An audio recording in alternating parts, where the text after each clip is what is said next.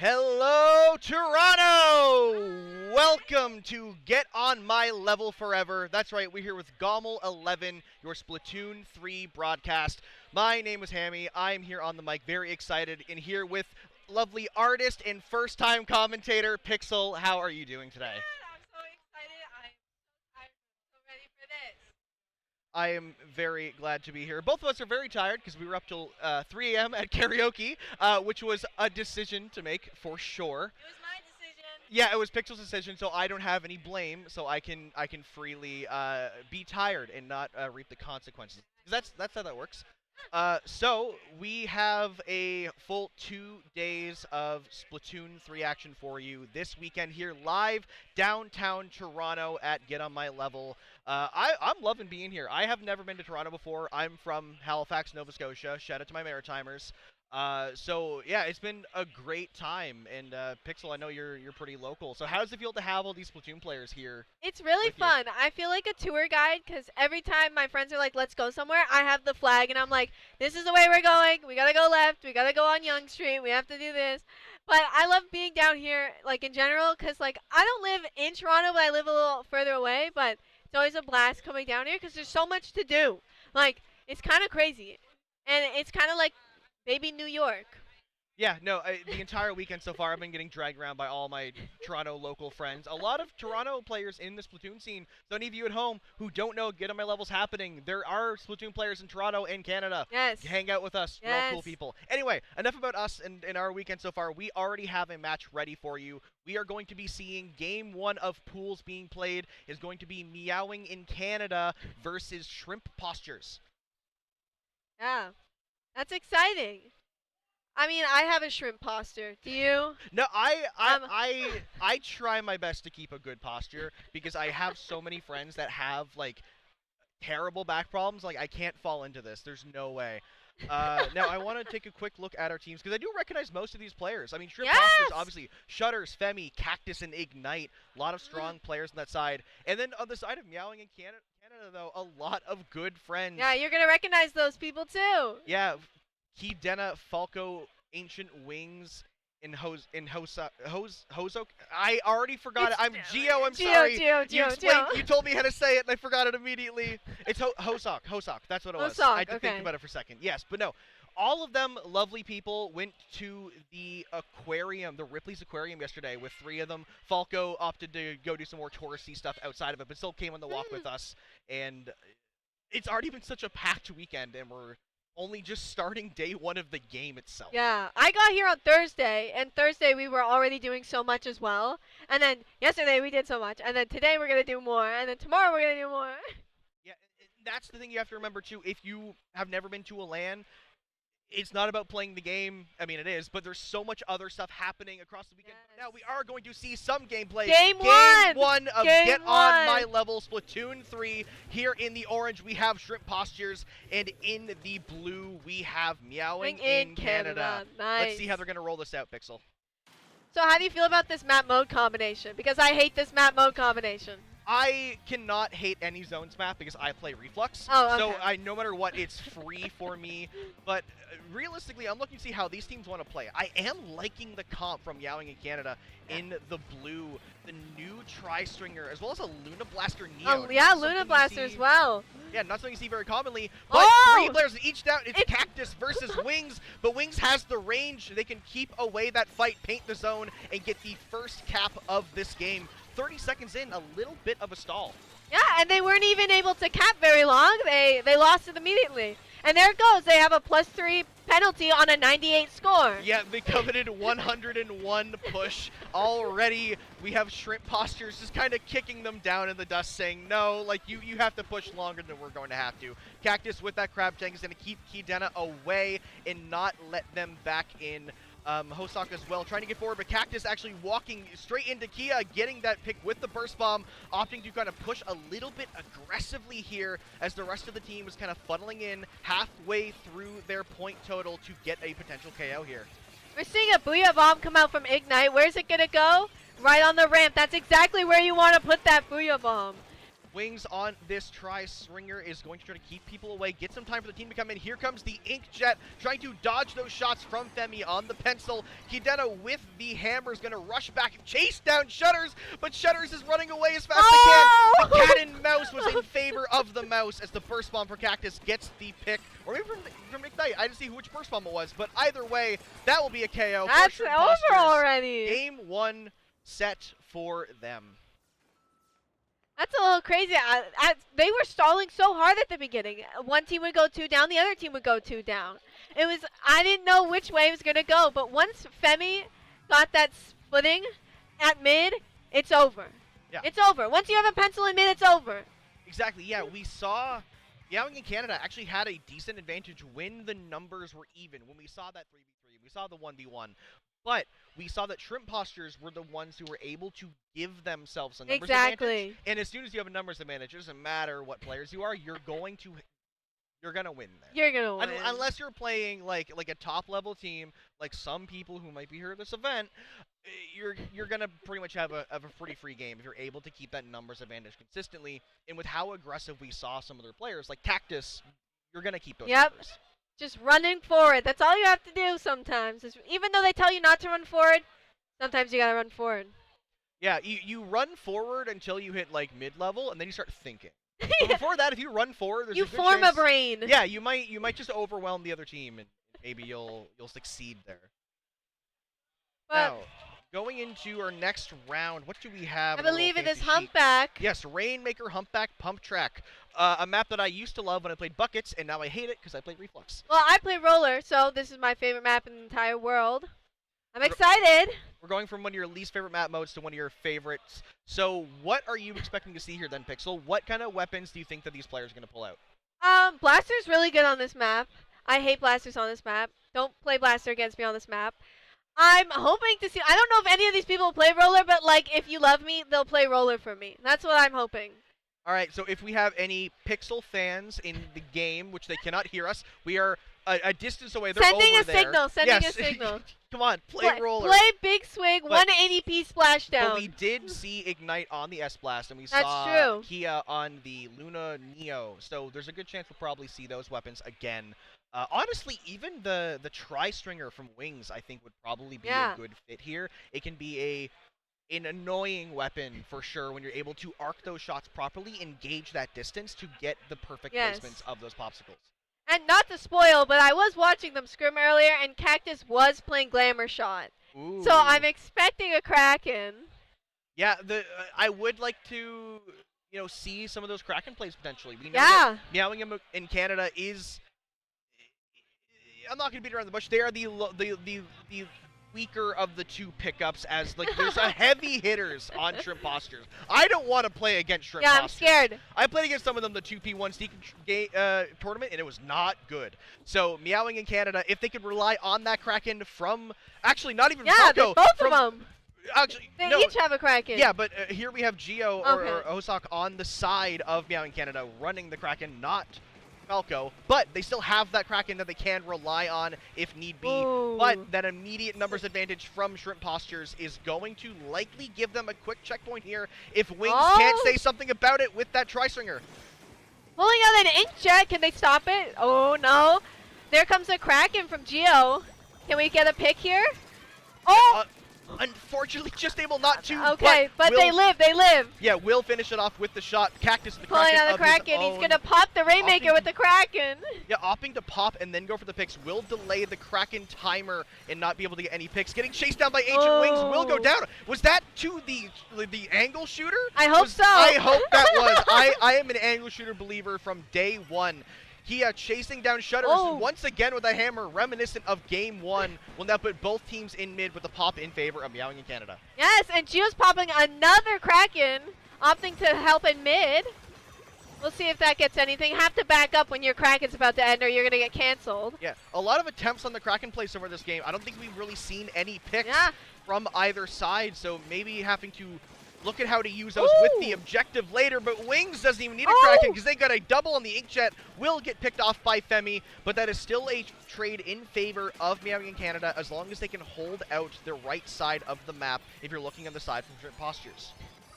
A cooler coming out and then the backline picking up Rainmaker. It's classic. It's about to happen. Let's see how much points they can get from this, though. Ooh, Kia Kia with the hammer gets canceled immediately. barely dodging that Rainmaker shot, though, so does get the trade. And we see Cactus going through, picking off Hosok with the Kraken. So there's finally that Kraken pick we've been looking for, and grabbing the Rainmaker just for good measure. Wings, though, back in the air, does get picked off once again.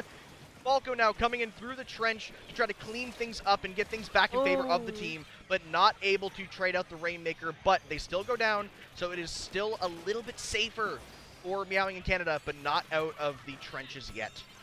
They keep getting special. Shrimp Posture just, oh, they're going 3 down. It's just Cactus. I think he's sharking. He's sharking. He's playing confident. He's looking They found to see if him. he can I get a think sneaky pick. they figured him out. Oh, and he's going to win that fight. and now you see the rest of the team has to turn around. They're respecting Okay. it. They do get the pick, though. That is what Meowing Canada wanted. Make sure that Cactus cannot Perfect. get that flank, but they need The to find a inkjet. way to clear out the middle of the map. They haven't gotten past 98 on the scoreboard. They need a way into that elbow. But there's still 2 minutes. Anything can happen in 2 minutes. They can even get overtime pushes, too. So, it's a 2v1. Yeah, the game was never over till it's over. Exactly. Now, Pixel, looking at this comp here from Meowing Canada, what tool do they need to do to break into the elbow and get this first checkpoint? I think what they need to do is they need to be using their specials together. I need Falco to missile the backline. And then we need a hammer to go forward in front of the Rainmaker to stamp forward. Yeah, That's what I think we need to happen. I agree. Using those missiles on Themi, on that pencil, is going to give you a lot of A wiggle room. Kraken party! The Kraken party does... Cactus is going to win that Kraken party. Yes, Cactus had a little bit more of a timer left, was able to kind of do the mental math there and say, I use this after, so I think I'm good here. Themi running that Rainmaker, getting more points down to 16. Nice. That's impressive. That's a good push on this map. But the wipe for Meowing Canada will give them a little bit of time to take back mid, potentially just rush straight for this checkpoint. Seeing those burst bombs coming in, will opt to play it slow here. They're going to need some more picks, or never mind, a Kraken Here will we do go. just fine. There's that checkpoint. Falco still has missiles, and there they go. They're going to pop and push, probably. And no flanks coming in from Shrimp Postures. They're all ready in the front. Oh. The hammer cancel. That's going to be huge. But Falco is Twinkle Toes around Cactus just for a little bit longer. Getting a nice number of points. 39 is nothing to scoff at. Both 45 seconds left. You're going to need a little bit more icing on the cake. And that checkpoint's gone, so all you have to do is just run forward now. You don't have to wait and repop. You can just go. Falco, one-man army getting chased out, opting to go for the Rainmaker, dodging all 3 players almost long enough to get that trade out. Would have been very nice for Meowing in Canada, but 25 seconds left. Cactus in the corner, just wasting time with this Rainmaker. He knows he doesn't need to push, he just needs to stall for 15 seconds. Exactly. They have that was a sick direct right there, Ignite.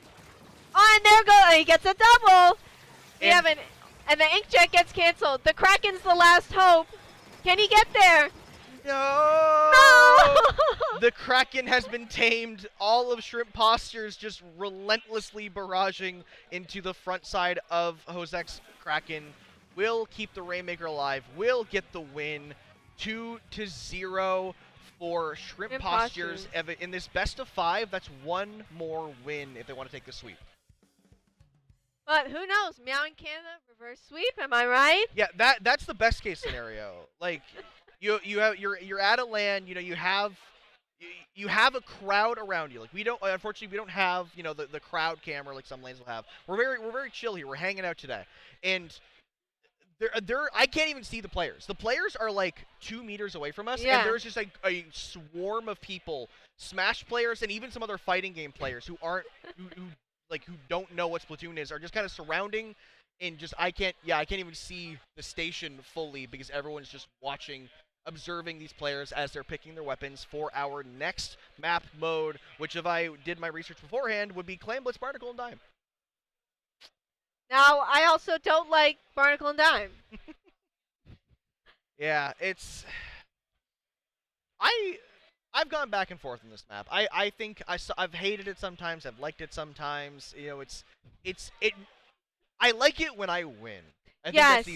I like, even though I hate like all of the maps except Humpback, I will enjoy that map as long as I stay winning. I'm tangled on my cord already. Yes, so both teams are readying up. I'm like trying to like peek to see if I At can see the their weapon weapons, picks. yeah. Yeah, I'm so nosy. I'm trying to figure out what they want to run. I guess Pixel, are there any weapon switch ups that you're thinking of? Any weapons that these players may have been playing that you think they might be going back to the drawing board with? A lot of them readied up immediately. So that means they're like, I'm going to stick with the weapon. But maybe because of Barnacle and Dime, we can see some switch. Like, I wouldn't be opposed to seeing Cactus play, like, Crab. Because Crab's good on Barnacle and Dime. Yeah, when I think of Cactus playing, I do think of the Splash. I do Yes. think of that Crab. So that would not be a very, a huge shot in the dark. And there it is. Yes, the Splash-O-Matic from Perfect. Cactus will be bringing us that Crab tank. Honestly, not really any switches from the side of Meowing in Canada, except for Hosok onto the vanilla splatter shot instead. And Falco's on the Octo shot. Yes. So we have strikes inbound. Yeah, so going back to that original comp we saw them play, I believe, in Game 1. Shutters by themselves on this right side, going into 2v1, does pick up Falco, gets the backup from Ignite. 2 players down already on Meowing in Canada, and that's going to be Shrimp Postures taking mid pretty swiftly.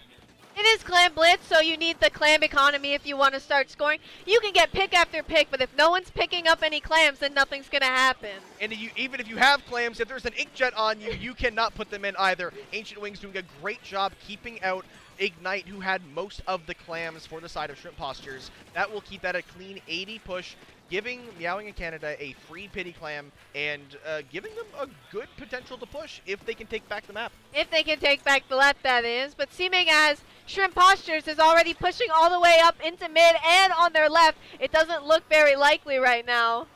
Yeah, it does not seem to be in the favor of Meowing in Canada, our underdogs here in this game. Just barely dodging that bomb, but still goes down to Shutters. Shutters opting to fight a lot of unfavorable fights, but it's just playing very confident this morning. You can really tell who here has had a good night's sleep and who here might have stayed out a little bit too late at karaoke last night. Yeah.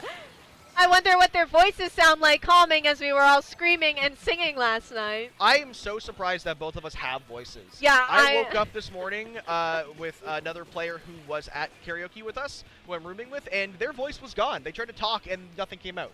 So very glad that we're both able to commentate this morning. But yes, speaking of being glad about how things are going, we have Shrimp Postures getting another push down to 61 Ignite, getting the pick onto Wings, charging a Booyah Bomb. I thought that was going to hit the basket. Yeah, I thought so too. Close. That was not a good spot. We have 2 people running clams from Shrimp Postures, but can they make it back in time? Okay, we're going to keep scoring. They still have 8 clams in their roster right now. They can just keep going. We got to get Meowing in Canada. They got to get the defense. What happened the first time? Do it again. Here comes the power clam. It's Can the jump. they They have to score? stop it. They have to stop it. Oh. You hate to see it. They got the pick, but they needed that frame perfect pick. I was hoping to even maybe see somebody drop a bomb if possible, try to get that perfect timing. That was the defense they needed, but unfortunately not quite there. Not there. Or shooting straight into the sky so it lands on you when you jump in.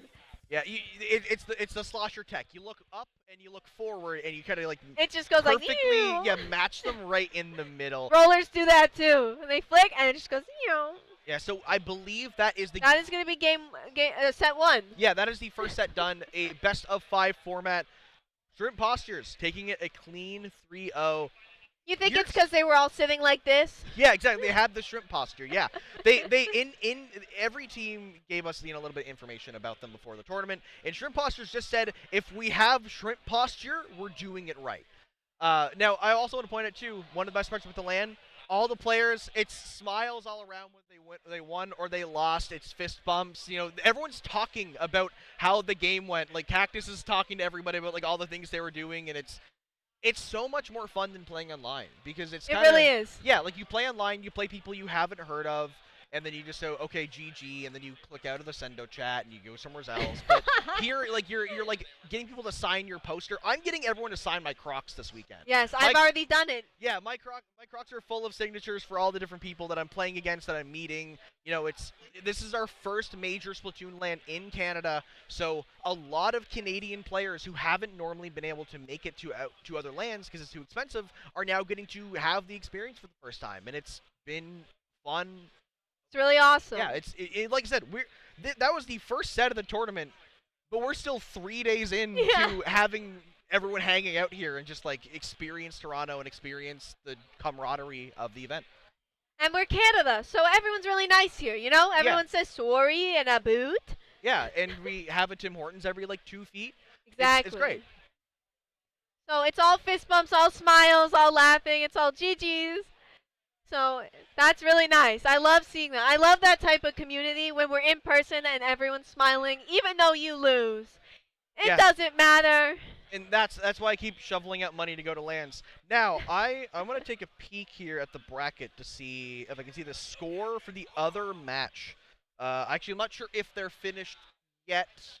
It looks like the other match is still finishing up. They're still in the games. Maybe they just have, I believe, I'm not sure who we have next up. I will wait to get confirmation from our lovely TOs and production staff who is next. So I guess we can just ramble about Toronto for a bit. Like that's it. We're two Canadians, so we get to talk about our country now. You know, we're finally like normally when I commentate at LANs, I'm like, yeah, I get to try this place. Like now, I'm like, no, this is my home turf. I know everything here. Everything here is my home. When I went to Ohio, I was like, for Riptide, I was like, where am I? What do I do around here? Like, I don't know. I'm Googling everything, but here I'm like, nope, I know these streets. This is my land. Yeah, in the Kalahari lands here, LTCs or Riptides, they're kind of in the middle of nowhere, but we are in walking distance of the CN Tower. The heart of Toronto. Yeah, we are in the heart of Toronto. There is everything here. We have, it's been constant touristy stuff, like just going everywhere back and forth, like karaoke, aquariums, baseball games. We were in a baseball stadium on Thursday, and we found out other people were at the stadium. So I took a pair of binoculars that Yoshido gave me and was like looking through the stands, and I found Parachu and Hidorisu and like took like my phone like up to the binoculars and like took a picture of them. Like it's been a great weekend so far, and we're only just getting into it. So okay, Pixel, what's your favorite thing you've done so far this weekend? Probably. So I don't know if you guys know Glitch Cactus, but he does a daily stream. And he does one every day. He's doing a stream every day of this year. And on Friday, was it Friday? I don't know. On Friday or Thursday, he had to stream. So I took him to the Toronto sign, the one that lights up in Peace Park. And my friend started climbing on the sign. He was standing on top of the T in Toronto, and he was on top of the O in Toronto. We thought he was going to fall. He's fine, I think. I saw those pictures. How did he get up there? He just climbs. That's just what he does. He just climbs. He's just got naturally grippy hands, and he just starts like scaling walls. Is that the Splatoon like tech? You just have like really good like sticky hands, so they just like stick on. Yeah, the like an octopus, like suction cups. You just like. Yeah. Now when Cactus was streaming.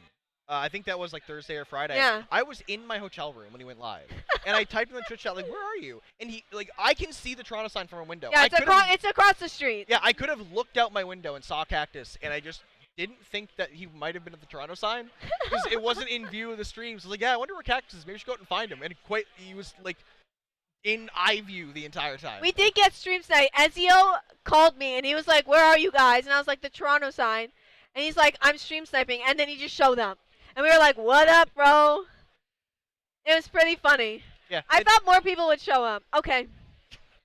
Yeah, so anyway, we have our next set coming up for you guys. We finally have our teams setting up. I do believe, once again, we're going to see meowing in Canada, yes. But this time it'll be against the Snowflakes, consisting of Ezio, who we were just talking about, Stream Sniping Cactus, as well as IB, Woomy, Mellowmania, and Nilla.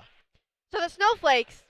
Those people, I don't know Nilla very well, but I know Ezio, Woomy, and Mello are also Canadian, just not from here. Yeah, I only know specifically Ezio just because Ezio is also a fellow Maritimer. Yes. So, yeah, a lot of Canadians here at GOML, and not even local to Toronto. Yeah. A lot of people, like, we have some people here from Alberta. I think we have a couple people from Vancouver. We have, 4 Maritimers here. Yes. It's, everyone's really been showing up because it's so much easier than traveling internationally. Exactly. So that's exciting. if we let's come back next year and let's have more people. Yeah, that is our job. Everyone come. Right now, our job is to Yes. make GOML look as exciting as possible. So everyone wants Yes. to. Yes. This is the first year that GOML's here, so this is like our playground to make all of you at home, jealous and show up next time. This is why you should come to GOML. This is your sign to start getting your passport if you're an American. Get your passport because I know so many people who signed up and then forgot to get a passport and then didn't come. That's so sad. Now, our next set players are now readying up. I should pull up the map. Rainmaker Museum d'Alfonsino for game 1. One that is interesting because the first checkpoint is very cheesable. I feel like when I play this map, it's so easy when all 8 players are alive to just grab the Rainmaker and run it. Because of the spinner in the middle. And they're all looking on the right side. They've gone down the ramp. They aren't paying attention. And then you've effectively made it Splatoon 2 Rainmaker. No more checkpoint. That is precisely what happens, especially if you have a teammate member flanking from the drop. Everyone's looking that direction, so you can just, I don't know, climb up the spinner and just race for it. Now, we have seen the comp from meowing in Canada already. We saw them on stream. How familiar are you with the Snowflakes? Do you know any of the potential weapons we're going to see from some of these players? As someone who comes to the Squid Socials in Toronto, I do know that Woomy is a Carbon player. I do know they also play dualies. So I'm hoping to see some roller action today. Like, please, anybody. So can we expect to see IB Woomy doing that right drop right off the bat and trying to push the plat of Most likely. All right. So if you are watching, make sure to take a look out for those sneaky drops on the beginning of the match because that could determine how the first checkpoint goes. And this map can snowball pretty hard, but it can also be hard to get those final point pushes. So this opener could be very integral to how this match plays out. Let's see what happens. Let's get into it. Set 2. Yep, set 2 of GOML 11 Splatoon 3 broadcast. In the first side here in the orange, we have, I've already forgotten their team name, the Snowflakes. There we go. Snowflakes. Yes, thank you, production. And on the right side in the blue, once again, meowing in Canada. And there goes Woomy immediately on the flank, playing Wiper, which is technically a vertical roller, so I declare that I'm still right. Yes, we do see that drop on the right side does get picked Ooh, off. whoa. Meowing in Canada already taking a 2-player numbers advantage. Rainmaker is popped, so if they're able to keep Mello and Ezio away, they can potentially get a nice first checkpoint here. The slider going out does pick off Falco, who got pushed out of position, but numbers advantage still heavily in the favor of Meowing in Canada. So here we go. They picked up the Rainmaker. They're opting to drop to go up ramp instead of just running it into spinner. Kia's hammer not getting much value here. Yeah, it seems like Kia was opting to try to look for any flanking players rather than run the Rainmaker forward and brute force the checkpoint, which in some scenarios can be your best bet. But I think in a situation like this, you need to try to get that early checkpoint because when you all go down, Ezio on that Rainmaker will likely get a chance to get it here if they're able to get past these popsicles for wings. But here comes the Jet. But Nilla pushing up to fight the Jet does get picked off, but it's just Falco alive, and the checkpoint will fall in the favor of the Snowflakes. They're going to pop that really fast. Ezio picking it up, running just for points. Who cares about your team? You don't need nothing. Just run forward. The more points, the better. Am I right? Yeah, you always want to push that as much as you can, especially on a map like this where the last 30 points can be a nightmare getting through here. Never mind, they pushed to 16 just to spite me as I say that. Ezio, great on this Rainmaker, getting those pushes so far in this game. But yeah, sometimes it's all about just saying, screw it, I don't care if I die, just give me extra points to make sure that we just have to play defense for the next 3 minutes. Because these games can always be just 1 point. That 1 point could be all you need to secure the victory. And not only 1 point, if you tie, if you get that point first, you get the favor. Exactly. So now they have to defend to 15 because anything up to 16 is null and void. But the checkpoint still stands. That checkpoint is going to give Snowflakes a huge advantage in this game because it gives them a little bit of a safety net. Even if they were to get wiped out, it gives them more time to get back. Exactly. It's a mental game. Falco popping missiles here as the Snowflakes are still pushing. Ezio still has the Rainmaker, gonna kill Falco, going down to Gio's Zuka. They do have a Reef Slider ready. A Reef Slider could be really good to push forward to the final checkpoint here. And there it is. And there it is indeed. Actually, I think picking off the Inkjet. That's insane. Somehow reaching that high in the sky, but not touching the 2 players on the ground. My beloved scuffed Reef Slider. Oh, how I hate you. Sure. Once again, a wipeout for Meowing in Canada, but they don't have the position to get out of their own half of the map. We're going to need to see some special coordination here to get in.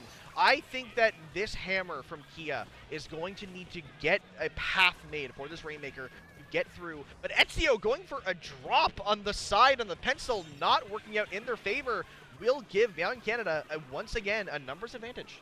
Right there, Mello went under the drop, jumped out, and Woomy jumped into Mello jumping out, getting the pick on the Rainmaker. Nilla sharking next to the hammer, just waiting for Kia to throw it before popping up. That was like, it's one of those moments where we can see the name tags because we are commentating and spectating, and it's the, like, no, like, I almost want to stand up and, like, shout to Kia, like, no, turn around! Turn around! But alas, they cannot hear us from this far. I mean, I'm pretty loud. I could shout, but I might blow out the microphone. So I'll spare the viewers today. Everyone at home. Yeah, maybe later I'll start shouting. But a minute left in this game. Falco, last one alive, or I guess first one back for Meowing in Canada. Once again, Mello with those sliders just completely shutting off portions of the map. And when you're in such a small area like this, that's not exactly how you want to be sitting if you're Meowing in Canada. Exactly. There is only 40 seconds left. Ezio playing extremely patient with the Rainmaker because they know that you really don't have to move up.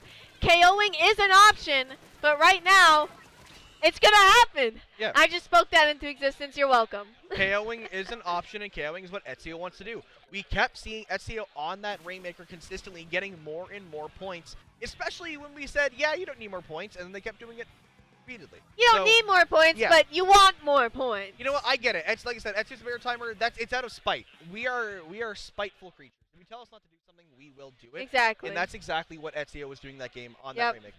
It's just to spite what we were saying because he can definitely hear us. Yeah, it's a targeted attack on us as commentators. Yes. We need to protect our commentators. We are we're scared creatures, and you need to protect us and value us and love us and we're endangered. We're an endangered species. Yeah, exactly. I don't know where I'm going with this bit. Back to the game. Map 2 is going to be Clam Blitz on Crab Leg. Am I reading that right? Clam I can't believe I am reading that. It feels so weird to have a Rainmaker into Clam Blitz with no splat zones to start off. Yeah, that is weird. Like I'm not used to we don't have enough lands. So I'm so used to online where it's splat zones only. It's splat zones priority. And then coming here it's like no, you're in Canada now. Rainmaker into Exactly. But this is Crab Leg. Crab Leg is like a playground for people with long range backlines. I think Ezio's going to do really well on the pencil here, and Wings could do really well on bow. But we have seen Falco on the new Frozen Pro. That's Missiles true. can be a very good tool here. On this map. Yeah, as soon as we see that pencil up there, like we have Ezio, on that pencil, but if we have the missiles from Falco, no, Falco has switched to these strikes, which, honestly, another valuable tool. It is valuable, although Nilla's pulling out a tent umbrella. And Mello also switching to the Crab Dreadringer instead of the Slider one. So a couple of change-ups here on the side of Snowflakes, opting to kind of focus on tools that will help them on the map. Whereas Meowing Canada, I think, are just kind of switching. Oh, did Nilla just pop the rail with the side of the tent? I think so. That just, like, stun-locked me for a second. Tent mechanics are so scary. Have you gotten hooked by a tent before? Yes. Where they grab you and spin you? Yes. It's terrifying. It freaks me out every time. I love it. Not to mention that umbrellas work a lot better on land than they do online. That is true. So that is definitely a land pick. I know there's a couple of different Brella players here at the event, so they are going to be having a field day. I missed the Brella. I mained it in Splatoon 2, but I could not. I live in the Maritimes. We don't got good connection. Now, we do see a ball being, never mind, Ezio trying to make a ball, but getting picked off by Falco and Kia, but they both get picked off in return, so a favorable trade for the Snowflakes, but they lost most of their clams in that death from Ezio, so they're going to have to build a little bit more economy up and try to get more picks once again. Yeah, and Meowing in Canada popping all their specials just to be defensive. You don't ever really want to do that. You want your specials to be aggressive, but they have to pop everything just to get the Snowflakes out of mid, away from their spawn. But some of the Snowflakes do go down, so a little bit of space potentially being made for Meowing in Canada if these jumps don't all come in, and there they are. Nilla on this umbrella on the side. Falco didn't even see it, unfortunately does go down. Kiadena trying to get away too, but can't, as the bomb and the paint on their feet will take them down. Power Clam They're does missing the Power Clam! Slight technical difficulties from the side of Snowflakes. They have to kind of grab that clam again, but with that wipeout does enable them to do that. Nilla barely avoiding that bomb behind the tent. Already down past that 60 threshold, 59 points. The ball jumping in. Will it make it in time? Yes, nice. It will. If you're Meowing in Canada, you are looking to get rid of the Snowflakes now.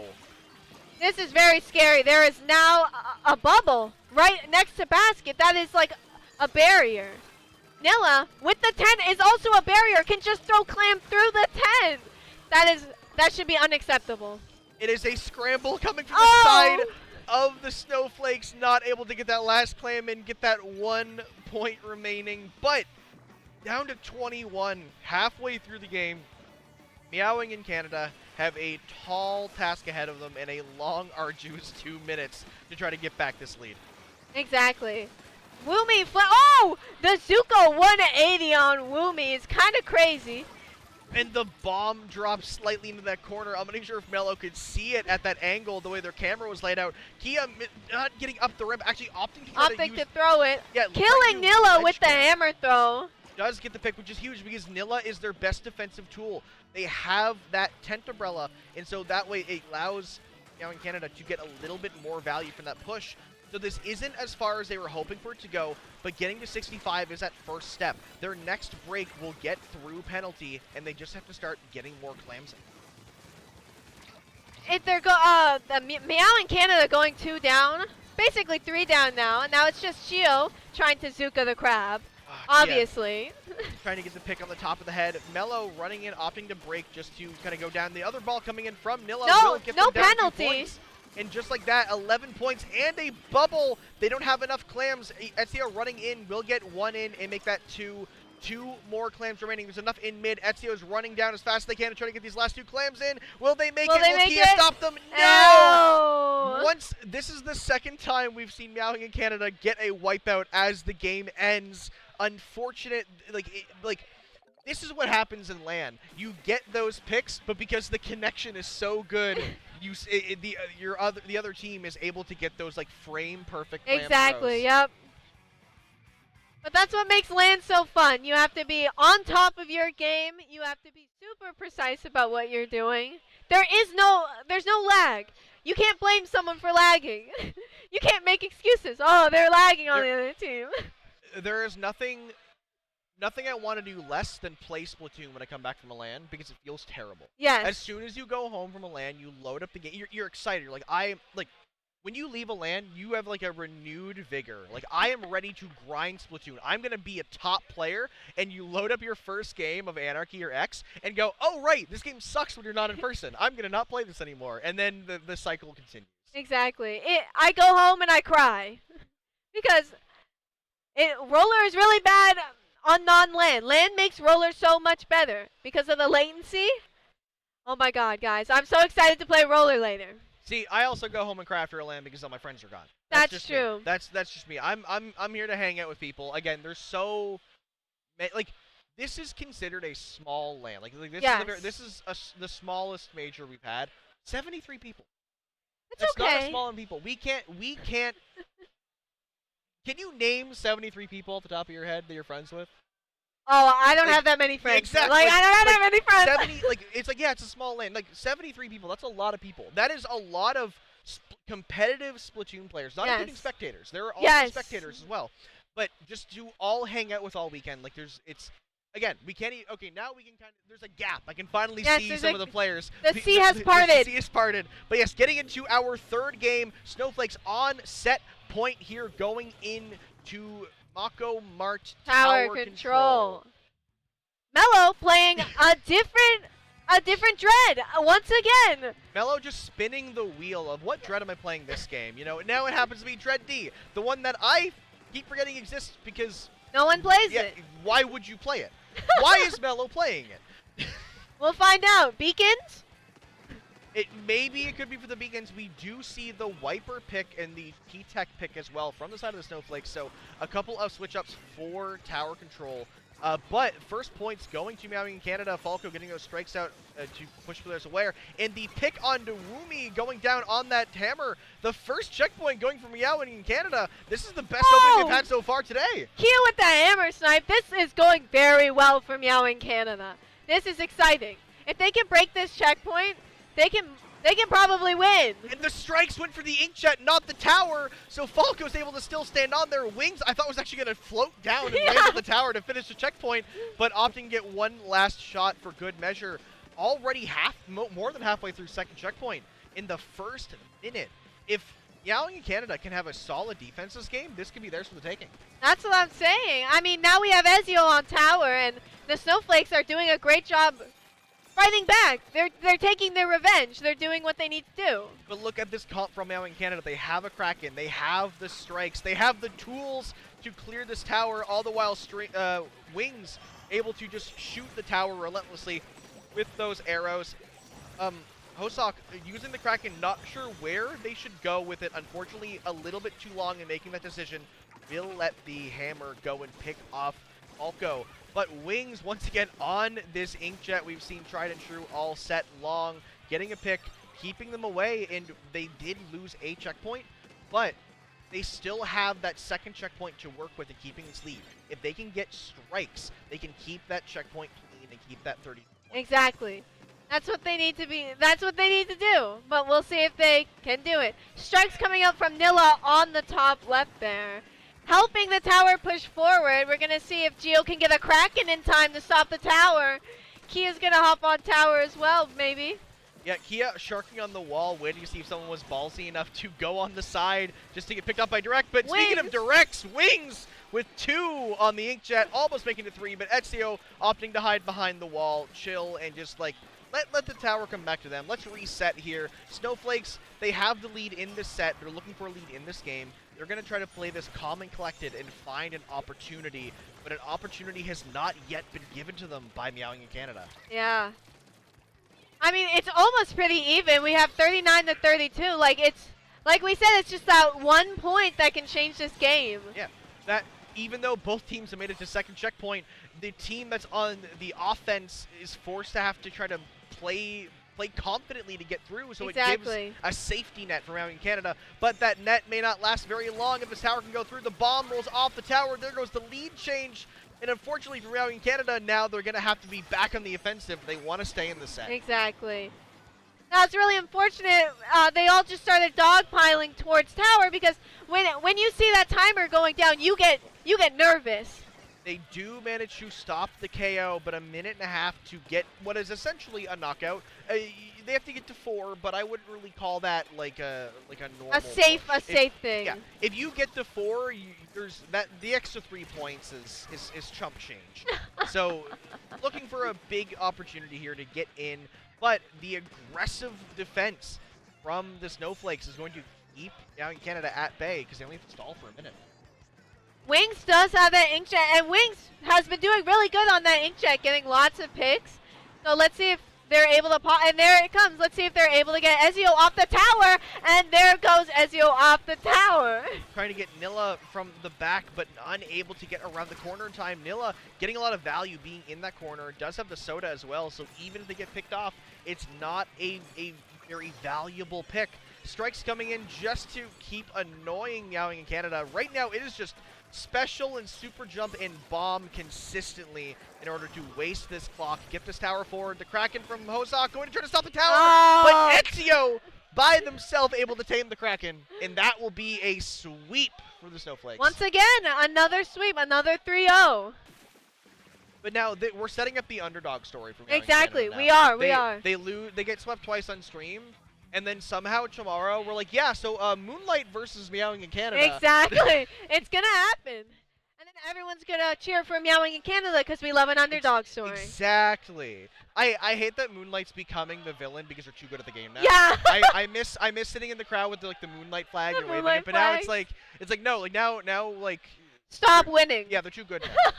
I can't say that I love them. I've hung out with players of Moonlight. They're all great. But yeah, it honestly everyone here is great. It's so fun just meeting people. I've hung out with basically everybody we've casted so far. I Yeah, have hung pretty out much. with to some extent for the most part. So it's hard to pick a favorite here in all of these games. Like I'm like I'm like, yeah, my friends are winning, but oh no, my friends are also Yeah, losing. oh, my friends are losing too.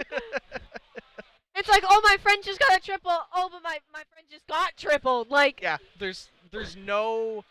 it's a double-edged sword. Yeah, Like, it's a constant like emotional roller coaster.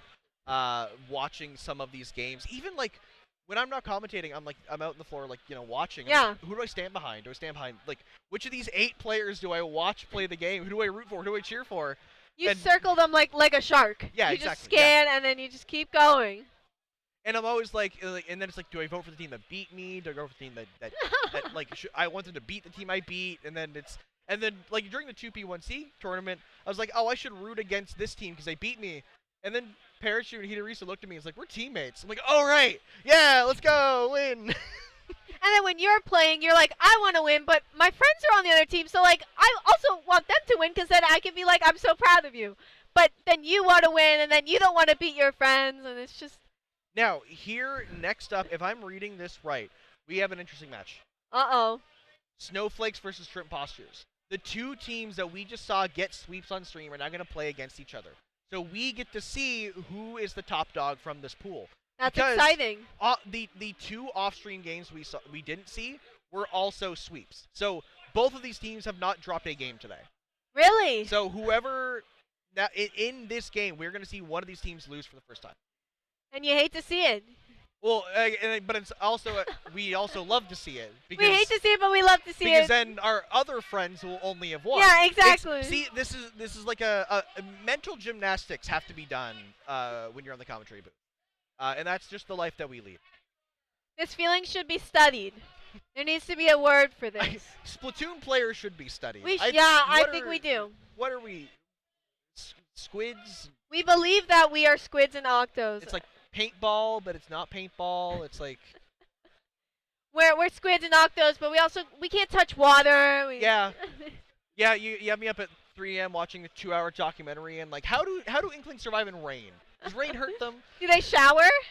Yeah, do they shower? Splatoon players do probably, hopefully. I think everyone here has showered. The vibe check is good. The vibe check is there's good. showering, there's deodorant. If that's your concern when you're not coming into a LAN, I mean, I haven't walked to some of the other fighting game sections, but the Splatoon section is nice and clean.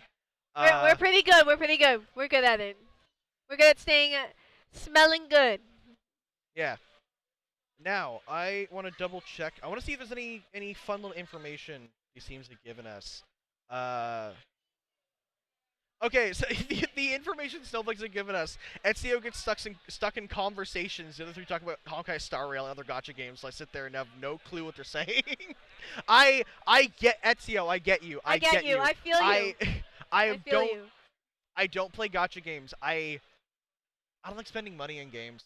Yeah, I'm not a cosmetic spender. I buy stuff that's like functional, and so gacha games are like the bane of my existence because all of my friends play them and I try them out and then they're fun, but I don't spend money. Yeah. So then it's like I'm just like waiting Your heart's for like sunk. a new poll. Yeah. Like, I don't know. I can't like. It makes me feel bad if I'm like. Well, like it's the same with like Fortnite skins. Like I don't want to spend $20 to buy like Peter Griffin. Like I don't want that. I don't want that. I don't want to know. I don't want people to know that I spent money to look like Peter Griffin. Well, okay, I see that image of not wanting people to know you spent money on it, but I think that Peter Griffin's worth $20. Okay. I put respect on I my think man's he's name. worth more. Yeah, exactly. Yeah. He's worth $80. Yeah. Canadian. Now, you know what? as much as I have many gripes on Nintendo, I thank you for not making us pay real money for the clothing in the game. Yes. Imagine if you had to like pay like $10 to get your like Barazuchi coat or your favorite pair of sunglasses. Like that would. I would not play Splatoon. That would be the last straw. I've been through a lot in this game. That would be the last straw. You have to pay real money for the next kits. Like we just have to, like they're $5 each.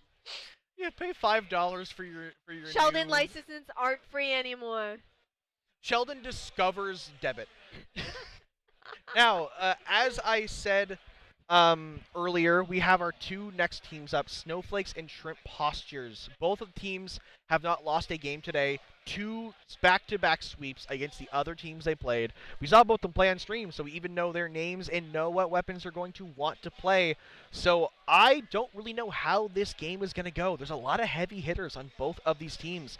Like, I recognize all of these players from outside of the LAN, just as competitive players who are in, that higher up than me at least. I mean, that's not saying much because I'm in the low level still, but all of these players have kicked my butt more times than I can count. So I don't know how this game is going to swing. I'm excited to see what's going to happen. I'm even more excited to see which dread Mello picks for all right. the map mode. All right, anyone in the Twitch chat, take your gamble. What Dread Ringer is Mello going to play? The vanilla, the D, or what's the new one called? It has spikes on it. It's a zebra print. That's all I know. Zebra the print. hot Okay, pink one. The hot pink one. Yeah. The let's call it the new one, the crab one, the meta one. The meta one.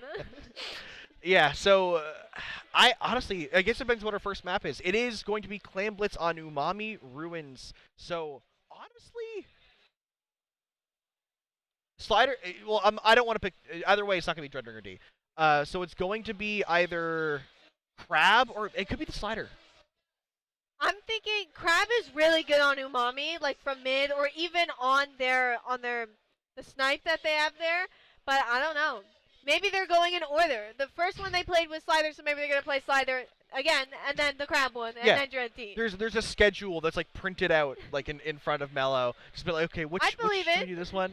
Because honestly though, I could see the Slider because it is Clan Blitz. Up that ramp? Yeah, up the ramp into the basket, unless they're opting for the block to take across to the hill and to try to score from there. But that can be a risky play to make, especially when you're against another heavy hitter team. Yes. I'm thinking Mello's going Reef Slider. Gonna Reef Slider up the ramp under basket. Woomy plays decap. Gonna pop bubble right after the Reef Slider. Hate that combination.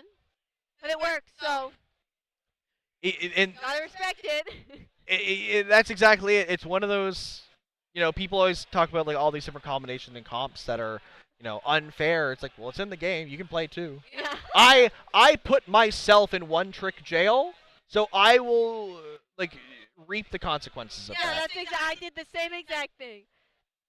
Everyone's like, why don't you just play decaf? No, I'm gonna play Carbon. Why don't you just play Wiper? No, I'm gonna play Dynamo.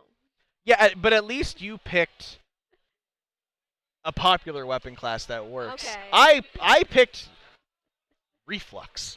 I play Reflux in not even in like a. I'm not, at least if I was like in the Eastern scene, at least we'd be playing Turf War. No, Yeah. I'm in the Western scene. We play Clan Blitz. You're We fighting play. for your life. Yeah, I am. Every day is a struggle. Every day is a But struggle for you. I put myself in that basket, and now I don't want to leave because no one else is doing it. So I think it's funny. You gotta be the original. Yeah. You gotta stand out. Don't pick a meta weapon. Don't pick Splash. Don't pick Pen. Pick a weapon that nobody else is playing. Master that weapon, and you will be put on a pedestal.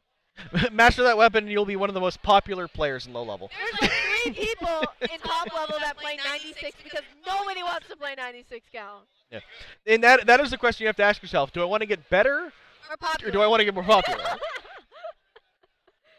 You can do both, but But you can't guarantee it. I have, as much as I've tried to get better, I can't. I don't have the free time. I'm too busy. I got so many other things. I'm so envious of the younger Splatoon audience, the Yes. 16, 17, 18-year-olds who got free time to put in this game. I'm too old for this stuff. Yeah, I started playing competitive when I was in high school, and I just played like every day, every hour because I didn't care about homework. Well, that was my problem. I picked up Splatoon in the second game. I was already in university. Oh, okay. So I didn't have any free time, and now I especially don't have free time, but I committed. Anyway, enough about us. We're going to get into our last game of your first pool here, GOML 11. We are going to be seeing the Snowflakes in the orange. The crowd is losing their minds already, and in the blue, we have Shrimp Postures. I'm not sure if you can hear the crowd in the background, but everyone is very excited for this game. And what did we say? There's Mellow on the Reef Slider Dread. Yeah, we called it. We called it. Yeah, I did. And that does follow the cycle, though. It was 3 games, so now we're back to the original Dread. Just the weapons we expect to see from both sides here is exactly what we're seeing. Except Shutters, I don't think we've seen them on the Gal yet today. That's exciting. Wall 52 scares me. It scares me. So I'm excited to see how well they can do with that. And already, though, 2 players down. Make that 3 down. just repeated picks left and right for the Shrimp Postures roster, pushing away the Snowflakes into their own base. But Nilla playing confidently here, running in with a bomb, able to push out one player. Honestly, not able to get the 1v2 that they were looking for, but still seems to be the advantage of the Snowflakes. Woomy chasing Cactus with a hammer. Cactus narrowly dodging it by dropping into left pit. You don't want to be stuck down there. Although Cactus trading out somebody in that bottom left. There's now 2 down on the Snowflakes. This is the opportune time for Shrimp Postures to take mid and take that space. Yeah, and that they will do. Cactus running into top mid, popping the crab, rolling, trying to see if they can push away both Nilla and I think Woomy was also there too. But now Nilla actually getting the win on Shutters in the trade out.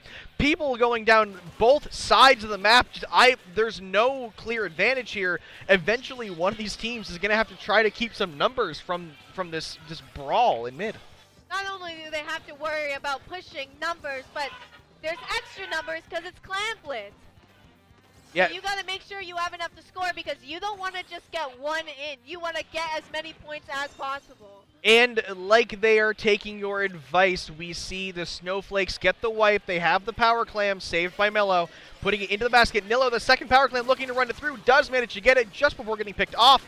3 players down, but a push to 42 with just over 2 minutes into the game is going to give the Snowflakes a massive defensive position to try to hold back Shrimp Postures. Yeah, Ezio, I thought he was going to opt to back all the way up, but he stood on his ground to try to help Woomy with the jump in. But very interesting choice. We now see the full coverage of mid in the blue. The sodas are out for the Shrimp Postures, but Woomy in the back actually has to jump out, not able to fully commit to that flank. The Zuka, though, will pick off Cactus. Shutter's just barely getting by, hiding behind the hill, and now mid will still be blue, but once again, Woomy in the back consistently keeps getting there. I have not seen Woomy get back there a single time. They just show up. Yeah, Woomy just exists. Woomy does a very good job at getting places really fast. Not only that, but Woomy jumps out and in a lot, which is what their weapons should be doing. Yes, and speaking of what you should be doing, here comes Mello on that reef slider, clearing up the gate, but getting directed by 2 different players simultaneously. Will not get any value, and that was a high-risk, high-reward push that did not go in their favor, giving Shrimp Postures a lot of map control, a lot of clams, and some space. A Booyah Bomb coming up from Shrimp Postures. Can they score here? 2 down right under basket is not a good sign. Not only that, but Cactus is now in Crab. Can't do much about it. Going to get canceled immediately. They're just trying to jump in because they want to hold that space as possible. But Nilla is behind them. Woomy coming in with a hammer. I don't even know how he got there. Nilla taking a page out of Woomy's book, getting there before they can, and now both players on the orange side are pushed all the way up, getting that basket open, past the penalty, all the way down to 24-21. I can't even keep track of these numbers, as now finally 1 player left alive. It is Ezio. No way in, but a minute left, a huge lead, and now Shrimp Postures have to make a clean play here and a huge push if they want to upset this game 1. Shrimp Postures also didn't pick up their... And there they go. I shouldn't have said their name because they all just got annihilated. My bad, guys. Yeah, in order to avoid the commentary curse, we will now never refer to either of these teams or these players. We're going to use abstract terms. But here comes the power slam. No! That was exactly enough points to win the game. But the delayed wipe into the full wipe when Ezio landed will give Shrimp Postures one last breath of air in this game. The drop from Shutters, I believe, will start getting some picks. Cactus getting pushed back. Just right now, Shrimp Postures don't have any space. It's just Cactus trying to jump out. No! There goes the wipe. We've seen so many wipes in the back half of this game. Clams going forward, but no one opting to make the ball. The last-second hammer will not do it, and this is going to be game. There is no overtime, unfortunately. That was it. That was the team that lost the game right there. Yeah. Shrimp Postures. Shrimp Postures finally losing their first game today. I believe the crowd is in favor of the Snowflakes. I did hear a lot of booing when Shrimp Postures showed up on screen. Obviously, in good fashion, I see people standing behind the Snowflakes that are friends with the players of Shrimp Postures. Yes. It's one of those. It's the fun of the land. You gotta mess with your friends. But yes, Shrimp Postures losing their first game of the day. Snowflakes yet to drop a single game, and the offensive pressure from the Snowflakes was terrifying. It was scary. Woomy is scary. He just goes in, turns around, and just like he's pushing from the back, and the rest of the team's pushing forward. Everyone gets sandwiched in the middle, and then there's the wipe. And on top of that, you have Nilla, who started copying Woomy's playstyle halfway through. You have to deal with the sliders from Mello. There's a pencil from Ezio, who we've seen Ezio consistently be able to push those objectives. Whether it's tower, whether it's power claims, Rainmaker, Ezio knows how to push the objective. Exactly, and Ezio knows how to hold that space and keep that space when their team goes down for the jumps, because we know that Woomy will be jumping in. Yeah, so right now it is up to Shrimp Postures to look at that playstyle and go, okay, I see where you're coming from. Maybe make a weapon adjustment or two if they feel the need for Tower Control Inkblot, our second game, and figure out a way to take a game here. They have to make sure that Snowflakes don't go undefeated today. It's because an eye for an eye, a game for a game. You exactly. gotta take that game. There is nothing worse than letting another team go undefeated in your pool. It gives them that ego. You gotta kick them down a little bit. You gotta remind them. Even if you end up losing, you'll know we were the team to take a game off of them. Yeah. And even if they go undefeated the rest of the time, you took that one singular game off of a team. That is a great feeling. You feel confident after that. So that being said, I do believe the Snowflakes are the number 3 seed this weekend. Yes, they're the 3rd seed of the entire event, whereas I'm going to do a little bit of digging here to see the seed for Shrimp Postures, which is seed 6, so not too far apart, but the favorite team is the Snowflakes loading into this game. Any major differences? No, Mello breaking that cycle, still on the Vanilla Dreadringer.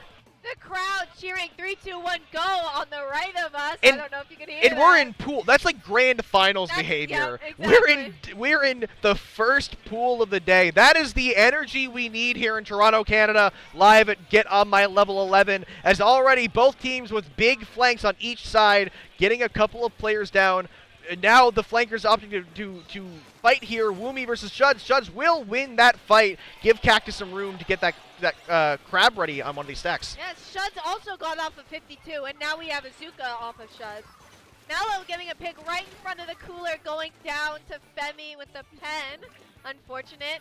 Although Shrimp Postures do have 2 specials, so if they want to take that space, they can use that special to take that space.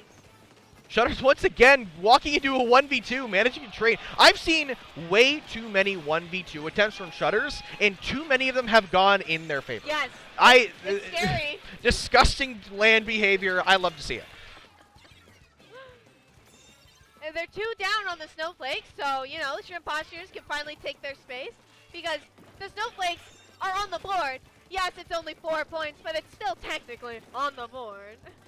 Yeah, and sometimes that's all it takes is that little, there's no way that's the end of score. There's no way that no one touches the tower.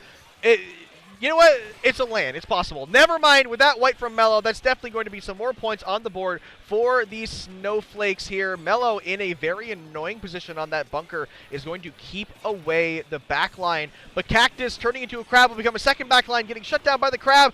Dodging the strikes, dodging the torpedo. Cactus, get out of there, my man! I can't believe he survived that. Now it's crazy. Mello has a reef slider. Where will they pop it? Are they going to go up that uninkable ramp into their spawn? That would be funny. It seems they might have wanted to, but getting picked off by 3 players. Mellow solo sliding Cactus doesn't work. Cactus has seen that many times before and is not going to fall for it. But there's the wipe for the rest of the team. The Snowflakes picked up the slack in Mellow's stead. Last checkpoint going down. 10 ticks. Will it be able to get stopped? It doesn't really look likely. Ezio's doing Oh! Oh! Oh! Ezio doing a great job on that tower, just running in circles trying to avoid the AoE. Such a close end there for Shrimp Postures. You said it could be done. I thought it was going to happen, but no. They still had 2 more players ready to get those picks, and then we saw, I believe, Nilla at the last second running in as a Hail Mary to... Actually, no, Nilla's on the winning side. So someone... Who was on blast? See, that's the thing. That last second discombobulated me, so I forgot who was who. Ignite would have been on the blaster, yes. Coming in, trying to get that tower. I think like, getting a direct, but after the timer ended, so it doesn't even get the pick. Yeah. Which, that's always the worst. When you direct somebody, you hear the sound, and you don't get the hit. You don't get the hit. It happens to me so much in Reflux. You get the funny sound, but they squid rolled, they super jumped. Yes. They started a splashdown, and it doesn't count, or like a slider. I need to play on land more. I need to. I need a raise so I can start going to lands. Yeah. Shrimp Postures. It's now Splat Zone's Mahi Mahi. So we'll see. I don't know if they're gonna pick the same thing, but I mean, I think they've just been playing the same weapons over and over again. I mean, Cactus has been switching from splash to shot to a different splash. So we'll see what he's gonna do, but Snowflakes is doing a really good job. They know that Cactus is popping crab, so they will throw a hammer at him. They'll throw strikes at him because they know they have to get rid of the crab because it's the only one aiming at tower in that previous map. I just had a vision where Mello was playing Dreadringer D this game. Okay. And I'm scared. You're I don't know why. I thought about this map. I'm like, yeah, clearly Mello's going to run the slider. And then my brain, I pictured it in my head, and they're holding a Dreadringer D. So now I'm scared. I can't see Mello from here. They're on the other side, I believe. Yeah. So I'm like, Mello has like bright red pinkish hair. So they're highlighter. Not. Yeah, there it is. Yeah, I can see. Yeah, there's no way to see the screen from there. I'm terrified if that. I don't think the Dreadringer D will come out. I think that this is like the try-hard game. Like, you need to win this game. If this game goes the way of the Snowflakes, that is a clean sweep of pools today. Yeah. So makes our lives easier. The Dread D is a gamble if it comes out. Never if they're let them know your next move. Never let them know. So let's find out. I like how this is the thing we're most excited about. Oh God. Okay, we're good. We're good. False alarm. Your vision is incorrect. Now, we are not really seeing any swaps. Like, typical comps from both of these teams. It just tried and true weapons that all these players have been playing for a long time. We got your support shooters. We got your blasters, your wipers. You know, Mello's Dreadringer, which is just kind of always there. And, of course, a pencil from both sides because it's Mahi Resort. Yeah, Snowflake's going 3 down immediately, letting Shrimp Postures take that space. Now, when you get to, like, 60, the map does change. So the map does get bigger the longer you keep scoring. So that could potentially help the Snowflakes once the map changes, because it seems like they're having a rough time right now. Yeah, my strategy is AFK till the other team hits 60, and then you start playing the game. That's exactly it. What just happened. 60 on the dot. We see the retake from the Snowflakes. Now in control of the map. Ivy Woomy on that right side, if you're facing from their POV, with that hammer ready, and a soda dropped off right at their doorstep, ready to go in here, but actually going to ledge camp, trying to keep shutters away. But the crab from Cactus on the side, getting the pick onto the hammer from the front. That is a clean shot. That was a clean shot. Mellow Reef Slider not getting anything, opting to jump backwards. Nilla's now pushing forward, but getting picked off there. It seems like an even match. I mean, Shrimp Postures they have Zuka and Booyah Bomb. Popping Booyah Bomb right now. This is their opportunity to stop the other team from getting more points. Yes, but 25 ticks left. Once again, Woomy's hammer going down. And this time, the flip, though, goes in this favor of Shrimp Postures, now finally getting a penalty onto Snowflakes. The first time this game. Cactus has a crab ready. 2 players live on each side. The zone once again in the favor of Shrimp Postures, and they can potentially get some good jumps in here. Get that crab. There it is. And the pick on Danila will give space for the blue team. Cactus getting absolutely jumped as soon as he pops crab. You hate that. And there we go. The Snowflakes once again taking more space. Woomy might try to start spawn camping here. Mellow joining Woomy with the Reef Slider, of course. Painting their rail just to be spiteful, Woomy, as well as Mellow coming in with that slider to make sure no one can drop. Buying time as they're getting through this penalty. Bombs, sodas, sloshes all flying towards the side of the Shrimp Postures, keeping them away from the zone. But Shutters on a long left flank hasn't been spotted quite yet. Behind Woomy does help get the pick, and now with Azuka ready, they're going to be going for that zone and try to flip it blue. But Nilla coming up from behind once again. The zone is still in favor of the Snowflakes because Shrimp Postures have yet to cap it. Yes, they stalled the zone, but that's not enough. You have to stop it. You gotta walk forward. There's only 5 ticks. Come on, Shutters, to start panning, but no, a slider. Your pencil player is preoccupied. And with that, the Snowflakes, undefeated day 1 Pool A, going 9-0 across all of their games. You love to be undefeated in pools.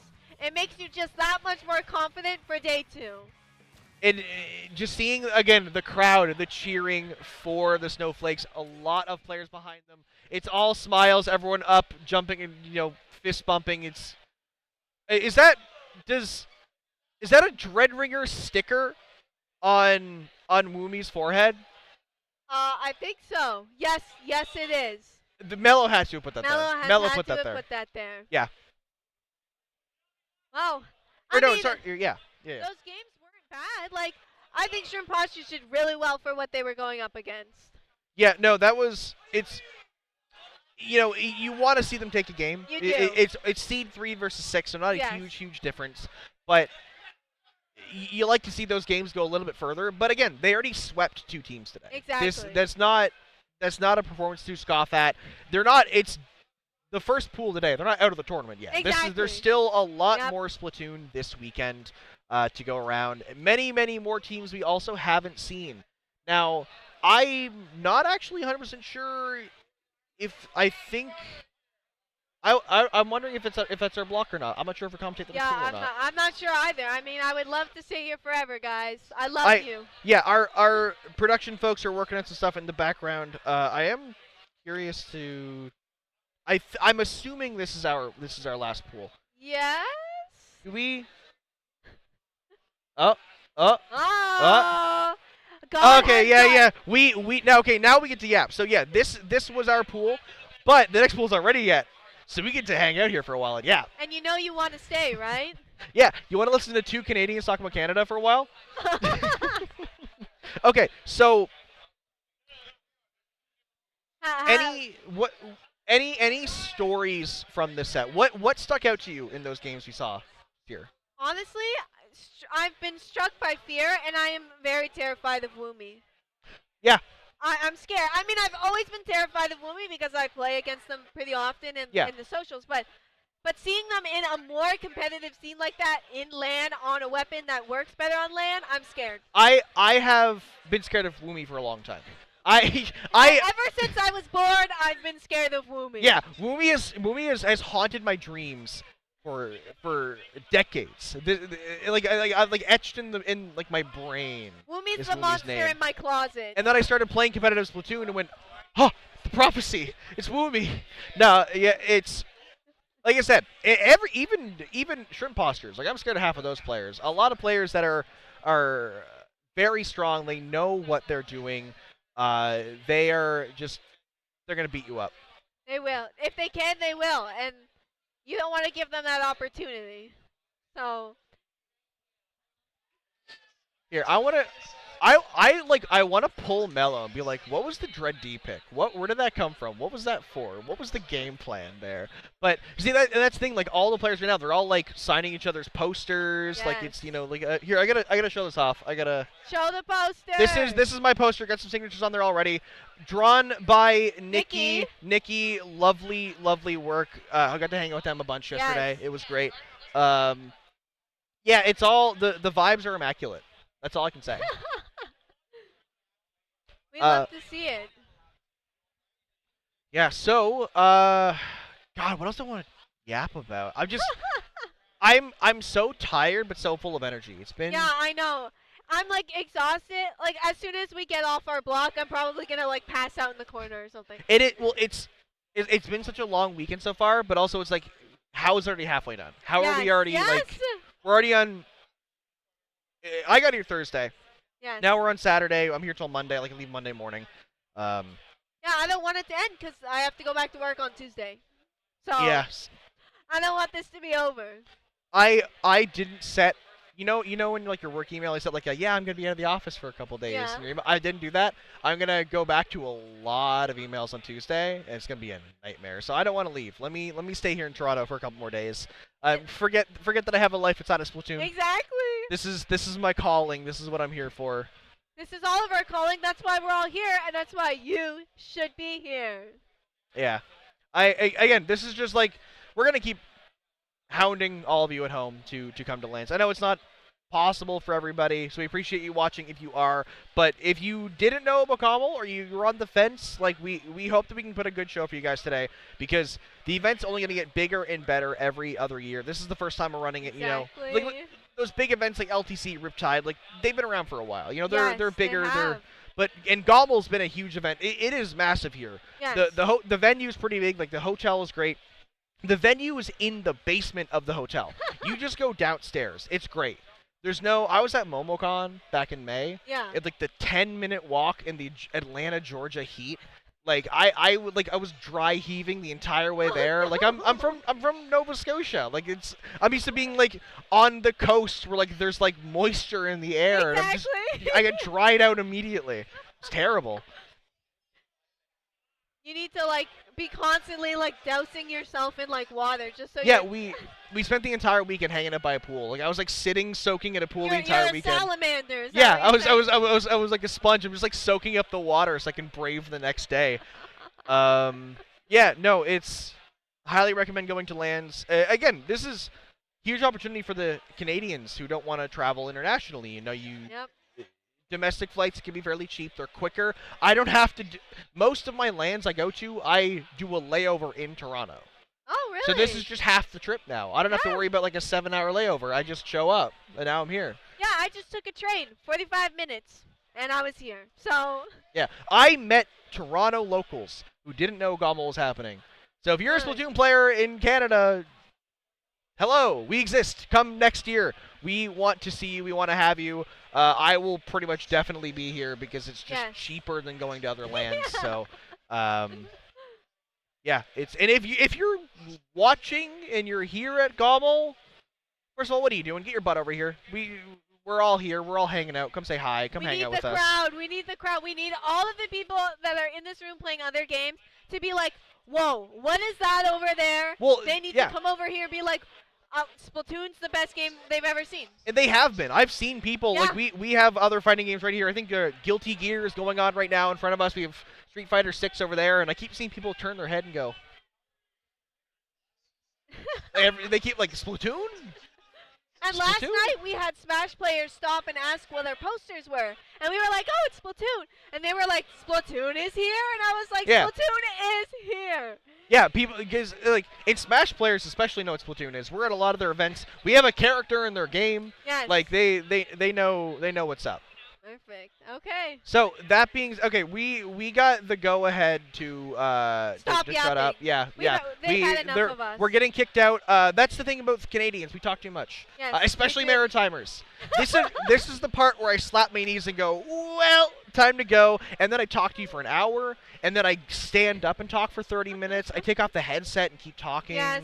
And I go away. So we'll actually wrap it up here again.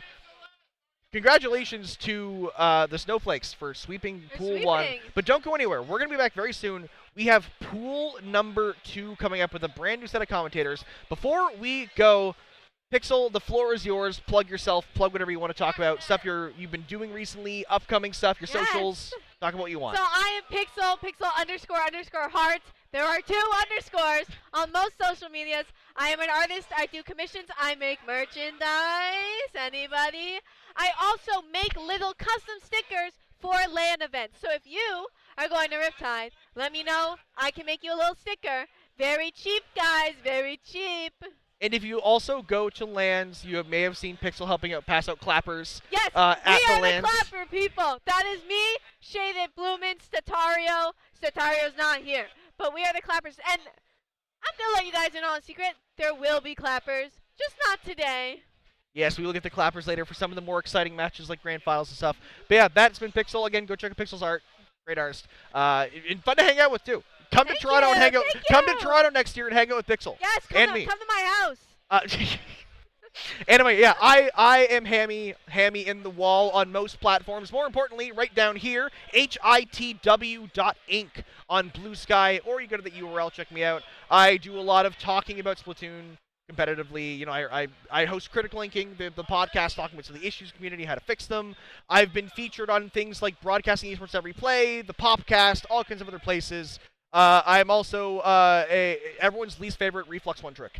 Not mine. You're not mine. Okay. You're my favorite. Yeah, hell yeah. Awesome. Because I'm the only one. I'm everyone's favorite and least favorite. All right. See what I said? We keep yapping. Yes, so, okay. that being said, thank you all for watching. Don't go anywhere. We have 2 more commentators, a whole new set of teams, and another pool. Don't go anywhere. You've been watching Get On My Level 11, your Splatoon 3 broadcast, and we'll be back very, very soon.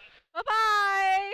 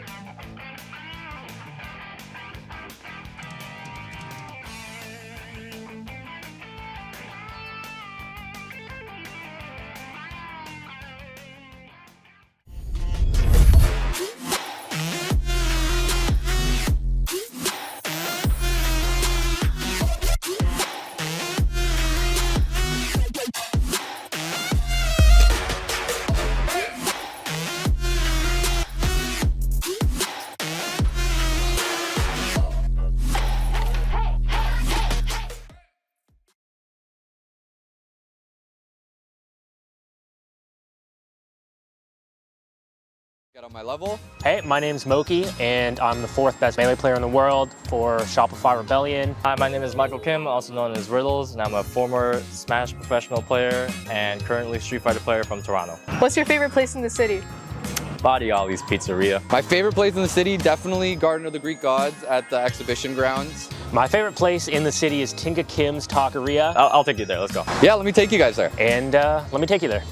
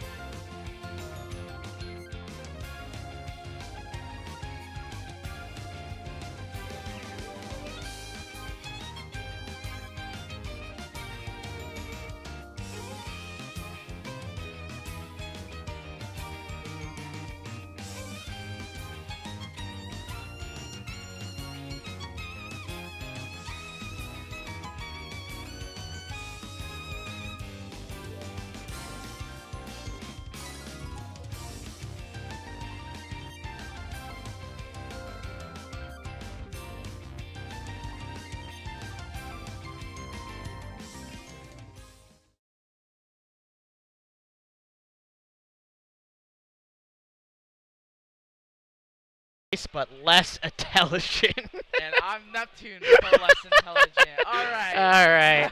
Ah, man. Rice, I gotta tell you, as a fellow American, being blessed to have an opportunity to travel here to get on my level, GOML, such a beautiful environment, so much fun, and you know what's better? Splatoon's here now. Yeah, you know, a bit of a smaller turnout compared to most lands, but hey, we're here to have fun. We're here, honestly, really thanks to the organizers. They wanted Splatoon here, and we were able to come out. Yeah. It's a little bit smaller. We have 2 setups, but you know, that's enough for what we want to do for the event. But yeah, Neptune, let's hear about what happened to your travels here. Okay, wait. Do we want to talk about the Niagara trip, or do we want to talk a little bit before? Let's just say like your whole trip. All right. Your whole trip. All right, so for those of you who don't know, I'm residential to Massachusetts, eastern coast state. So I decided, hey, let's just do a long drive, you know? I'm just road tripping all the way. I put on the Mario Kart World soundtrack here, and I went all the way from point A to point B with one rest stop for one day. But yeah, and then I met with Rice on Thursday, I believe, right? On Friday. Friday. Yeah, see, I'm already cooked, dude. The Canadians are messing with my brain already here. So I'm... I had to look from dry. Calling out my people here on Twitter.com here. But you know what? I went to Niagara here, met with my fellow shooter player, Rice. You know, we play the similar weapons, yep. I mean, we also met up with our friend Glitch Cactus! Oh! He's so confused. But yeah, we went on Niagara. We went on the little ferry trip. It was so much fun, right? We got Splish Splash. We even brought the mascot of Booyah Bay, Claudia! Woo! Hi, Cactus. Oh my goodness, dude! Just Claudia is such a gem, and we have the honor of bringing. I would put her up here, but there's nothing to really hold her. It's okay. She can sit in the background. She can sit in the background. You know, she's a little shy today. You know, and just being around the new environment. She's used to the West Coast stuff. And Rice, here, you know a lot about the West Coast. Am I right? Yes, I do. Explain to me about what you do on the West Coast. Yeah. So you know, we're stalling a little bit. Some people we're trying to get this pool started, but some people are a little late. I think we're just making sure everyone's set up. So. You know, we're just yapping a little bit, but like, you know, as I do, you can see on my shirt, I'm the Booyah Bay staff member. I'm actually one of the head TOs for Booyah Bay. But yeah, lots of things happening in the West Coast. I think the week after this, we have both Sea Battle and Sunset Surge on Saturday. So a week from today. Yep. Yeah, you know, lots of things happening in the West Coast. Lots of exciting events. But you know, it's nothing like a major here where it's so exciting. You know, lots of like, even though this is for like we're here for Splatoon, there's so many different things here. Mainly Melee's, Super Smash Ultimate. Yep. I'm not sure what the game in front of us is, but they have a pretty huge crowd. Oh, it's also that's Guilty Gear. Yeah, we have Guilty Gear. Yeah, we have Guilty Gear. We love our fighting games here at Get On My Level. Yep. Yeah, lots of fighting games, but you know, there were some when we come down from the escalator to the venue.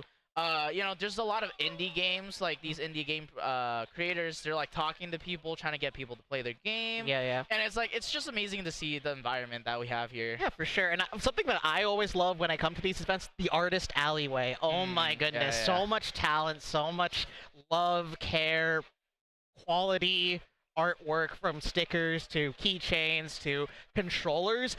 There's people modifying controllers out here for Melee, and it's just like, man, that I should agree in that, because people are out here making an amazing living just helping modify controllers, because GameCube controllers, they're a lot to maintain. Yeah, I mean, from what I heard, one of my friends, they like ordered a custom controller, and I think they didn't get it until like maybe a year after they ordered it. I think it was very like they had some very specific things they wanted with it, so obviously it took a little longer. But you know, just a great environment here. Hopefully we're able to come back again. Yep. You never know. I think we were talking to Dio, one of the players we're gonna be watching later today, later in the set or in the wave. Wow. I don't know what I'm saying. But you know, Dio was saying like, yeah, he really loves it here. I love the venue. Like the area we're in is so nice. Like It's so we're spacious. it's you very know? spacious, but also like just in downtown Toronto, there's so much to do. Just Yeah. so much in the city to do. For sure. Like, I was just walking down, and, like, I'm a Boston kid, you know? I walked down Boston. There's some really nice areas of Boston. There's also some really bad areas. But Toronto, the areas I have visited, it's just very consistent. Lots of diversity, lots of fun, a lot of music, concerts, performers coming out. Because not only did we have Independence Day in the United States, we had Canada Day earlier this week as well. So what better way to celebrate Canada Day but with some Splatoon? No, exactly. I think some people are. I think we're still waiting on a couple people to show up. Again, we're pretty ahead of schedule. We're just on here on the mic to kind of have fun until we really need to start. Wait. Bryce, did you just say we're ahead schedule for a Yeah. Splatoon event? For a Splatoon LAN, we're ahead of schedule. Way. That's impossible. Never heard of. This is some dark magic going on right This now. is some dark magic happening. Yeah, I think we took the full. I think we started a bit early. We had a bit of a 30-minute break. Or we started on time. Yep. And we finished about 30 minutes before we were actually expected to finish. So we have that 30 minutes for people. I know people are playing friendlies right now to warm up. Yep. And it's like it's good to see. Right. But I think it's time to stop talking about what's going on and let's look at the bigger picture here today, right? For sure. Right. We have brackets, we have pools, right? And currently we're in that pool phase right now, and we're on the second wave of pools. I think that's what it's called, right? Correct. We're in wave B of pools, and our pools this time around is round robin. Yep. So what that entails is that we have 4 teams, at most 4 teams in a group, and they're all gonna play each other. Yep. The top 2 move on to the bracket where we see here. So in our first wave, Snowflake going perfect 3-0 is gonna be in a higher position in the bracket. We can see here, we have Snowflakes on the bottom side of the bracket, and then we have Shrimp Postures who went 2-1, I believe, in the groups. They barely made it to groups. They're gonna have or barely made it out of groups into the top cut. They're gonna have a bit of a harder set to start with in bracket the following day. Yeah, for sure. And that's just generally how groups into, how do I say it, bracket works right here. The better you do in groups, the better slated you are for success to go further in bracket, right? Yes.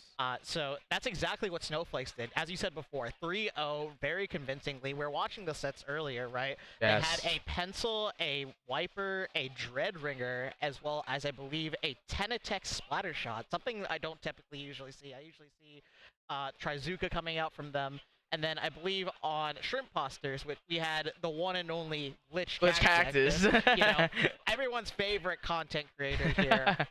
What do you mean? Prochar is right. Prochar is coming. No, I'm just kidding. Prochar is coming here, guys. We will have him on later on tonight as well with Moonlight, but let us get through our points here. Yep. Yeah, of course. You know, on the side of Shrimp Postures, they were running a more, I'd say, old-fashioned comp. A more area control comp.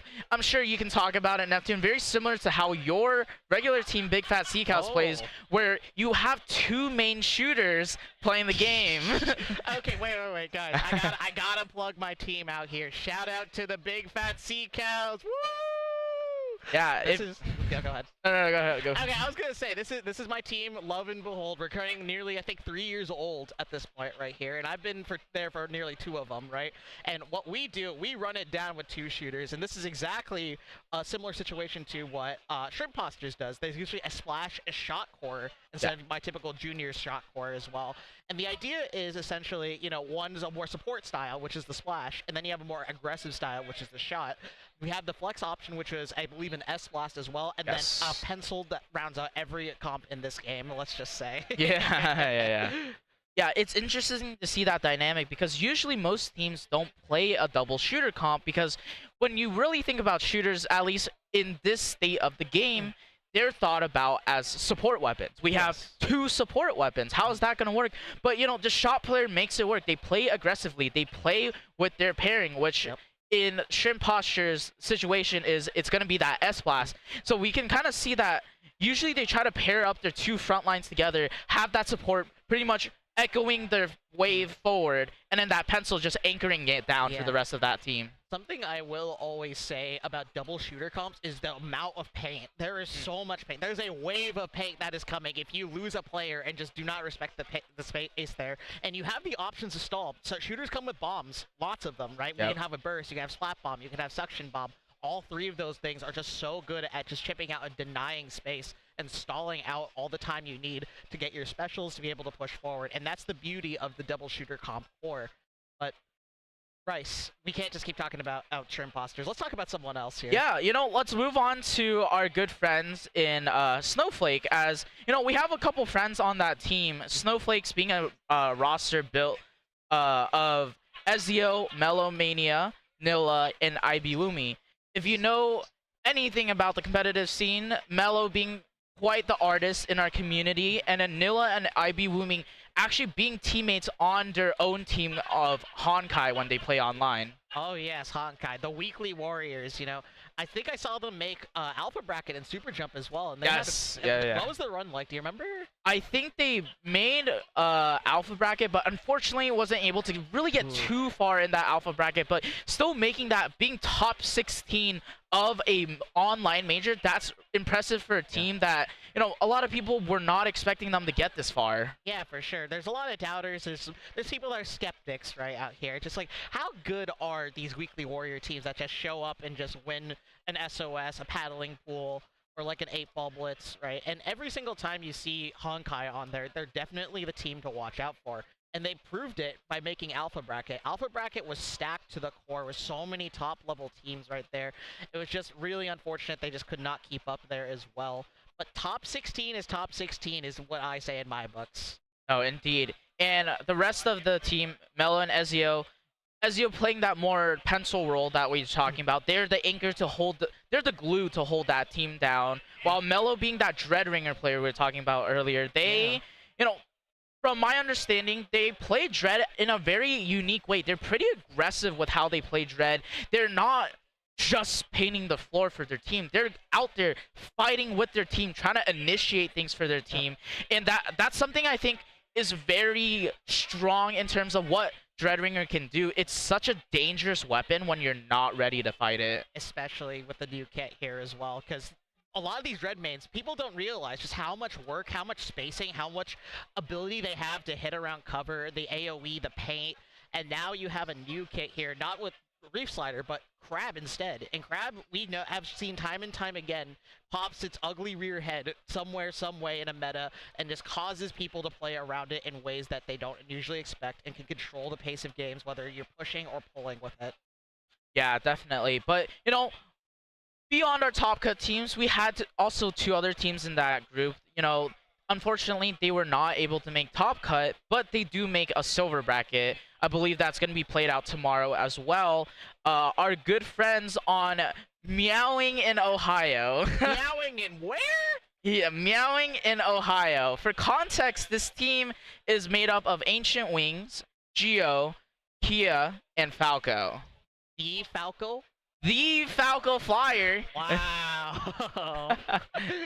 Yeah, but for context, two of the players, Falco and Wings, are from Ohio, and this group of four, they're all just really close friends. They're always at Rip. They've been at, I believe, the last two. Yeah, last two. Last two Riptides. And they're just close friends. I think they're mainly here to just have fun. But yeah, they made silver bracket. I believe they went 1 and 2 in their pool. So it was pretty nice to see that they were able to take that win off. Wings being formerly of Insomniac Central, Geo and Kia being on, I think, Kittens. Yes, that's Kittens, what their yes. team name and was. It's such a cute and adorable name. I love cats. Don't you love cats, Rice? I love cats. And then Falco being more of a retired player, but hey, they're just here to have fun. Falco being the head of Splatoon Tourney. Whoa! Name drop. Yeah, but they were able to make it to silver. I believe they're on the upper, or they have a better seeding in that silver bracket. And our last team, I was looking for their team because we actually scrimmed them this morning. They asked us to help them warm up, and you know, they were a pretty decent team. No. Like they held their own for a good amount of time, and I was pretty impressed with them. And I was wondering if they would get an upset some way, somewhere. Unfortunately, they weren't going 0-3 in that group. But that team is Pufferfish Party. Yeah, Pufferfish Party had quite a unique comp right here. We have Pufferton. Is that how you say that? I don't know if I'm allowed to say that. Pess is that. And then we have Popsicle, and then we have Zhang as well. So we have a lot of different players coming up together here. And we have their weapons here listed as well. They're very diverse. We have Ballpoint, Jet Squelcher. They're very flexible with their anchor options. They have a splatter shot and mini splatling. We know everyone's talking about the new mini splatling. We know after 190p. 190p Trizuka. Okay, no, Gami fell asleep on that one. They were not thinking that one through. Yeah, but we're hearing from Air. This team has actually been around since 2022. Really? Yeah, so it's been a group around for almost 3 years. You know, they've been together, and I think that's probably why it was pretty strong. They have that synergy as being a team, being around for 3 years. They have that connection of, hey, we know how to play around each other. We know what we're doing, and I believe we're getting our set up. So I think that's perfect timing to transition to the two teams that we're about to watch. Yes, I believe we have Yellow Jackets. No, I'm sorry, the Yellow Jackets here versus Downshift here. And a lot of recognizable names here, Rice. Do you want to call anyone out in specific today? Yeah, so on the Yellow Jackets, got it. Yeah, but we can see here on Yellow Jackets, we have Dio, Ali, Sigdokari, and OBT. Dio and Ali being former teammates on, I think, at least 3 teams now from what I talked to Dio. Dio being the head TO of H-Town Splashdown. We have Sigdokari, local to Michigan. They also drove here like you did. Sig kind of being their anchor player for this team. And then we have OBT, a good friend of mine. He's from the Arizona area, always helps out with Sunset Surge. Is going to be on that bucket today, I think, this weekend. Yeah, for sure. OBT, I never met the guy until like a little bit earlier this month, knowing that he was going to be here. And the first thing he said to me in person is, Neptune, you have to control your child, and the child is my teammate here, Wax. But you know what? Enough about me. We got to talk about the teams here. We got to look at this map list real quick here to find out exactly what's going on. And I believe it's going to be starting out on Splatzone's Umami Ruins. Ooh. Yeah, I do want to give shout out to Downshift. This is a team made up of one of our commentators earlier, Pixel. Ooh. Two of their members were friends. Are friends with Pixels, Shaded and Bloomin, and then Ventus and Captain Nitro are pretty close to me. They're people who come from SoCal. They're usually coming up to Booyah Bay for our NorCal lands, but they're regulars at SoCal. You know, Ventus is a handheld player. They are unfortunately unable to play handheld here just because of the land environment. Right. But Ventus being a Dapple player, that dualies, we're going to see them play pretty aggressively. And then we have Captain Nitro on that splatter shot, being a more aggressive, I think that's between support and aggressive player. As someone who plays the splatter shot to death, I 5-starred the glamour shot, by the way. Before this event, this guy has no life. I have no life, Ching. This is why I'm here specifically, okay? Because I have no life. But you know what? That's the beauty of the splatter shot. It can be doing the things that it needs to fill. Do you need more paint? Do you need more bombs? Well, we can do that. Do you need more entry specials? Do you need to play more aggressive? We have the Zuka and we have the main weapon for that. And that's exactly what Captain Nitro is going to be offering to the table. And Nitro, specifically, I am rooming with them. They are my roommate here for this event. So without Nitro, I would not have a house to live under today. Yeah, but, you know, I'm interested to see what will happen. Obviously, Yellow Jackets being a more coordinated team, as 3 out of 4 of them are on their official roster, as OBT is subbing in for them. But OBT, still being a very strong player, has been former teammates with Ali on Geomancy. So I'm wondering how that synergy will really work together with them, as Tetra being Tetra, wow. Ali being that one-trick Tetra player in our community. You know what? Yeah, there's not many Tetras left, so we just devolved Ali into that single definition of a Tetra here. You know, Tetra usually means 4, but in this case, it's only meant one. one. It's one person army here in Alley, representing a weapon that I think is not seen as very popular nowadays, right? Normally you see, yeah, go ahead. I was gonna say it's less popular just because, you know, that skirmishy role, that very ratty weapon is played by that wiper role in our community. But I think it's gonna be interesting. I might have given it away, but Yellow Jackets run both the Tetra and a wiper, so both really ratty weapons. They're both trying to draw attention for their team, while the rest of their teammates kind of collapses onto that defense. Exactly. These players are not afraid to run in and skirmish, as well as just push your buttons and just keep hitting you, hammering you back home with their respawns, right? They're both quick respawn weapons, right? Whether it's a sploosh, whether it's a wiper pairing up with the Tetras, they will just keep running at you, keep up this momentum until a team that will just finally crack, right? They're not looking to set it up. They're looking to break your setup. No, exactly. Their goal is chaos. They love to draw a bunch of attention, a lot of chaos, and I think OBT and Sig will have that key. Will have the keys to kind of, you know, as these two are being very distracting, to either follow up, stabilize, or I guess those are the two answers. But they either follow up or stabilize off of what is happening, and they have a lot of room to work with. Yeah, for sure. As a wise mentor once told me, to have a butt cheek, you need 2 cheeks, right? You have Sigdokari as one cheek, you have OBT as the other cheek. Shout out to Shiny. Shout out to Shiny. We love you, Shiny. We love you, Shiny. We love you, Pepe, too. We love you, Pepe.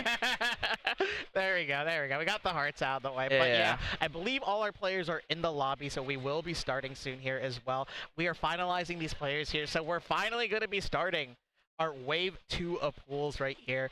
A lot is at stake right now because, you know, your first game of pools, it kind of like dictates the momentum you have going into it, because if you have one game, you kind of have like that buffer. Okay, we can maybe drop one more or just go a little bit further here with another win here. Or if you go 0-1, it's just like, oh dang, we really need to be able to pull this one back right here. But let's see how these two teams are going to be able to do this dance of splatting in Splatoon 3. Yeah, first game, as we said earlier, it's going to be on Splat Zone's Umami's Ruins. Splat Zone's being that more favored, neutral mode for everyone in terms of, you know, you paint the zone and then you fight around the zone. You don't really want to be in that zone while you're fighting, just because you're giving your opponents advantage there. Exactly, yeah. And something that separates Umami from the other Splat Zone maps in this game, there's 2 zones. There's no one big zone for a reslider to cap it all, right? This is a situation where you often fight for one zone, typically your right zone, and then fade your members in to circle around to pinch around the left area here. So I'm curious to see if both these teams are going to implement exactly the general flow chart of that map there as well. But given how skirmishy Yellow Jackets is and how fast they are, I feel like we're just going to see go, go, go. And we're also going to see OBT and Sig pushing up there to stabilize everything. Yeah, exactly. You know, we didn't talk about this, but Yellow Jackets being one of those teams that is opting to no cooler. I know Sig is that anchor, but they're going to switch between that crab edit and that ballpoint splatling. Oh, yeah, right. Ballpoint and edit, you know, the two very underrated weapons. Usually people are like, oh man, I don't like playing Splatlings right now because there's too many charges running about right now. But you know what? Sig makes it work. Have a crab that can often displace the charger, and as well as like give that stability, allow the teammates to jump in. Just really beautiful. And same thing with Inkjet, you know? This is something that we were doing like before ballpoint meta as well. It's just super jumping to the jetpack to keep it going. But you know what? We are getting started here. Game number 1 of Wave 2 pools. Yellow Jackets versus Downshift. Let's make some noise, Rice. Yeah, and we see actually Dio opting for that Sploosh-O-Matic on this map, and Sig going for that ballpoint splatling. We see that edit, S-Blast, Dapple, Dooley, and Shot coming out on the side of Downshift. Yeah, for sure. I really got to get a call out here to Ventus using such a unique weapon here. And we're already moving forward here as multiple members are going down from both sides. And the control of the zone is going to shift in the favor of Downshift initially. Yeah, Blueman trying to push up pretty aggressively, trying to pinch for the Tetra here Ali gets taken down, though. That's going to be an inkjet pick from Sig. That's 2 from Sig. That's going to be 3 down on the side of Downshift. And we're slowly going to see that Yellow Jackets is taking this dome area. Yeah, for sure. You know, this is where things start to get dangerous. You know, a lot of space is given out here. There are specials. 2 are down here from Yellow Jackets, and now this is their time to take space here. We see Bloomin putting up pressure with this S-Blast here to get top mid, but who is there but Sig Dokari to shut it down and give it the advantage for their team. Yeah, we can just see how chaotic Yellow Jackets is playing here. Just not too much stability yet. We can see they're pushing up with force of their members. Ali with that Tetra getting 2, I believe, and it's just Dio trying to push up here. That's the wipeout for the side of Yellow Jackets. Okay, so this is going to be a very difficult situation to deal with right here because Sig Dokari is close to this jetpack, and a jetpack along with these strikes and all these specials that are coming out is definitely going to have a little bit of a problem here for Downshift because they need to break through all these specials as well as get through all these members to anywhere near this zone. And this is where they get 3 down and another wipeout here, Rice. Yeah, another wipeout for the side of Yellow Jackets, and we just see how far they're pushing up into the spawn of Downshift. Ali in that 1v1 with Bloomin gets traded out by Nitro. Nitro slowly trying to push up here. What are we gonna see here, Nev? I don't know. It's just not a lot of time, but Ventus going for his Hail Mary play of a Reef Slider to try and stall this zone right here, but it gets unfortunately called out. There's just not enough time, not enough members, and unfortunately, Downshift is going to go down, and Yellow Jackets is going to go up 1-0. Yeah, and that was a very fast game. We can see the shit talking, or the trash talking between these two teams. They're really getting at it. You know, Sig being a pretty big esports person, they want to get that drama and that energy out of people. And you know, they're doing this for a good. They're doing it because they want to get excited. It's a good, how do I say it, momentum carryover, right? Oh, we just won game 1. You're going down, sucker. Yeah. You know, it's that type of energy, right? And Dio and Ali, you know, they've been around the scene for so long. This is their, like, what, their 16th, 20th LAN, probably. Yeah, who knows? They always say, these players that come from Splatoon 2 and say they're going to retire. No, Splatoon's an endless, bottomless hole that will trap you and take home your kids, and you will never head out. Anyways, moving on to our next map, we have Rainmaker on Humpback. This is also, again, this is a very fast-paced game mode. Lots of chaos in this game mode, and I think that will favor the side of Yellow Jacket here. Yeah, for sure. Yellow Jackets is definitely thrives off that chaos, and Rainmaker Humpback is one of the most chaotic map modes, especially with 2 rat weapons and that Sploosh and that Tetras coming out here as well. Sig is going to opt for K on this ballpoint here, and I think the same comp is going to be staying here for Downshift. Yeah, Downshift with that same comp. The first pop going to the side of Yellow Jacket. Yellow Jackets, I believe, gets a 2-for-1 trade. Ali trying to play that dually fight with Ventus here. Ventus does come out on top, but OBT there to clean it up. Yeah, for sure. You know, it's always such an interesting dynamic to see Dapple Dualies versus Tetra, because oftentimes, at least recently with like most tier lists right now, a lot of people will rate Dapple Dualies a bit higher than Tetras right here, but Ali, having been a one-trick for so long, understands their weapon, knows exactly what to do, but wow, 3 down, it's just the Splatlings here, both recalling already here and trying to stabilize, but the Rainmaker being already in the right, giving jumps right now, is going to be in the favor of Yellow Jackets. Yeah, Ventus trying to get a pick with that reslider, unable to, gets punished.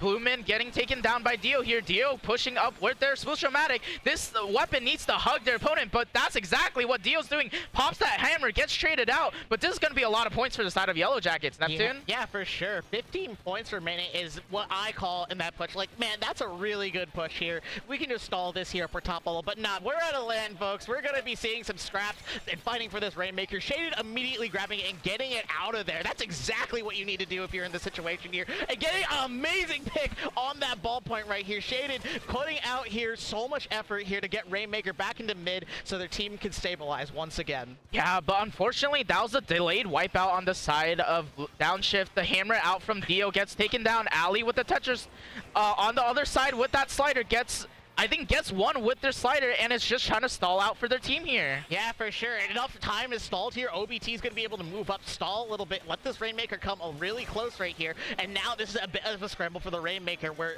it gets very dangerous as Downshift needs to stop the stagger as well as move that Rainmaker out of their spawn as it goes even further beyond. Yeah, but that's going to be 2 down for the side of Yellow Jackets. Sig trying to anchor down for their team. Dio kind of being that rat, has that hammer ready. I won't be surprised if they're going to make a play with that hammer. Yeah, for sure. Hammer is one of those specials that creates the most chaos on Rainmaker, but previously, I'm just seeing Reef Slider after Reef Slider. It feels like I'm watching a game of Splat Zones, but instead it's a game of Rainmaker just allowing so much space here. 3 go down here. Downshift gets the first checkpoint. The ball is in their court. Yeah, definitely. We see they're going to try to get this quick pop, but Ali on that flank. Does Bloomin see Ali? Does Ali see Bloomin? They're on that fight against each other. That slider coming out from Ali, that's going to be enough for their team to really shut down that push right there. Yeah, for sure. That was a beautiful play by Ali, just being able to essentially pincer and force all the enemy team to be in that little elbow area to allow their teammates to be able to clean up there. And now you can definitely see the reversal here with that wipeout. The Rainmaker is moving up once again, but A is being pressured by Zuka and Bloomin here, doing a fantastic job pressuring it, but unfortunately going to get called out by Sig here as well. But Shaded playing the aggressive landing player, trying to get something done here. And 2 minutes are still on the clock here, but you can see the desperation is starting to sink in here, Rice. Yeah, we see Ventus with that slider, unable to get a pick on that 1v1 with Ali, but they're gonna get traded out, taken down by that Rainmaker. Shaded getting the Rainmaker, but that's gonna be Ali still in their spawn. Yeah, for sure. Ali and the hammer coming up from behind right here. It's going to cause so much chaos, cause another wipeout right here. I'm not sure where the Rainmaker is, but it is already in the court here. Potentially more points can be scored and potentially a knockout. Things aren't done. A scramble for that Rainmaker. 1 point remaining. It's do or die right now. Knockout or be knocked out. And Yellow Jackets is going to knock out. Yeah, Yellow Jackets, again, playing that such an aggressive playstyle, a fast-paced playstyle that favors them in a mode like Rainmaker where it's so chaotic, there's so much happening all at once, there's so many things you need to keep account of. Is someone flanking? Is someone backing up the Rainmaker? Where is the Rainmaker going? What specials are active?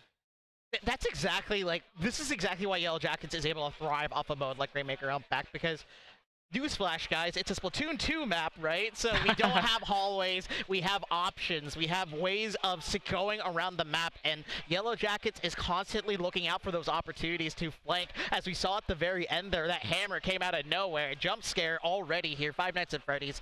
I'm watching Splatoon 3 instead, though. Yeah, but you know, that game really favored, I believe, Yellow Jackets, just in terms of their playstyle, in terms of how aggressive they play. I'm wondering how that would really change when we go into this next map mode of Clan Blitz Barnacle, where it really is a game of control, of holding, of sustainability.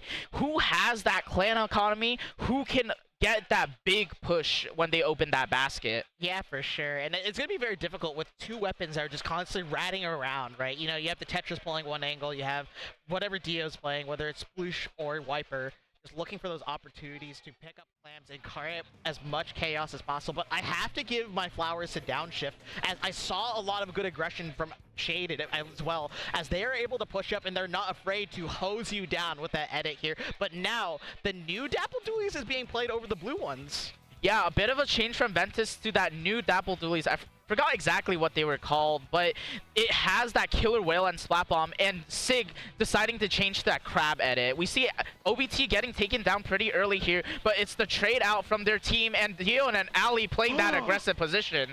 Oh my goodness, Captain Nitro just got a double here, shutting down the aggressive, getting another one. The shot players are popping on. Pepe is having the mood for tonight here, Bryce. Yes, indeed. And we see on the side of Downshift, they're slowly trying to push that up. OBT getting taken down pretty early. Ali and Dio trying to hold the front lines, but they're getting pushed back. Dio getting taken down. It's just Ali to hold with Sig. Sig getting pushed by Nitro. Nitro getting taken down. And it has to be a push from the side of Downshift here. Neptune? Yeah, for sure. The Killer Whales are out. We have a ball in their court. Crab is a response here on defense here, and they're looking to break through with this Booyah Bomb, but Shaded gets taken out here along with another member. A wipeout occurs, and not gonna allow the ball to go in there, Rice. Yeah, and we see Dio and Ali playing so fast here. Again, these 2 ratty weapons, these very fast-paced weapons. Ali having a bit of a shark here, trying to shark out that edit Splatling. Gonna use that reslider, gets Bloomin', goes after Nitro, gets the shaded, and it's just Nitro to hold the front lines. Yeah, Nitro does have the Zuga, gets one, is able to alive right here, but you have facing down a hammer that gets tossed right in your face. Dio said, hey, the Tetras are down, but you forgot to deal with me right now. I can get some melees, I can get some points. Let me just sit here and wait for my team now. Yeah, and we see the parallels between Ali and Dio here do. They took the two opposite sides. They were able to get trades, and that's the 3 down on the side of Downshift. It has to be Ventus trying to hold down this defense. Yeah, for sure. Ventus can only do so much with the limited range there and does get taken out, but I do got to commend the effort here. It's a bit of a scramble to get back this space, especially with the crab going out and OBT putting so much pressure along with Ali. You just see how the members are being constantly traded out, and it's very difficult to stabilize against 2 ratty weapons that are just constantly in your face and putting so much pressure and forcing you to do something.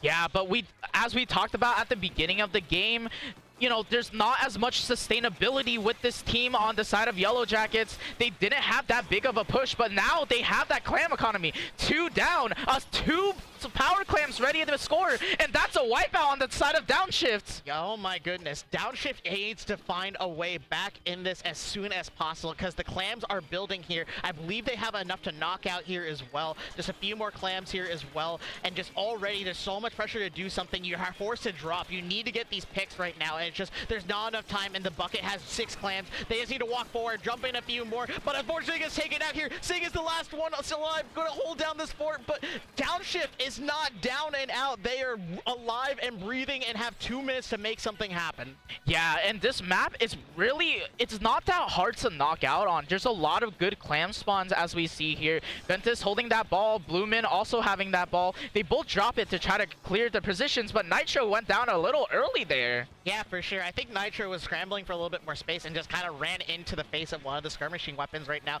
And you can see this is a very difficult situation where Shaded needs to jump out right now. And we already see Yellow Jackets assembling another power cam and looking to push this even further. We do see a Booyah in response to stop this out, but we do see the killer whales. However, it's just these other members alive right now. And Shaded being very respectful is going to be able to trade out Ali there as well. Slipping off the edge, you know, Tetra Dilly slide, slip, fall to the water. Yep. No, indeed. We see Ventus here trying to push forward with their Dapple Dualies, getting spaced out by OBT here. OBT holding that front line, knows that they can use their sloshers to their advantage to hit around corners. Nitro getting the pick on OBT, getting fought by Dio, and Dio's going to get that trade. Yeah, for sure. And this just exemplifies Yellow Jackets' dynamic. You finish one, and then there's another one in your face right now. They're in your face and already have this basket open. Sig's going to keep dumping more clams right here. They do have enough to knock out right here, right now, and Yellow Jackets very convincingly taking game number 3 here. Yeah, Yellow Jackets getting the full sweep of 3-0 in this set. There's still 2 more sets to be played out for Yellow Jackets, but I think we just see just a taste of how aggressive and how chaotic this team can be. Yeah, for sure. Just if you thrive in chaos, if you're the people who have messy bedrooms, you know who you are. I'm calling you out right now. You probably are cheering for Yellow Jackets as they thrive in the chaos like you two as well. Yeah, but you know, it's not over for Downshift. They had some pretty good plays there. I'm gonna be they were pretty strong to start that game. Unfortunately, they weren't able to really make too much of a push, but they did a great job really sustaining themselves. But unfortunately, just the chaos from Yellow Jackets, they might have gotten a little bit distracted from all that, you know, Tetra flanking, the Wiper flanking. Right. Everything that's happening in that game, it got to a point where they could not sustain. Yeah, for sure. I like to look at a team comp as kind of a spine right here, and that's what Downshift have. They have a simple setup comp with some skirmish. They have the typical tools that they need. And the problem with Yellow Jackets is, how do I say it? Every time they try and fight, they get bent backwards. That spine can only go so far back before it eventually breaks as well. And that's exactly what happened in this last couple of games, where you saw there were moments where Nitro was getting amazing picks right there. We saw Ventus take a lot of good space. We saw Shaded take some really good strategic fights and swinging into people with the heavy edit. And it's just, unfortunately, just not enough to be able to, how do I say it, bed back up, essentially, and be stabilized. Yeah, but I gotta give props to Downshift. They played a good set. Unfortunately, 0-3'd, but there's still 2 more chances to win more sets. And I believe this team has some potential to maybe cause an upset. Depending on, I'm actually not exactly sure where they were seated, but just from the, again, I just think even if they're in silver, whatever they make, it'll be fine. This is a strong team. Yeah, for sure. No, Downshift does deserve flowers from everyone who is watching here. Yes, you just ran into a bigger brick wall. And that brick wall was moving in all different directions. It's the Matrix, guys. Watch out. Oh my goodness, yeah. So I believe we're going to be getting another game coming up here as well, but I believe it's going to be Yellow Jackets staying on the station here as well. Yes. So they are going to be around for another game as well. So let's talk about some of the other teams in the pool here. Or why not, Rice? Yeah, well, we do know who will be on stream, and you did call it. Yellow Jackets is staying on that stream station, but nofair.games, a team of Hapless, Wisdom and Courage, Palm, and Ice, getting onto that stream right now. We have 2 members, actually, from 20 Pew Pew. If anyone knows about this team, 20 Pew Pew is a team made up of 4 Bamboo players. Wait, 4 Bamboos? Yes, That's 4 Bamboos. Only in Toronto. Actually, no, wait, not just in Toronto. Everywhere. Every land. There's somewhere, some way. There is Bamboos sticking out here right now as well. But I got to talk a little bit about nofair.games here, because we are provided a little bit of sheet notes just for transparency as well. But we also got to mention that 3 out of 4 of them are from Toronto. So this is their home turf, and they are being raided by the Yellow Jackets right now. Yeah, 3 of their members, I believe Kiki, Wisdom, and Ice are the 3 from Toronto, and Hapless driving in also from Massachusetts. I don't think they drove, No, but they flew in. They flew in from Massachusetts, also the area you're in, and Hapless, former head TO of Shine. Yep. Former head TO is such a crowning achievement, because running an event on this scale as well, not only for Smash Brothers but for Splatoon, is something that seems unrealistic. But I was talking with him last night, and this is a shout out to all you TOs out there, or people who want to be TOs. Just do it. Find the people, find the community, look for the venues, put in that research, put in that work, talk to other LAN TOs. How can I get started and do something in my area to bring together this community? And he just says, just do it. Find a way. I believe in you guys. Yeah, but again, moving forward, we have our round 2 set. I believe we're starting on Rainmaker Museum, and I'm interested to see how this double bamboo composition will really play into Yellow Jackets, as I actually think double bamboo has a pretty strong matchup into most of their weapons, but I'm wondering, from the chaos that Ali and Dio really provide for their team, will these bamboos really be able to set up and build that stability they need for their team? Yeah, for sure. Bamboo is one of those weapons that's just not very commonly played. Obviously, there are like the really good bamboo players. They're like it's a very mixed set. But the people who are dedicated to bamboo, they are very dedicated to bamboo. Similar in a way to how Ali's very dedicated to their tetras. Bamboo players are very dedicated to their weapon here and know the ins and outs. They know how to hit their shots. They know exactly what to do. And something I will say Bamboo does very, very well, it's just spacing. You can't just run out of bamboo. You need to find a way to take those angles necessarily to be able to catch them off guard. And if they are watching a lane, they will beam you.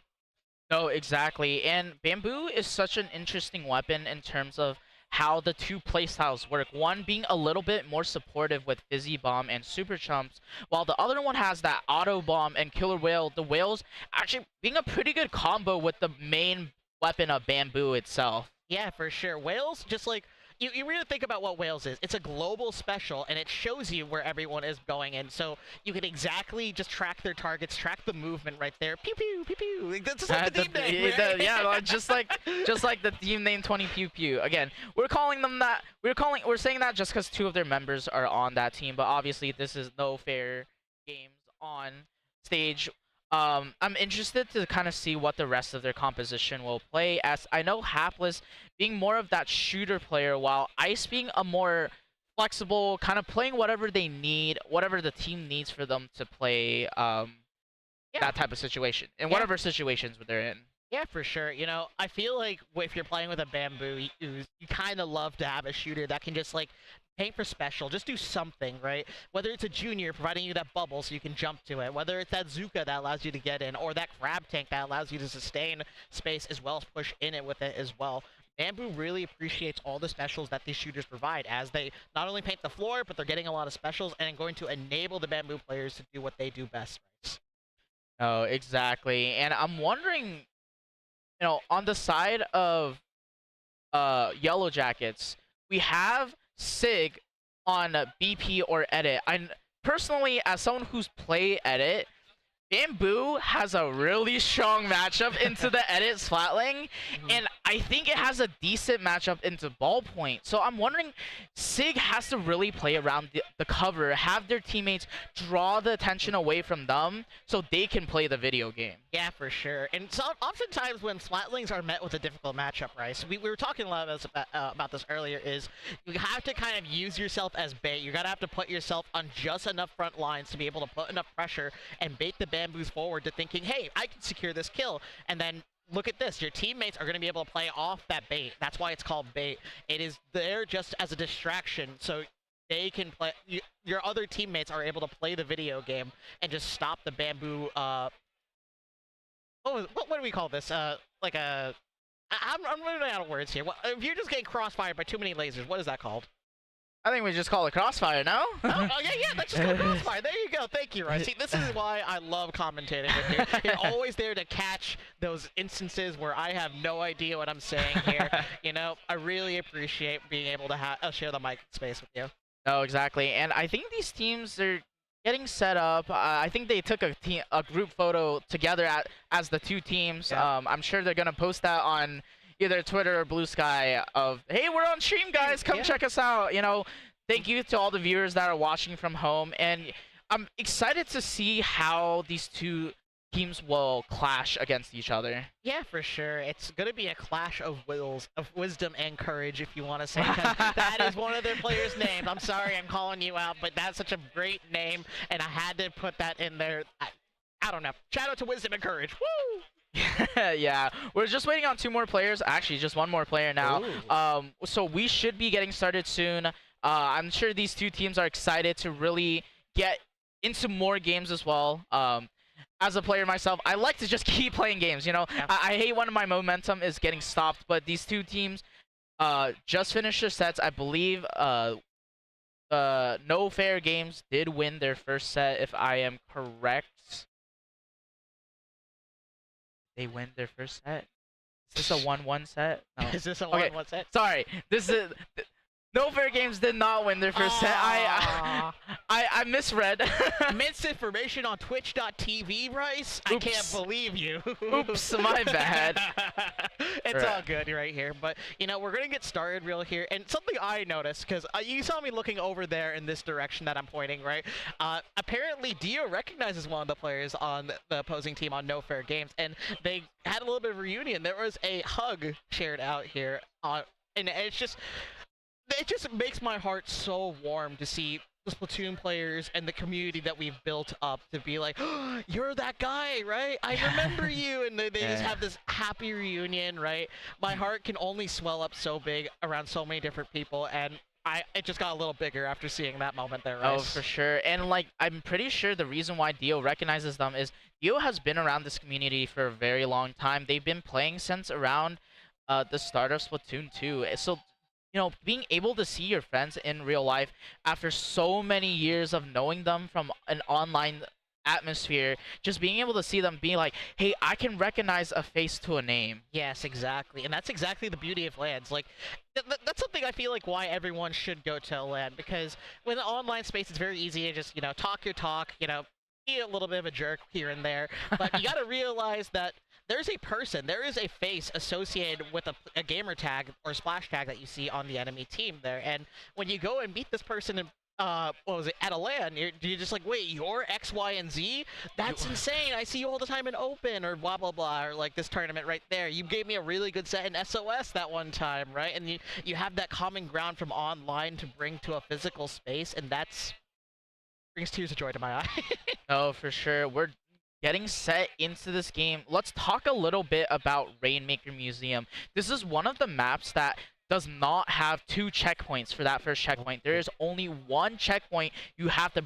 There's only 1 checkpoint you can go to for the first checkpoint here. Yeah, for sure. You know, most Rainmaker maps, it's like, oh, do you have the option that's on the right, which is the one you should take, or the one on the left, which is more dangerous and more risky as well. But Museum, it's very straightforward to just find that way forward. You have to just get that first check. That's typically pretty easy. You clear that usually in the first minute or 2. The difficult part is riding up that ramp. The high ground that you get on Museum is very difficult to push through, and you can definitely see some of our best moments in Splatoon is when both teams are on edge and need to find a way to push that Rainmaker forward. I like to say it has that Arowana Mall effect, where it's the 2 high ground towers and then the small. At least for Museum, it's not as small, but you know, it's kind of a funnel going into one area. So you know, the defending team has that high ground to play around. At least for this map, there's a lot more space as the attacking team to really break open that for the Rainmaker to go forward. Or you know, sometimes the Rainmaker just runs by themselves, which is pretty funny. Yeah, that's very. It's very. How do I say it? It's a moment where you have to, as a Rainmaker carrier, you have to find out when could I go in, right? Because it's always very difficult when you're getting shot at from all these different angles. There's specials going out, and you just need to find the space here. But Rice, we are starting game number 1 of round number 2 of pools. Wave 2? Wait, there's a lot of 2s in this. Lots of 2s, but we see a double Spider Shot Pro and double Bamboo coming out from the side of nofair.games. Wait, I see the vision here, Rice. There is a vision with double Pro and double Bamboo. A Bamboo's fully charged shot, I believe, does 70 damage here as well, and 1 tap from the Pro will be able to kill it as well as give missiles. But look at this speed here. Dio is running the show here with the Gal and just already getting so many picks. Sig already killing this first checker. 20 seconds on the clock here and counting. Yeah, we see here early checkpoint for the side of Yellow Jackets. OBT trying to pop that Rainmaker really close to those tracks. I believe they're going to try to play for it. Sig in that Inkjet trying to push forward for their team, making space. The Spider Cuddle string coming out. OBT picking up that Rainmaker. They're really close to that KO. OBT just needs some ping, and that's the fast KO for the side of Yellow Jackets. Okay, let's rewind that a little bit. That was 4 minutes and 22 seconds left on the clock. A 38-second game here. I've seen open games and then I've seen LAN games. These are not the same, right? Yeah. You know, again, as we already talked about this, Rainmaker's such a strong mode for the side of Yellow Jackets because it's fast-paced, it's chaotic. It makes you have to think about a lot of things all at once, and that goes into that favor of Yellow Jackets, so it's not too surprising that they got that KO so fast. To get back to you on that point of the Bamboo, a fully charged Bamboo shot does 85 damage. Oh, 85. I'm sorry. Okay, I'm lying on Twitch.tv now. Okay, so we're both liars. Yeah. But yes, but it is still an interesting concept that they went with. I don't know if they'll stick to it because I also like to comment, they had 4 global specials. You have double killer whales, and you have double missiles, both being global locating specials. Those two specials are strong, but I'm not sure the 4 of them together really works too well. I'm wondering, maybe they saw how that game worked. Are they gonna try to change the comp? Maybe will they stick it? I think what they need is some main power up from Splatoon. I mean, the 2 weapons that they are playing did have 99.9 damage, so you know, maybe. But we are moving on to Clam Blitz Crab Leg, and yes, we do see Hapless going to that Spider Shot Jr., having that big bubbler to sustain for their team. Yeah, for sure. Big bubbler is a great special to have right here, and something that Junior provides in spades is splat bombs. You're gonna have to watch out for so many bombs and be able to be very careful as you are threatened to be one shot already. Dio already going down thanks to Keiki and Hapless working together here. Wisdom also going to be taking some space right here, and it seems like the neutral is going to be in the favor of nofair.games. Yeah, and I was completely wrong. Sig actually bringing out that pencil with that tactic cooler. So they are opting for this tactic cooler for their team. Maybe thinking that it'll be more useful on this map. The double killer whales coming out at the same time. We see Ali trying to push forward. Neptune, what are we going to see from Ali here? I don't know. Ali can do a lot of things. She can flank, she can go forward, she can go on the reef slider. There's a lot of things you can do with Tetra, and movement is one of them especially. But you definitely see OBT putting up a lot of pressure, causing a lot of people to back up, smartly jumping back to Sid here. And now this is a bit of a difficult situation to be in if you're Yellow Jackets, because you need clams and you need something to break through this area, and it's going to be especially difficult with the big bubbler and whale coming out here, Rice. Yeah, the big bubbler and whale combo getting 2 picks. That's a 3rd pick for the side of nofair.games. That's going to be the full jump out, so a bit of a delayed wipe for the side of Yellow Jackets. They need to play defense here as nofair.games is pushing pretty fast. We have Kiki on that top right with their bamboo. Dio trying to take that fight, and Dio's going to go down here. How's this defense going to really work out, Neptune? The defense is going to be in shambles because Missiles is going to force people to move already, and I believe Hapless is going to be able to clean up that fight, but 3 go down. Hapless is trying to survive out here, providing a bubble to cause a little bit of stall right here, and unfortunately gets called out by Dio. This is the problem with these rat weapons. They just move up so fast, it's very difficult to get out, Rice. Yeah, exactly. We see Ice here on that Splattershot Pro. They're trying to hold the space down here, but Dio and Ali playing their aggressive ways. OBT taking an offside flank, gets taken down. Ali has this top right with that reach slider. Might get one, gets one. That's 2 down on the side of nofair.games, and Ali's going to continue here into Neptune. Yeah, exactly. And this is the part where you start to tear your hair out because you need to deal with the 2 rat weapons in spawn, as well as the pencil and the slosher right here. Cycling these clams, giving so much pain, so much power, and enabling their teammates here. And Yellow Jackets is going to be able to just put on so much pressure, trade out the necessary clams as necessary. But you can definitely see momentum just can't be stopped right here. Clams are constantly cycled here, Rice. It is danger zone right now. Yeah, it's dangerous, but OBT and Dio getting those clams in. OBT a little bit is getting pushed out right now on that bottom side. This might just be that clam basket close for the side of nofair.games. Yeah, for sure. And this is something that I'm starting to notice why Missiles might be a little bit weaker on Crab. Like, despite all this range right here, they can just hide underneath the grates. That's something that defines Crab. Like, it's the grate areas that the pencil is going to be able to stand on here as well. But they can just quickly hide underneath it to keep their space right here and allow Ali to get a beautiful double, almost a quad, a wipeout occurs, and now Yellow Jackets is going to continue scoring here, Rice. Yeah, Ali has these 4 clams. They need to stall it out a little bit. We see a hammer coming out from Dio.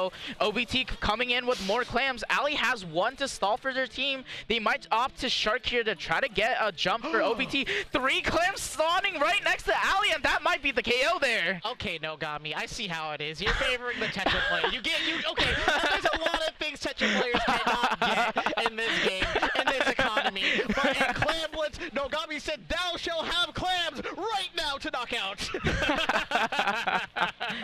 Yeah, but a bit... I wouldn't really say it's even really lucky. Clam spawns are a bit random, but there is a concept called pod locking in our game.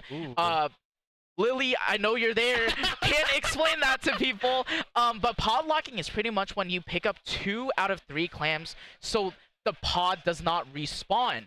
So the plan, usually what teams try to do is pick up 2 of the 3 pods in their spawn, and then pick up the rest of the pods in mid, so more clams will spawn closer to them as they push forward. Ooh, that's a very interesting thing. I think this is the first time I heard about this. I'm sorry, Lily. I'm sorry. I'm an oldie or a newbie. I started with Splatoon 3, okay? You can tell, Bryce. You can tell. My little heart is up for this little game. Yeah, but that's part of some of the strategy in Clam Blitz, and I'm sure as Ali and Dio being Splatoon 2 players, having that knowledge of pod locking, that might have been why those clams were there. But we also just saw OBT was coming in with more clams. They were ready to score more. So even if those clams weren't there, I believe the rest of their team came in with even more clams. Wow. Yeah, the clam cycling was just ridiculous. Just being able to speed this clam basket slowly but surely. And you saw the staggering of the clam basket too, where they're just slowly tossing him in just as needed to buy as much time as possible for their teammates to get at even more. And because of that, it just kind of created this crazy stagger effect where nofair.games just could not deal with the pressure in their spawn and not deal with the clams that were coming in. And they practically needed a full wipeout to be able to stand on their 2 legs once again. Yeah, for sure. But moving on to our next game, we're about to ready up, but we have tower control on Mako Mart. This is going to probably be a very strong map for those slosher AoE weapons, things that can hit around ledges. Yep.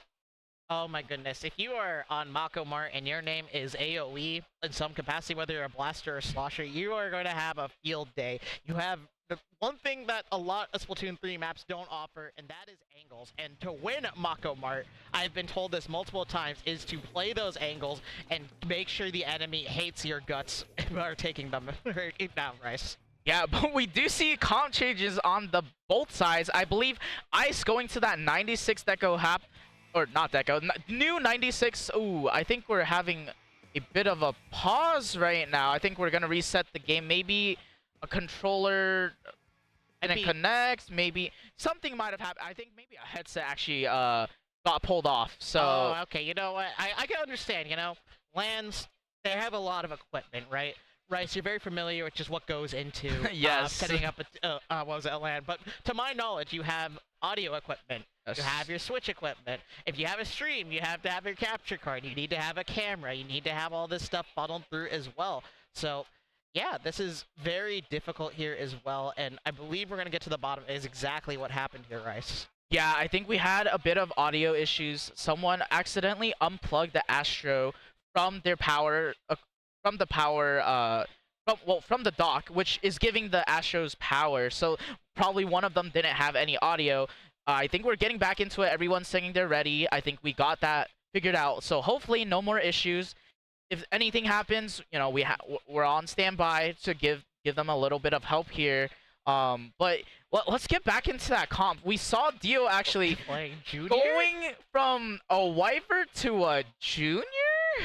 Okay, so here's the thing. I know you're watching Guapa. Okay, the H-Town is famous for their battle juniors, and I believe Dio. Oh, I'm sorry about that. My mic apparently was not very close to you, so I can speak a little bit more clearly now. So let's just talk a bit about battle juniors, and I think Dio is another one of those battle juniors representing H-Town right here, right now.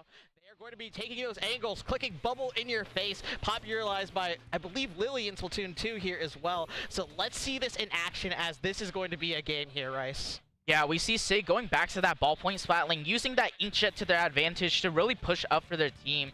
But we see, again, the double bamboo comp. We see 3 going onto the stack on the side of Yellow Jackets. They're going to try to full force this left side. OBT trying to go for that right, but that's going to be Dio going down, but Ali trading them out. Oh my goodness, already a scramble in mid right here, and the junior gets immediately shut down 2 for 2, and now this is a very awkward situation, right? Because you got advantage in quotation marks, but the numbers don't exactly say so.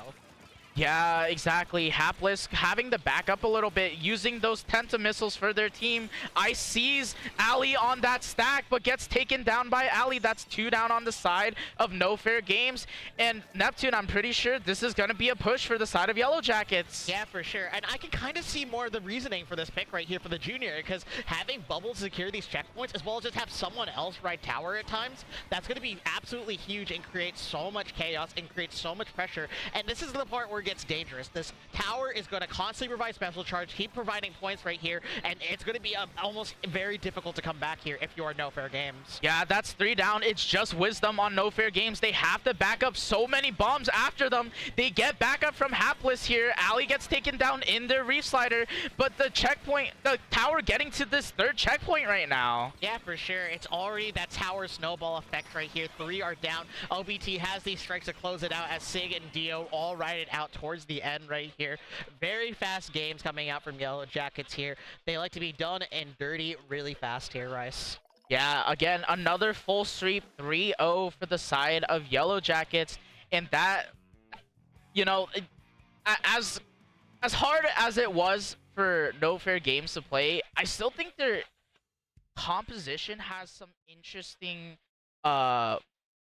plays that they can do with it. Unfortunately, Yellow Jackets just being too fast to let nofair.games to really set up like that. Yeah, for sure. I feel like nofair.games, they had the chances to adapt, and you saw the weapons to opposition switch to attempt to throw something at Yellow Jackets that could potentially help stop the stagger and potentially slow them down. The problem is Yellow Jackets knew the answer to those questions that would be thrown from them with these different specials, and they responded accordingly.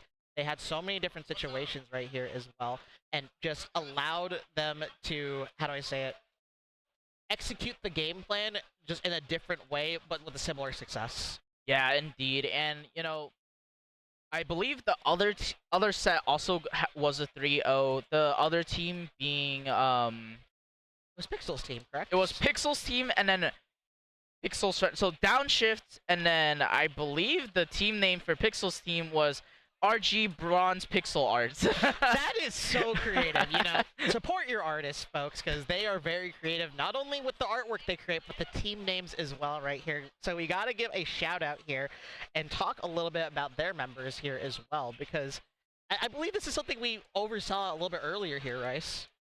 Yeah, this is a team that I believe they're the top seed of this group, if not Yellow Jackets, whoever is the top seed of the group. But I'm wondering who will be on stream. I'm wondering.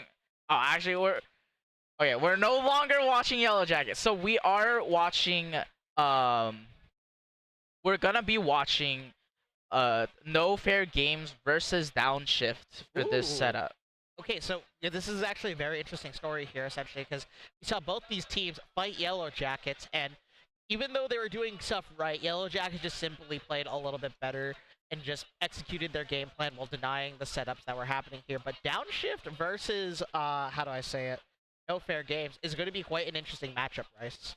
Yeah, I think it's going to be interesting to see as these two teams, Downshift playing that more traditional composition where they're not going to be as fast as how Yellow Jackets play. And I think that might be in the favor of nofair.games as they have that composition to really break down sustainability. Yeah, for sure. And something like Downshift's comp is particular. It's like at least you have a bunch of different options, you can select from. With nofair.games comp, well, we have Bamboozler, and then two more things to support Bamboozler, essentially. So the entire comp revolves around setting up these Bamboozlers. Meanwhile, with Downshift, you have that variety. Okay, one weapon's struggling a lot, then maybe we can enable another weapon on the comp to be able to take over. And you saw how beautifully they were able to hold their own against Yellow Jackets because they had a variety of tools to apply in those situations, and we had a lot of confidence on that side. Confidence, that's also something I see a lot, but like at lands, it comes out in spades here, Rice. Yeah, and as we said earlier, Shade's gonna have a little bit of a harder time with two bamboos on them as they're playing the two heavy edit Splatlings, but I know that Bloomin can try to make that distraction as an S-Blast player. Ventus being a Dapple Dualies can get those aggressive side angles for their team, and Captain Nitro being such a strong support on that splatter shot. I'm sorry, Rice. When there is a word shot, my bones vibrate. I get smiling. I'm just so excited to see this weapon. I don't understand why people don't like it. Okay, actually, no, I know why people don't like this. They're sad they're not us. We're not them. You're not us, guys. That's why you hate us. You just can't be us.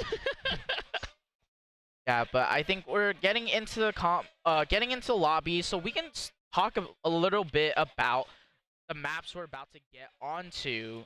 As we have Clan Blitz on Umami Ruins as our first game. We saw Splat Zones on Umami in round 1, but now we are going to Clan Blitz. How different is this map going to be played than Splat Zones? Okay, so here's the thing about Clan Blitz here, because it encourages teams to push up a little bit more into that dome area of the enemy spawn and set up a lockout to keep the clams funneled in. You can do a similar thing in zones, but most of the fighting mainly revolves around the mid of the map, while clams, you have to push a little bit further and find a way forward to actually get that lockout here. You can't just play mid. You have to go a little bit further and stabilize that lockout to be able to feed the basket those clams necessary to score points.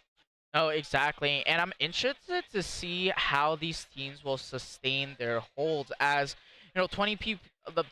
nofair.games has those two bamboos. I'm wondering maybe do they want both bamboos to be the sustainability, or do they only want one of the bamboos to hold while the other one funnels in clams? You never know what exactly will be coming in from their teammates, and I'm interested to see how these the other team, as they have those pretty aggressive weapons. Will it be the splatter shot funneling into clams? Will it be that heavy edit from Shades getting those clams in? Yeah, for sure. And let's also not forget about Bloomin and Ventus right here. Bloomin, we were playing a scrim with them earlier, and just a fantastic S-Blast player, just already playing so well in these strong positions and knows where to be at the right time. And Ventus on the dualies, right? The Dapple specifically, they can rat around. If a bamboo fails to check one specific area and if Dapples gets behind them, oh boy, that is going to be a real pain to get out there, Rice. Yeah, definitely. But, you know, we won't find out until we get into the games. I'm wondering, you know, lots of people coming in and out right now. I think a lot of friends coming in to watch their other friends playing on the setups. Again, as like earlier, what we were doing for our own friends, you know, just cheering our friends on, making sure that they know we're there to come support them. Yeah, for sure. Because oftentimes, like, when you're supporting your friends online, it's like in the form of a watch party, typing something in Twitch chat, sending a DM, something that's more digital. At a LAN, you have your face, you have your hands, you can cheer, you can scream. Earlier today, while we were watching Cactus's set, we were like saying, "Let's go, Cactus!" Yeah. Every time something happened, right? That was like immediately hyped as well. And you can definitely see in similar situations like this, being physically present to support your friends or whoever your team you're cheering for, it just goes the extra mile. No, definitely. It energizes them. It makes them excited to keep playing. And I think that's that LAN effect. That's that LAN experience that you don't get that type of experience on an online tournament. For sure. And this is why LANs are so special, right? Flying out here, you know, you're tired, you're hungry from your travels, whether you got your flights delayed 17 different times. I'm so sorry, Rice. Oh, no. Okay, or you drove for 8+ hours like me. We're all here for the same reason, and that is Splatoon 3 for the Nintendo Switch. Maybe for the Nintendo Switch 2. No, we're not allowed to play on our Switch 2s here. Yet. Eventually, when stocks go up, we will have Switch 2s present, but I believe we are using a Switch 2 for our spec cam as well, so we do get some extra crispy gameplay here. Yes, we get that smoothing, that the Switch 2, that consistent 60 FPS. We're getting a little off track here, but you know, we're about to get into our games. Teams are readying up. It is the weapon select screen. I'm wondering, you know, Hapless going between those different shooter weapons, are they gonna stick to that Splattershot Pro, maybe that Junior? Yeah, it's a very tough question. And I think it's going to be a different shooter depending on what the team needs to be able to find success right here. Because Junior can go really well into some teams as well as really poorly into others. And it's one of those things where you kind of have to feel it out and figure out, does Junior work? Does Pro work? We have to figure out what exactly is going to work best here against these teams and how the matchups go. Because every weapon at the end of the day matches up differently, and how you're going to play around it is definitely up to you and what your team desires. Oh, exactly. And I'm wondering, the two bamboos are a set for the side of nofair.games. The two shooters trying to work around them. Shaded on that heavy edit. There we go. Splatling, Nitro on that splatter shot. Dapple Dooley's coming out from Ventus and Bloomin on those S-Blasts. We'll see how these two teams will fight each other, how they take advantage of what they're doing. Clamblitz on Barnacle, what do you think we're going to see here? Or we're going to see the two bamboos. You see Hapless going to the Tri-Slosher, interestingly enough, and I believe that is the cooler Tri-Slosher as well. So Fizzy Bomb pairing up with the Bamboozlers is going to provide just enough chip damage to be able to enable them forward. Yeah, and we see Kiki actually pivoting to that new Bamboo Mark II. I guess not new, but the Bamboo Mark II. Also more Fizzy Bomb. So double Fizzy Bomb, double cooler on the side of nofair.games. We see an early advantage goes toward the side of nofair.games. Hapless trying to push forward. And Neptune, what are we going to see from Nitro here? Oh, Nitro is going to definitely be providing a lot of playing, very aggressive with the Zukas here as well, but I also got to give my flowers here too. Wait. Is that a combo of Zuka plus Reef Slider? Dang, that's not something I see every day, but it worked out and lay out of so much space to be taken here for Downshift.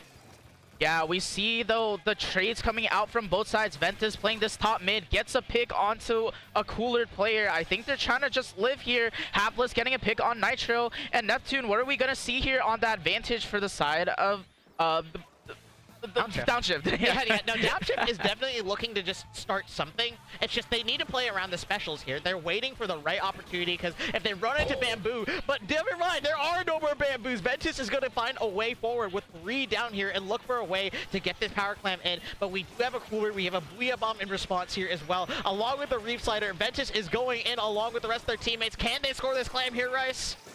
They do, and we see Shades here trying to hold the front, but it's just Nitro left trying to score a couple clams, but it's just going to be a score to 77 on the side of No Fair Games. They have to try to counteract this push as they're playing pretty aggressively onto top mid here. Yeah, for sure. And you see Hapless just going around trying to paint for this cooler as well, because getting cooler to allow fast respawns is just going to give your team so much more uptime already. We have Fizzy Bombs being chucked. We see Chumps going out. This is all the chip damage on the tables. Let's see if they're going to be able to get that roulette.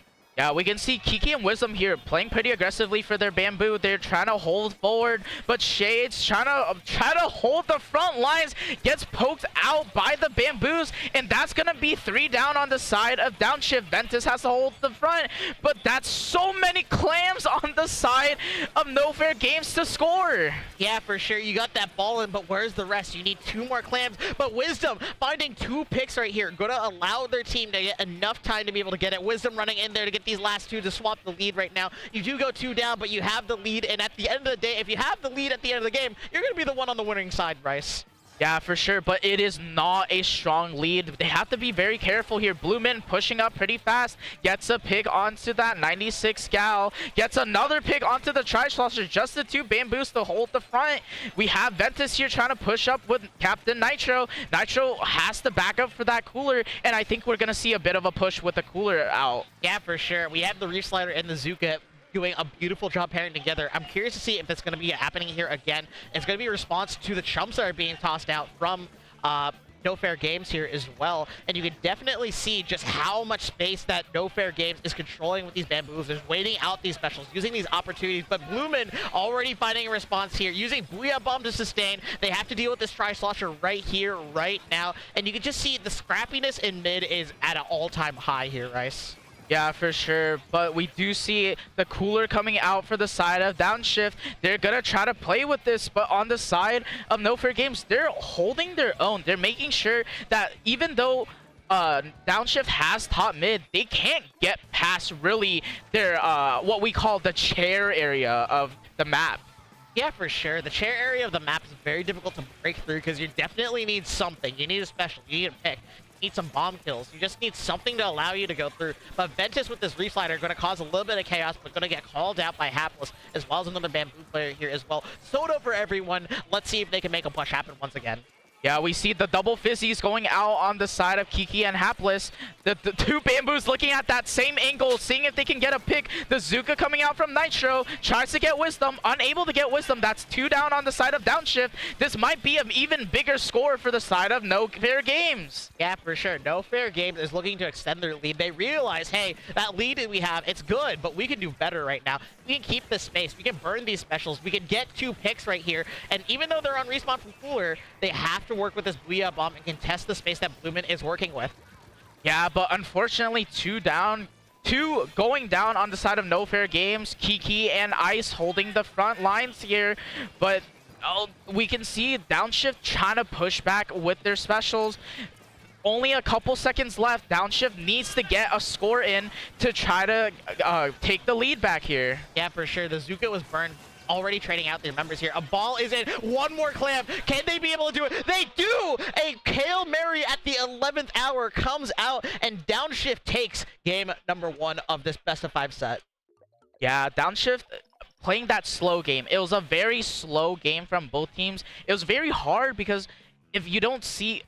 A lot of people complain about this map because there is just one chokehold in this map, and it is that ramp up to the dome, and you have to get past that area to do anything to get a score. And unfortunately, both teams, not unfortunately, but both teams having a very strong defense in that chokehold.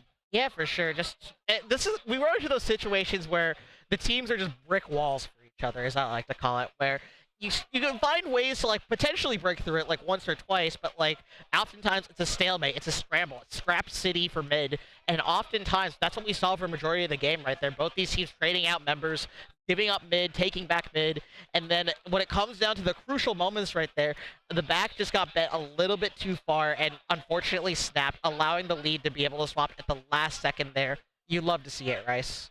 Indeed. Moving on to our next game, we do have Tower Control Inkblot, everyone's favorite counter pick, according to Pop. But you know, TC Inkblot is a very neutral map mode for everyone. That's why everyone loves to pick it. Everyone has a chance to take the game here. I'm wondering how the double bamboo will work on this map. We see Kiki going back to that killer whale bamboo.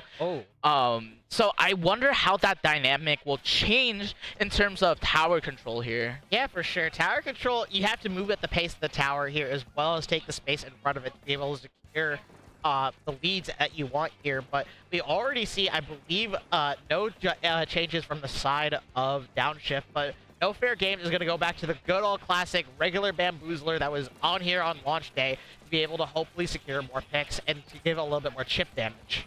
Yeah, we see that advantage going to, I believe that was Downshift first, but nofair.games, nofair.games getting a pick on Ventus, the cooler coming out for Downshift, and Downshift is actually getting pushed back here pretty fast. Yeah, for sure. Downshift is in a little bit of a scramble here, trying to contest these bamboos because they just have so much range, so much chip damage, and now this is where it starts the danger zone. That tower is going to slowly inch up right here, and if you are Downshift, you need to find a way to regroup and find a way to stop this tower from moving at all costs, and we already see 2 members go down. Azuka's coming out here. Shaded and Nitro are holding down this fort. Yeah, Shaded on that heavy edit, getting a pick there. Ventus going to try to push up. It is just Wisdom on their plat, having to back up to mid. But we see here, nofair.games still has a lot of mid to play with, and that's 2 down on their side.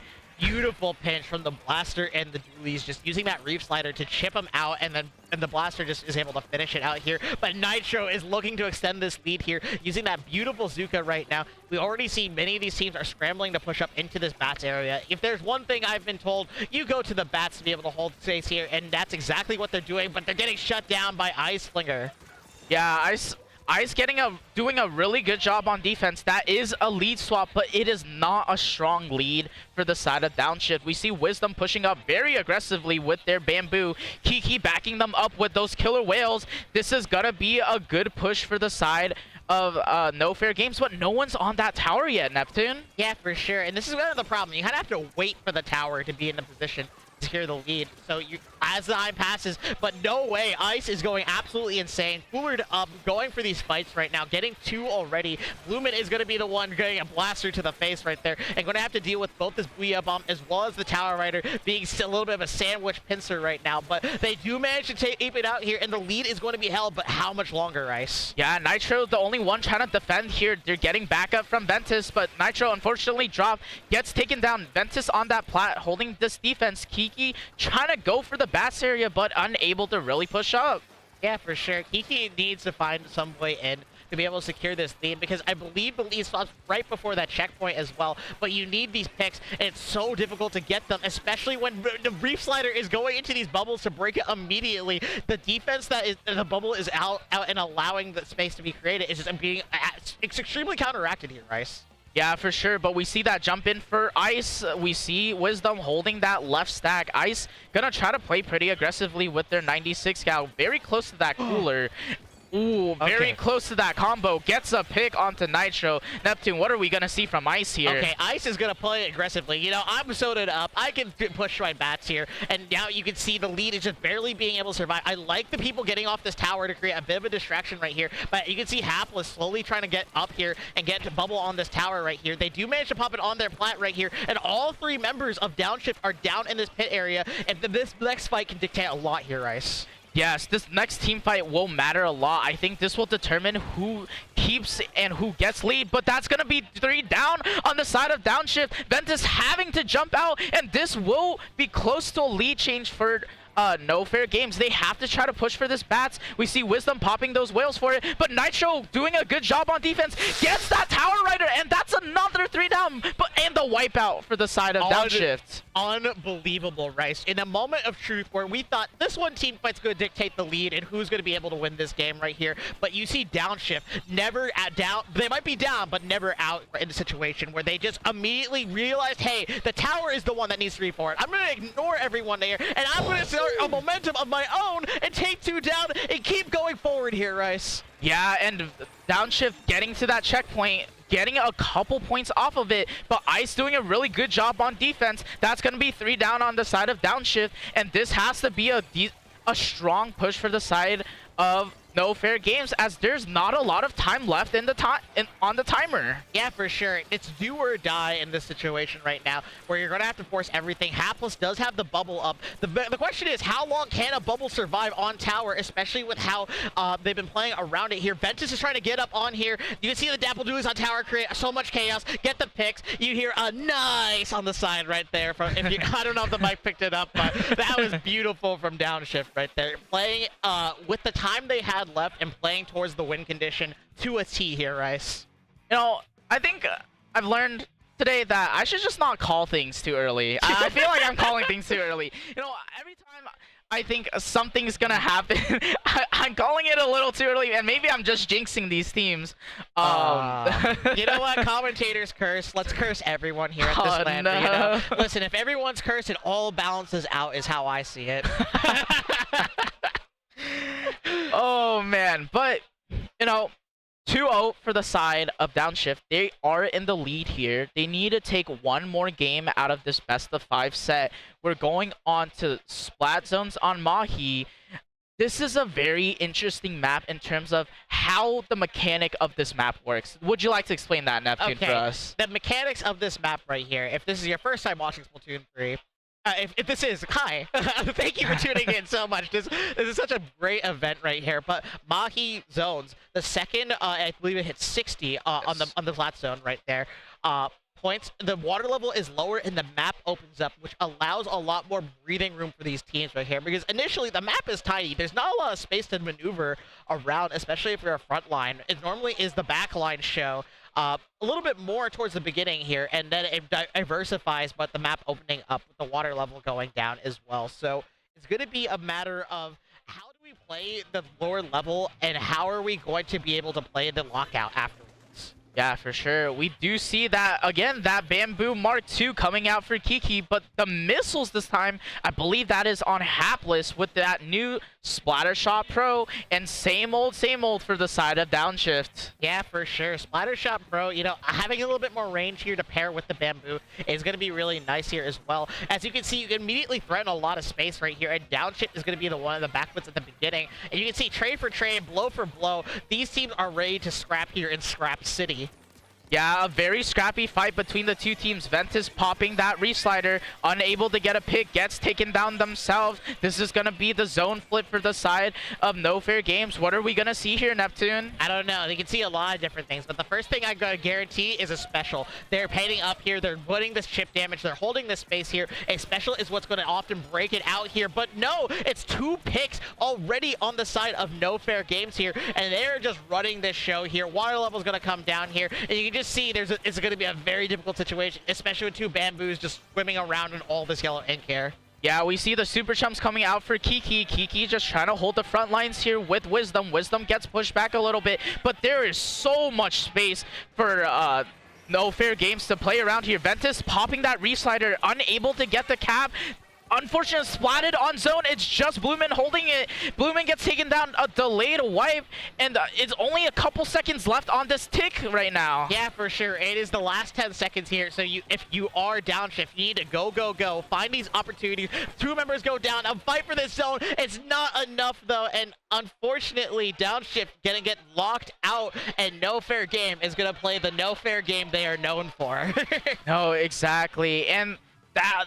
I think that exemplifies what we were expecting to see from nofair.games. The 2 bamboos holding their space down, and the other 2 kind of just backing them up, giving them as much space as they need to really hold their positions. And I think Splat Zones exemplifies that type of play style. Exactly. If there's going to be a map or a mode that allows for more unique playstyles and allows these double bamboo to thrive, Mahi was the perfect map right there. As definitely you have to find 1 bamboo, and once you find 1, it's like, okay, how do we deal with this? And then you just see another bamboo on the side being like, wait, what? There's another one? They're also doing the same thing this other bamboo is doing, and it's just like even more difficult. It's kind of this chokehold essentially, and they're playing the game in a way that just did not allow them to breathe, Rice. Yeah, indeed. And you know, Game 4, I think this is the first not 3-0 we've gotten this whole day, question mark? Commentators curse! Oh Yay! Alright, Yeah. we gotta get into this. Undertale Rainmaker, game number 4 here. 2 up for Downshift. GoFair Games on the board with their 1. They need to win 2 more games to be able to take home the set. Downshift needs to take this one home if they want to close it out right here, right now.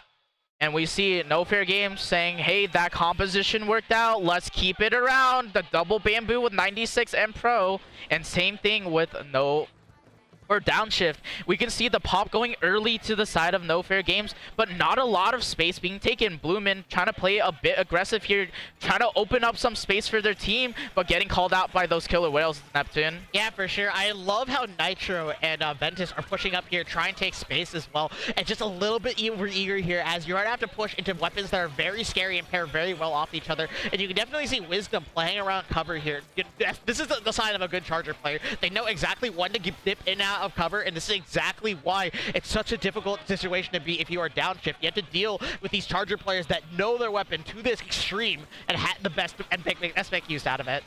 Yeah, but a double from Nitro with that Chaizuka gets taken down by that auto bomb. It's 2 down on both sides, but just that neutral fight in mid, no one really able to take a strong advantage yet, Neptune. Yeah, for sure. This fish has been under fire from many different angles, and both these teams need to find a way to be able to safely secure it and bring it to one of these checkpoints here. And I love the fact that how they're pushing the agenda here. Both teams are looking for a way forward, but 3 are down on Downshift, and now this is going to be NoFair.games opting for the right checkpoint to just clear immediately, get it out of the way. 1 minute 30, the first grab allowed for the first checkpoint to fall.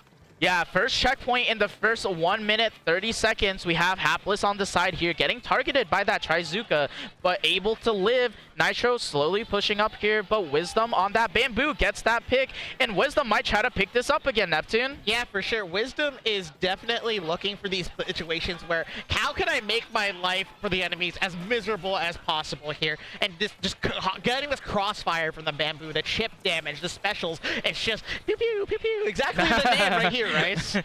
Yeah, but we see Ventus on the side of Downshift. Ventus trying to push up with their dabble dualies, but gets taken down by the killer whales. The cooler was out, so Ventus will be back fast. The Rainmaker grab on the side of NoFair.games. They're opting to really hold it back here a little bit, try to take their time to rotate to this left side. Yeah, for sure. The time is going to be of the essence here, as they have to be able to go forward, but 3 go down on Downshift. It's just Bloomin here, and that Rainmaker is going to be pushed to the left side here, which is often the more traditional route, and going to be starting to score more points. Ice is going to keep moving forward, keep going forward, and now get up to 37, which is a really strong lead here, given how both these teams have been able to move this fish. Yeah, and they're going to grab even more points here with Wisdom running forward. Bloomin unable to get the pick. Is Wisdom getting so close to that knockout, but Bloomin coming in close, getting that pick, but Hapless getting a double, a 2-for-1 maybe. Oh man, 2-for-1 that is a great deal to have, especially when you had that huge advantage here, as Downshift is going to be slowed down significantly, and Stated is going to try and speed it up once again with this cooler. Kiki already in mid, bamboos are galore. How are you going to flush this out if you are Downshift, Bryce? Yeah, for Downshift, they have to be very careful here. If they want to win this game, they have to get that KO. It is still very possible, as Rainmaker is such a snowballing mode. We have Wisdom on the left, trying to hold down their ground, getting pushed out, but Downshift unable to really reposition them. Yeah, for sure. Downshift is struggling to find a way to get them to move, right? That is the most difficult part right here. But Shaded does drop the cooler, tries to move the Rainmaker, but unfortunately, I believe, goes down to the killer whales. Another wipeout occurs, and Downshift is just down once again and struggling to find a way to respond to this bamboo comp. Yeah, definitely. We see here the side of NoFair.games opts to hold the Rainmaker towards that left side. Nitro with a nice Zuka. Gonna use the rest of their shots to help with that Rainmaker pop. That's 2 down for NoFair.games, and Downshift has to really push here. What do you think we're gonna see out of Downshift here, Neptune? Yeah, Downshift needs to find a response, and I think the first response is going to be with specials right here. Normally, Booyah Bomb and Reef Slider aren't working individually, but if it gets paired up, but unfortunately, that chance is taken away as another soft wipeout occurs, and we're back to square one here, Rice. Yeah, thankfully on the side of Downshift, they had that Tacticooler, but still not a lot of time left to work with. Only 30 seconds. The slider gets 2. Might have jinxed it here. Just the 2 bamboos. Bloomin gets taken down by the double bamboo combo, and they're just holding their ground so well. Yeah, for sure. And something else that I'm noticing that's being constantly tossed out in disadvantage from nofair.games is just these auto bombs. And you definitely see the Rainmaker struggling. It is the heaviest weight weapon in this game and super slow to be able to move around with. And being able to toss bombs right there was so crucial as it got the pick on that Rainmaker, allowing nofair.games to bring this to a game 5. We love to see it here, Rice. Yeah, game 5, deciding game of the set. The map we will be going to is Clan Blitz Museum, but I want to go back to how the team of nofair.games has been playing these last 2 games. They figured out the formula. They said, okay, the 2 bamboos, again, they are going to hold a lot of space with their weapon. Their weapons are very strong fighters. And the other 2, they chose very strong fighting weapons as well. They're there to back them up. And even then, Ice is doing such a good job taking those 1v1s themselves.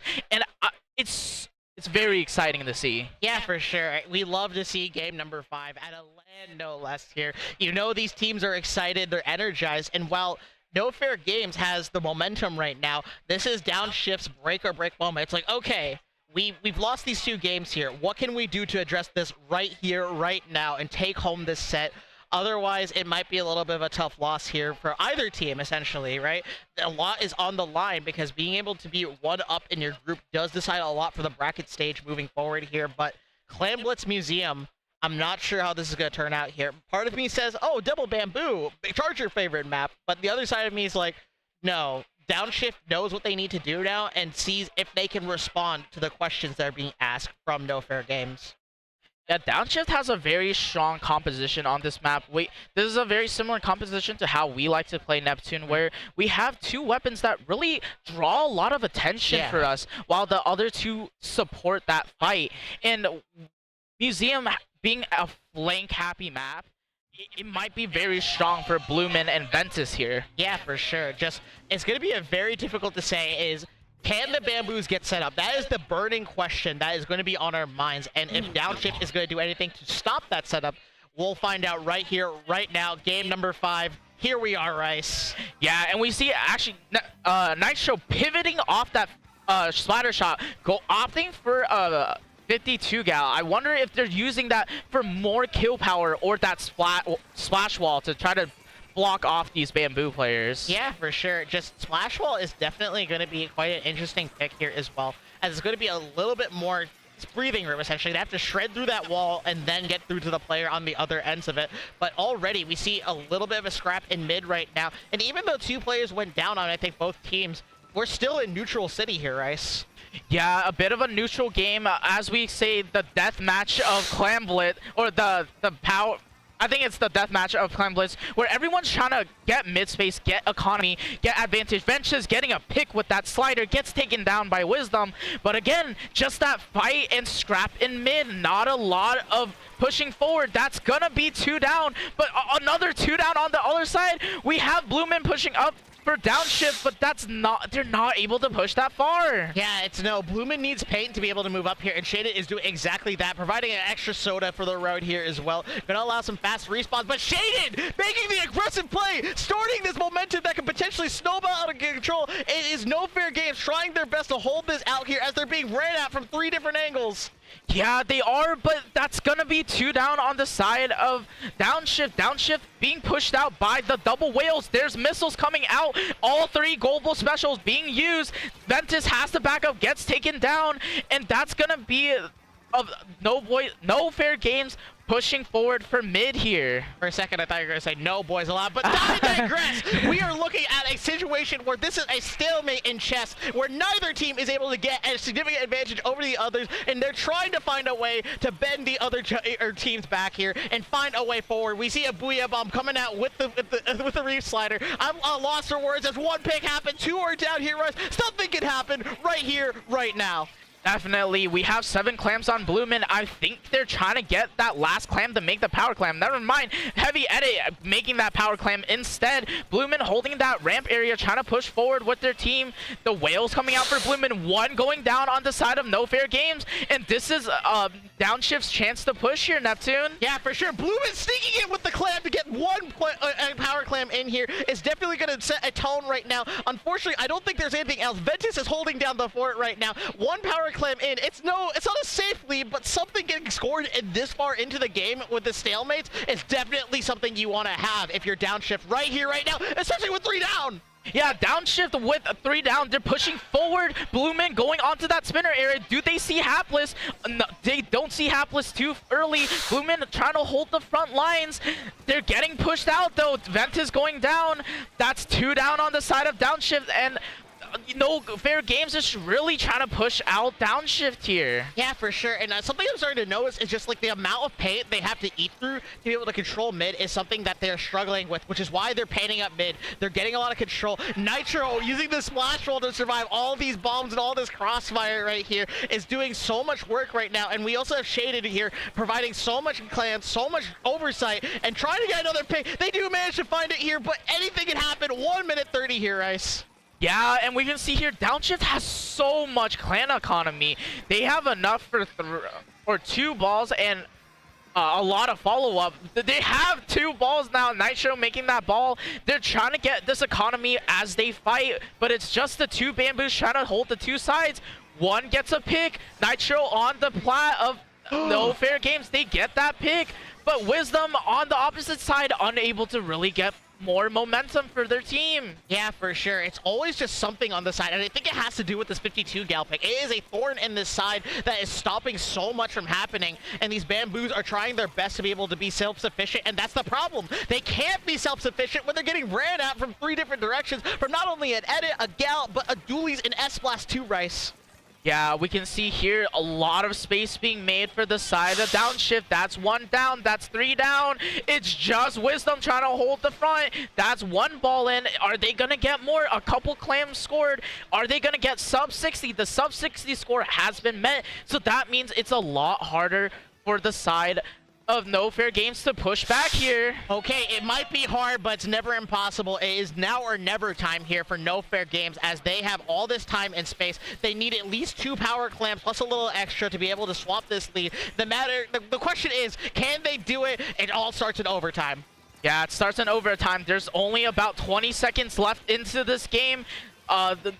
nofair.games has to get that score in, but that's gonna be 1 down. They're trying to push in with those missiles. That's 2 down. Unfortunately, just the 2 going forward. Ice trying to make some space, but there's so much on that plat trying to stop them. Oh my goodness. Yeah, you just saw a splash wall right there, and then Ice just had no other choice but to back up. You have to respect that splash wall. You have to break through it and through the other members to be able to get to that basket. We did see a flank from the bamboo, but that flank got called out immediately by Blue on that S-Blast right there, allowing game number 5 to go to Downshift. Woo! What a set. Yeah, set going to Downshift, but we're not done yet, Neptune. We are pivoting to another game 5 on the other station. Wait, another game 5 at the... whoa. Excuse me. I did not sign up for this. I did not sign up for this. We have 2 game 5s. So we are pivoting to Yellow Jackets versus RGB Bronze Pixels Art. So these 2 teams have been battling it out on that second station. They are in a game 5. I'm wondering, will we see such a stalemate like we did earlier against Downshift and nofair.games? Is it gonna be that stall in mid? Are they gonna keep fighting, or are we gonna see more of those flanks, taking those off angles, a more different approach as we saw earlier? Yeah, for sure. And let me quickly talk about the members on RGB Bronze Pixel. We obviously have Pixel, our lovely artist in this community that has done so much. We have Red and Gold, who I believe are from Reload. They won Division 4 in Ludi, guys. Go support them. They are doing absolutely. And then we have the iconic, the stoic, the monster mechanical machine that is Bronze on Rapid. Yeah, You know, Bronze being such a strong player, they've been in this community since Splatoon 1. They've been around for a very long time. And, you know, Red and Gold, I believe, are a little newer to the community. Bronze mentoring these newer players, building them up. I'm interested to see how the dynamic will work. And as we saw earlier, Yellow Jackets, the very strong fast comp coming out from them. Yeah, for sure. But you know what's something fast comps hate? Carbon roller, and Pixel is a fantastic carbon roller. We scrimmed them one time and we kept getting caught out and being caught off guard. Oh, there's a Zuka. Oh, they're sharking over here. They managed to get 2 or 3. So it's a matter of, can you deal with carbon? If you can, this can be so much more easier. If you can't, it's going to be so much more harder. It's a binary pathway that Yellow Jackets needs to be able to find a way to solve. Otherwise, it's going to be downhill for them, in my opinion. Indeed, and both teams will be making gold no matter who wins, but depending on who wins, they might have an easier time through the bracket. Yep. We see here on the side of Pixel, I'm just gonna call them Pixel, sorry. Yeah. Pixel's team has that new Rapid with Cooler, a green sword with the Crab Tank, that Carbon Deco, as you said, and that 52 gal coming out from Red. All right, 52 for 52 on both sides. One's a deco, one's not a deco. Let's get this started here. Dio immediately going down here as well. It is a scramble for mid. Both gals are down, matching each other already. Scramble for mid now. Rice, let's see this go forward. Yeah, we see OBT here trying to hold that mid space. They get caught out. It's just Sig on that Crab Tank. Pixel trying to push up to the Crab. Gets taken down. That's 2 down on the side of Pixel's team. They do have the specials to sustain here, but I believe Dio's pushing very aggressively forward. Yeah, Dio is going forward really fast already and trying to find a way forward here. We see a screen creating a bit of a distraction right now to prevent a little bit of time here and allow the basket to go forward. But as you can see, OBT coming around with slinging at Slosher, already getting a pick right now. There's a dangerous situation to be in. They do manage to stop the bleeding, but you still have Ali, this little fly you have to deal with in your spawn. Yeah, Ali, this fly in their spawn, and someone has to deal with them. Red having that 1v1 with them. They're taking so much attention, and I would not be surprised if the side of Yellow Jackets really tries to take advantage of this distraction they have. Yeah, for sure, because the 52 gal, it's something you want on your front lines, but instead, it's over here in your spawn, causing so much havoc, but 3 members are down. Ali jumps back here to be able to deal with this, and now this is their time to play this game. They have what they need. Pixel going for this Tetris, not gonna quite get it. A Reef Slider gonna go off, not gonna live through the armor! Yeah, and that's gonna be 2 down on the side of Pixel. And Pixel getting a pick there, but having the backup. The Zuka getting another pick. We see Red here pushing up aggressively, trying to take down Ali, but Ali playing safe enough to defend themselves. And that was a pretty early score on the side of Pixel's team. Yeah, for sure. Pixel is putting in the work here, and being able to have this carbon, to be able to stop so much momentum, it's just a matter of coming down to, can we get this picks and can we set up this carbon roller? But the problem is, there's just so much happening at once. It's just so hard to track. I'm out of words, Rice. Help me out here. Yeah, we can see 2 specials ready. We see Sig trying to pop that crab thing, accidentally falls, gets back onto the high ground, but the counter crab from Gold here. Gold having that advantage of that charge shot. Bronze taking that fight, gets taken down by Bomb, and this is just a mid-scrap over again. It's a mid-scrap over again, and this next team fight's going to decide. I see Red flanking already with this gal. The Zuka is already out to be able to get this space. Ali is sharking on that wall, doing this the right thing, jumping out here to regroup as quickly as possible. Called out by Bronze. Immediately, it is a 1v1 trade, and note these teams are fighting for things. Another pick here from Bronze. This can't go forward here. Yeah, we can see on the side of RG.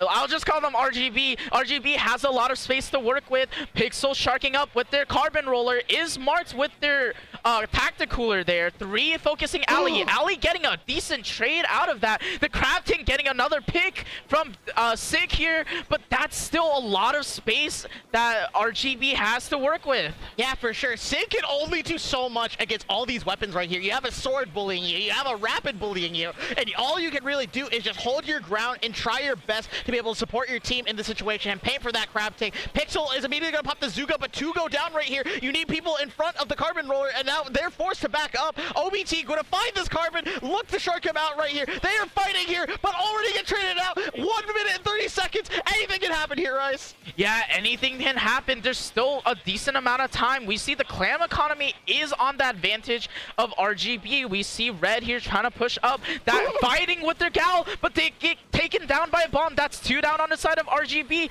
Yellow Jackets pushing as fast as they can. They see Red. It's just Bronze to hold the front lines, and this might be a score for the side of Yellow Jackets. Oh, it's a rinse and repeat. It's some deja vu here. A screen already and 2 balls going. Dio's on the top of Spinner. They need a response right now. 1 minute. Pixel's trying to find this fast play. They do manage to find it here. 2 down here, and now it's going to be one more do or die situation. A minute left, Rice. Anything can still happen. Yeah, anything can happen here. OBT having a bit of a shark here, taking it slow. They know they don't have to be too greedy. The crafting gets popped by gold. Oh, no. OBT sharking out Bronze. Does Bronze? No. Bronze does not. But OBT getting a pick. They try to go for a second. Do they get the second? No. Bronze gets the pick on OBT. Oh my goodness. Bronze is going to try everything in their power to be able to stop this crab tank. But unfortunately, Sig on the crab is going to win out that battle. A duel of destiny right now with 15 seconds remaining. And Pixel, RGB Bronze needs a way to respond in these last 10 seconds. That ball is going to expire. The academy is in shambles. Something needs to happen here, right now, starting in overtime, Rice. Yeah, we see overtime starting. The pity clam picked up by Red. Bronze is trying to hold the front lines, but they need a lot more clams. We can see Ali's ready for that flank. Dio popping that splatter color screen. That's 2 down on the side of RGB. Pixel getting that flank on the side, but are they gonna get that score? Unable to score the ball, and that is over. Oh my goodness, my heart, Rice. It was going from resting to 160 to 320 to 160. I could not keep up with these players with how well they're playing and respecting each other. The neutral game was Scrap City. The pushes were beautiful, and the stops and decision makings, the 1v1s, icing on the cake. Yeah, indeed. And you know, Yellow Jackets winning this set brings them to a 3-0 set record into gold bracket.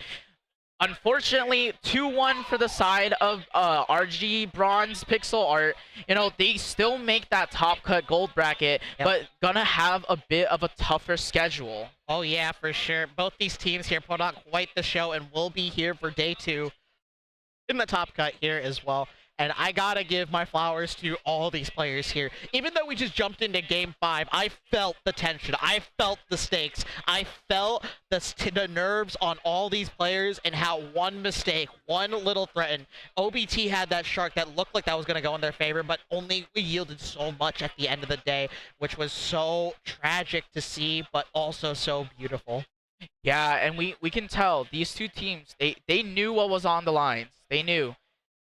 Do we want a harder schedule or a bit of an easier schedule? Not saying that any of these teams are really any better, any worse. These teams are so strong. We can see on stream right now, Yellow Jackets is going to be playing Shrimp Postures round 1 tomorrow in the morning, and Snowflakes playing RG Bronze Pixel Art in the morning as well. Yeah, for sure. We already have half the teams decided here, right? Up in both brackets. And you can definitely see just, oh my goodness. We were watching Shrimp Postures earlier when we were watching Snowflakes earlier. Just me and you were just watching behind, seeing what's going on. And both those teams are very competent. They made the top bracket here. And now we get to see the teams we commentated. We got to oversee make it this far and see how far can they go, Rice. Yeah, indeed. And, you know, I think we're still ahead of schedule, actually. No way. For our land. You're lying to me. Yeah. This can't be true. What sorcery is this? Why is this so well read? Yeah, but, you know, we might yap a little bit. We might take a break. We'll see. Up to you, Neptune. What you thinking? I think just a little bit of yapping. Not like just, it's a nice middle ground. You know, there's a lot of yapping. There's not a lot of yapping. We just want that little bit of a sweet spot right here. And something I want to bring up here, if for all of you watching at home, I look at you at the camera. You know, I'm watching you on that monitor. Look at your phone. Look at your phone. Look at the screen right now. Moonlight is here. Moonlight. The one and only. The one and only Moonlight. Yep. Whoa. We won't see them until later, unfortunately. Yep. But don't go anywhere. You know, Moonlight will be here. They will be on stream later today. Guess who they're playing? Us! Uh-oh. Hey, it's okay. But, you know, maybe let's give them a bit of a preview of our next set coming up. You know, our next set will be, or not next set, but our next wave that won't really start, I believe, until 4 p.m. Eastern time. Yep. Yes, I think I said that correctly. You know, we have a couple notable teams. You know, We have. Go ahead, Rice. Okay, we have the ever so known Prochara. Wait, who? Prochara. Who? Yeah, we have Prochara on Rusty Bucket Bay. They will be playing with Lux, Mecha, Cobb, and Max. Oh, okay, so Max couldn't go, but he's here in spirit. Okay, I was very confused. I was like, did I see Max on their roster? Did I not know that?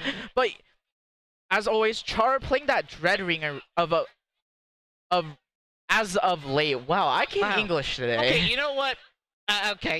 I'm looking at the fun facts here. By the way, you know, on the comm sheets, everyone had to submit on the team on like a little bit some fun facts, and their fun fact is no, we are in quotes extremely boring. Thanks, Chara. All right, but moving on to our next team in this group, we have Bang Bang, consisting of Silver, Crim, iCarly God, and Tan. If you have been around this community at the beginning of Splatoon 3, you have heard of the name Crimson Shadow. Ooh.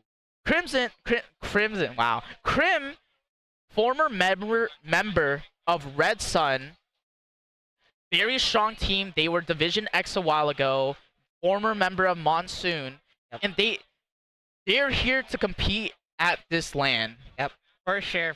And just, it's something that, like, it's a return, right? Crim, it hasn't been, I'm seeing much action as of recently, and has decided that, hey, now's a good time. I'm going to come out here and play my game, and I'm going to be playing Slosher, right? Crim's mostly known for playing backline, but, you know, when you have these players that are so amazing, skillful, and have experience as Crim, they're going to be able to flex into different options here. And instead of taking that backline role, we're going to see Slosher for the first time, I think, in a while from them. Indeed. And then Silver going on that Splattershot Pro / Glimmer Shot. We have iCarly on their cooler option.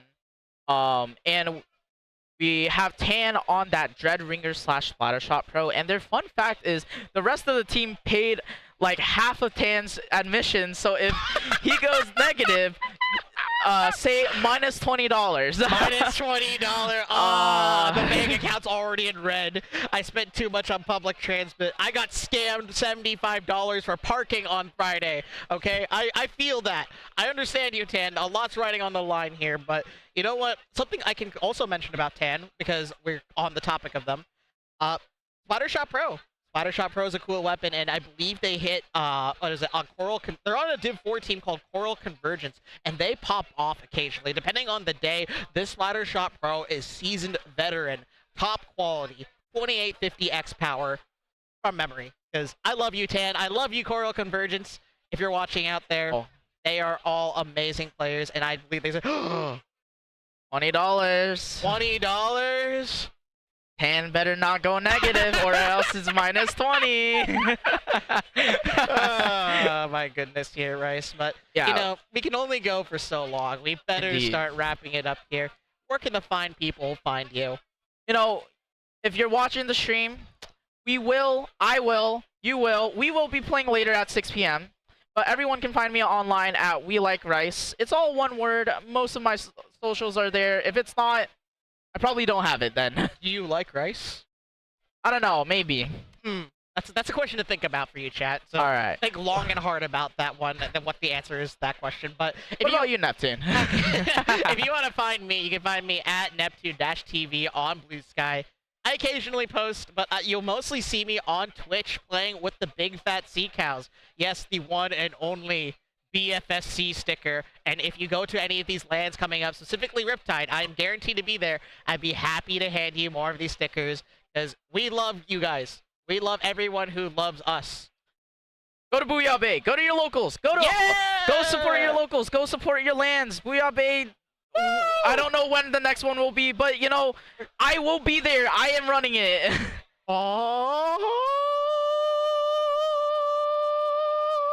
Claudia says hi.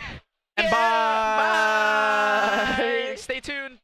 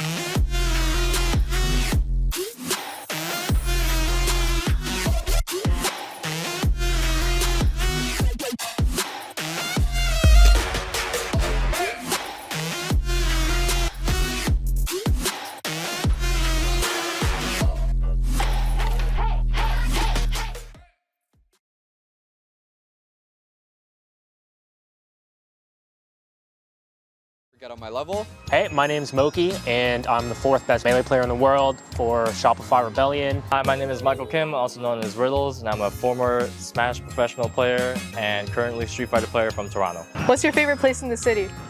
Body Ollie's Pizzeria. My favorite place in the city, definitely Garden of the Greek Gods at the exhibition grounds. My favorite place in the city is Tinka Kim's Taqueria. I'll take you there, let's go. Yeah, let me take you guys there. And let me take you there.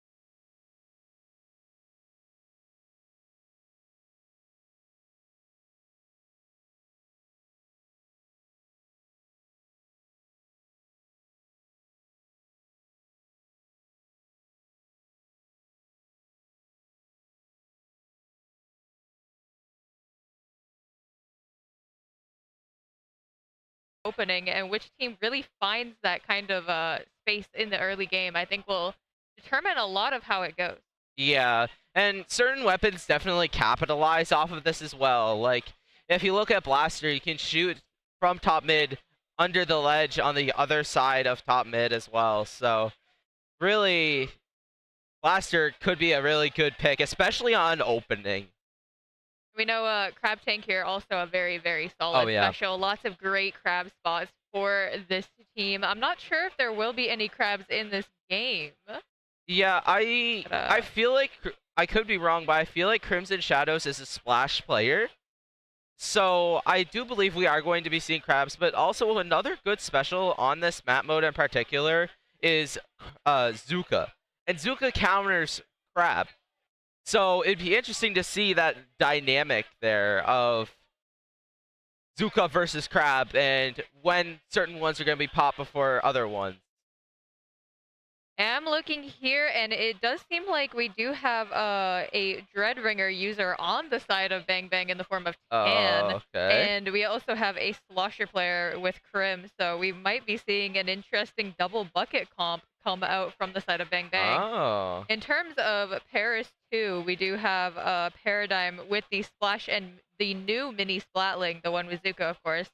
Yeah. Hopefully there is no special charge up in their build. And we also have Pair 2 with the S-Blast and 3 splatter shots here. Hidorisu with the Stamper, Hammy, of course, with the Reflux, and Cade on the Splatter Shot Junior. I like how Hammy specified that they had all 3 Refluxes. They can play every single one. So we could see double slider, double bucket on a map mode. If we go to Splat Zone's Mako Mart, which is game 5, I think that would be a pretty funny comp to see. But Mello, we have a couple seconds left before the game number 1 starts. We're getting ready for it. We're getting ready for battle time. And we are starting out on Splat Zone's Umami Ruins. Let's get it, man. We do see that new Reflux coming out from Hammy. Double pro, actually, from the side of Bang Bang. Very interesting comps between these two teams, if I do say so myself. We actually don't see a single cooler on the side of Paris 2, while the Adept Splatling is out for Bang Bang.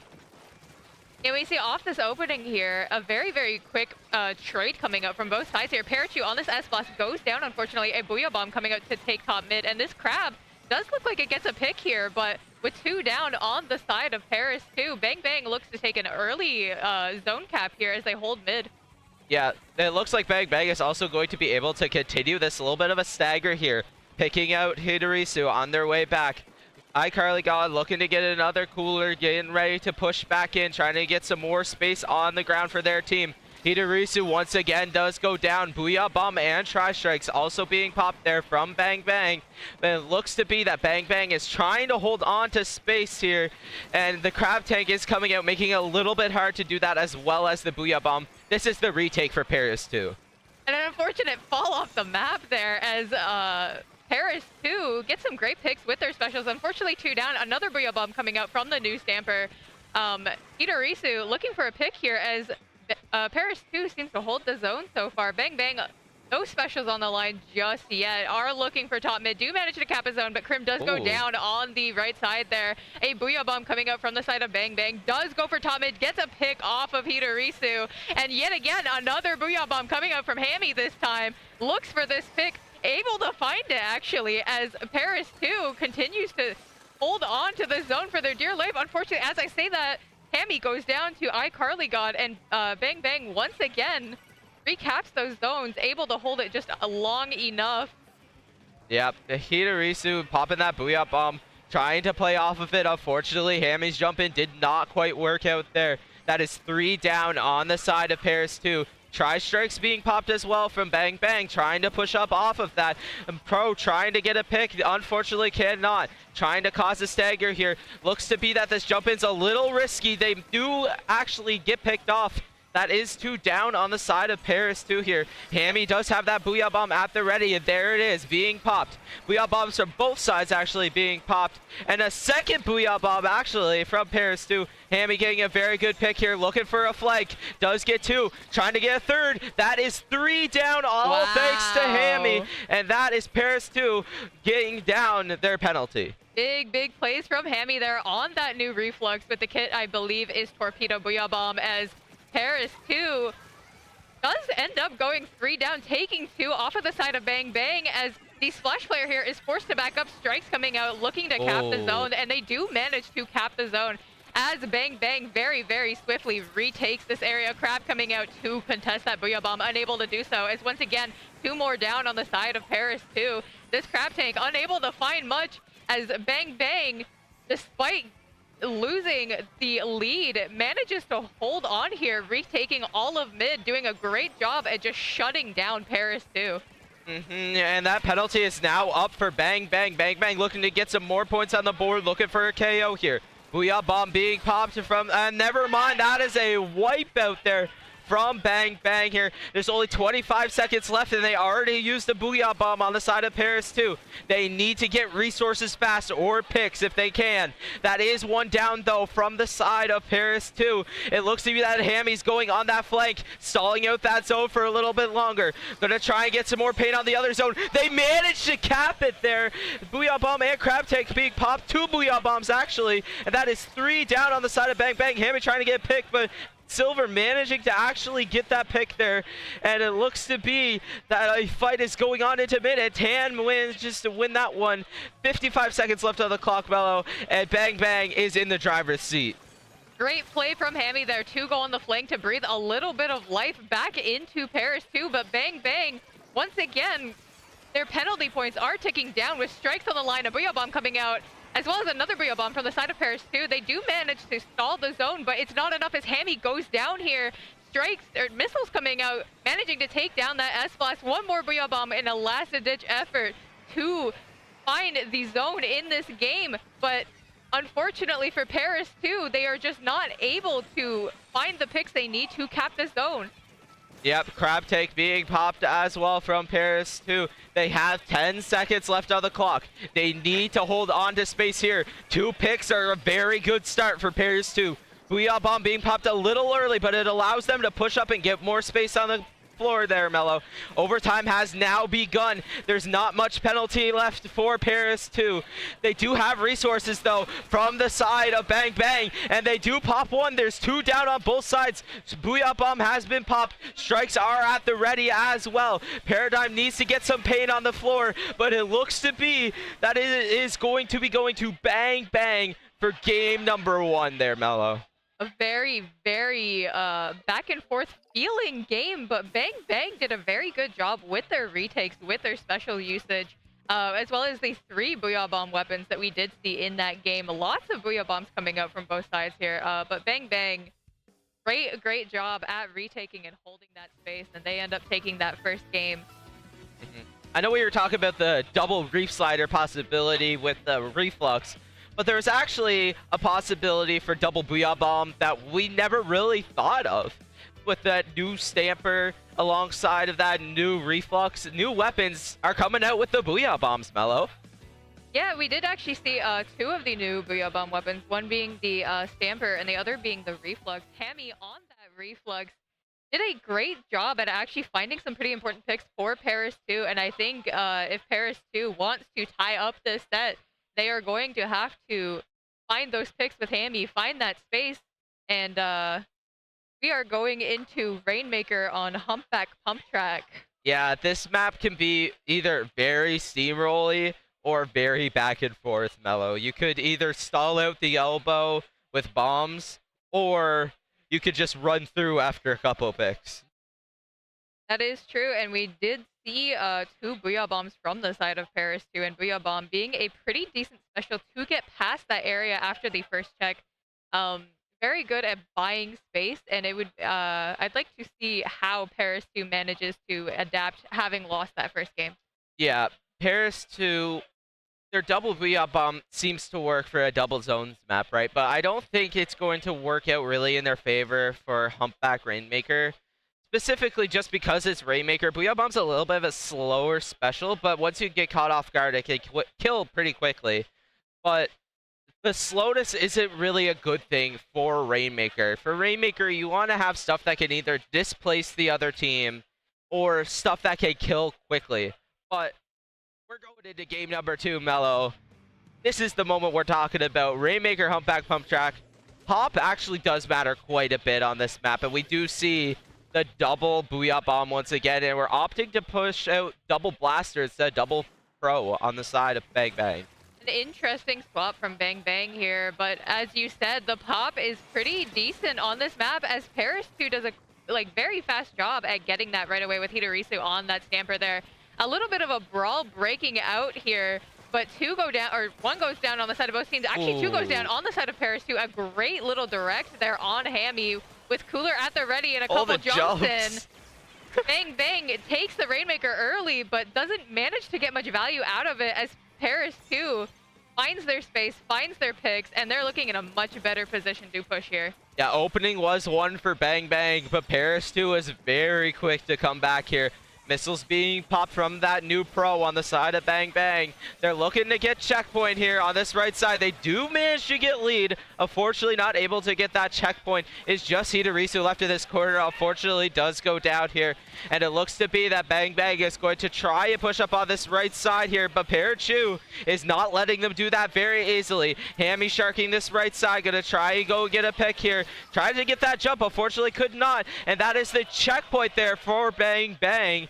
And Mello, it looks to be that they're going to try and push more with these tri-strikes. With all 4 members up on the team, a Cooler coming out from the side of Bang Bang. They are looking to get quite a few points here. Managed to push to 19 before all 3 members go down, leaving just this Blaster who manages to pick off 2. And Hidorisu unable to find them. That is a wipe for Bang Bang. It's not looking incredible for Paris 2 right now. Yeah, very well done there by iCarly God there. Oh, that was very, very clean. That double was really turned the tides here. Unfortunately, Paradigm falling off the map again. They have a record of doing it once per game, unfortunately. But it's a Booyah Bomb, 2 Booyah Bombs actually being popped from Paris 2 just to try and get out of their spawn there. Hammy on this right side, trying to get something going here. Just trying to paint for another Booyah Bomb. That is Reflux's specialty. They're going to probably let this reset here, but Silver tried to not let that happen. It does get picked off there. Hammy just running it for that checkpoint. Unfortunately, it gets caught off, and that is 3 down on the side of Paris 2. And a little bit of speed there from Tan to just immediately pick that off before they could even get close to the check. Missiles coming out once again from Tan on all 3 members. Does get a pick on Hidorisu there.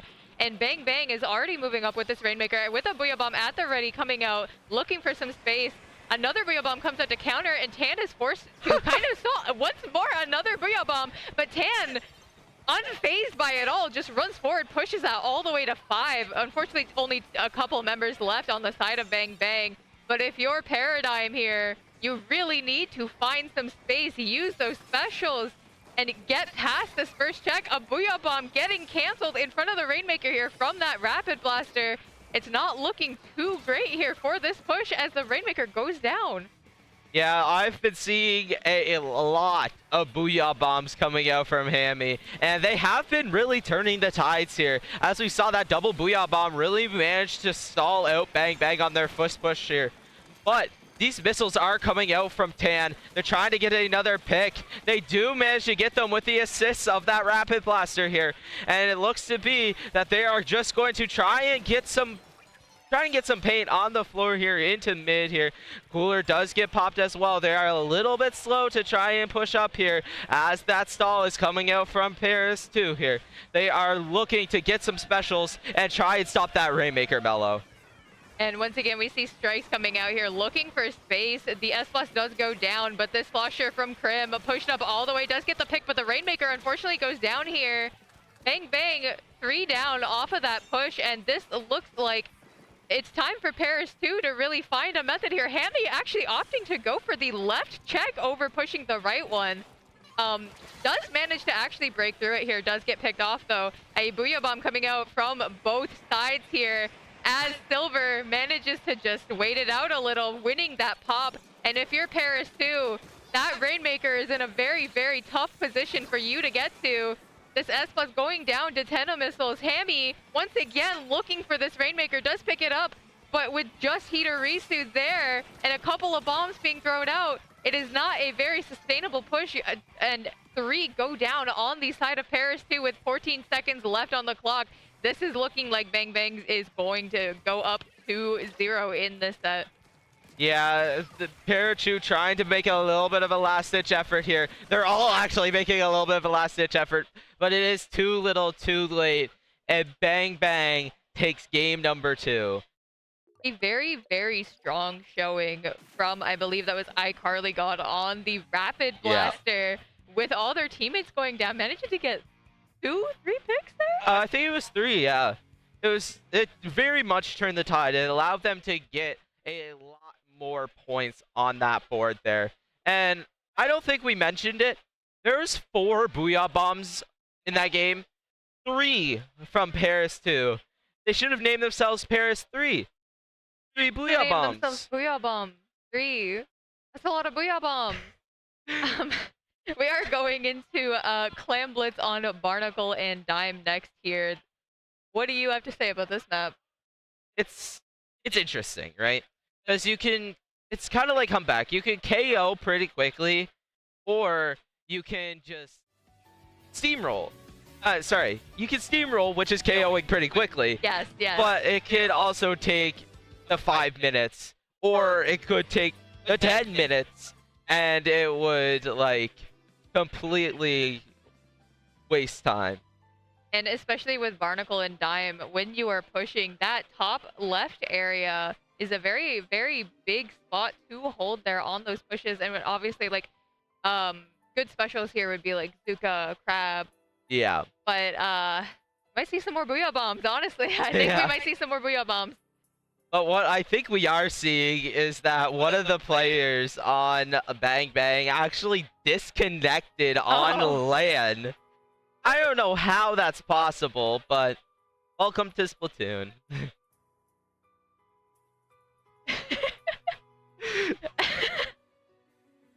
A little bit of a delay here as they are back in the room now, I believe. Yeah. It's interesting to see a disconnect on LAN, because like this is the environment where you're not gonna expect lag, you're not gonna expect a disconnect, you're not gonna expect a latency, and then here we are. Splatoon 3 still somehow finds a way to disconnect you even on LAN. But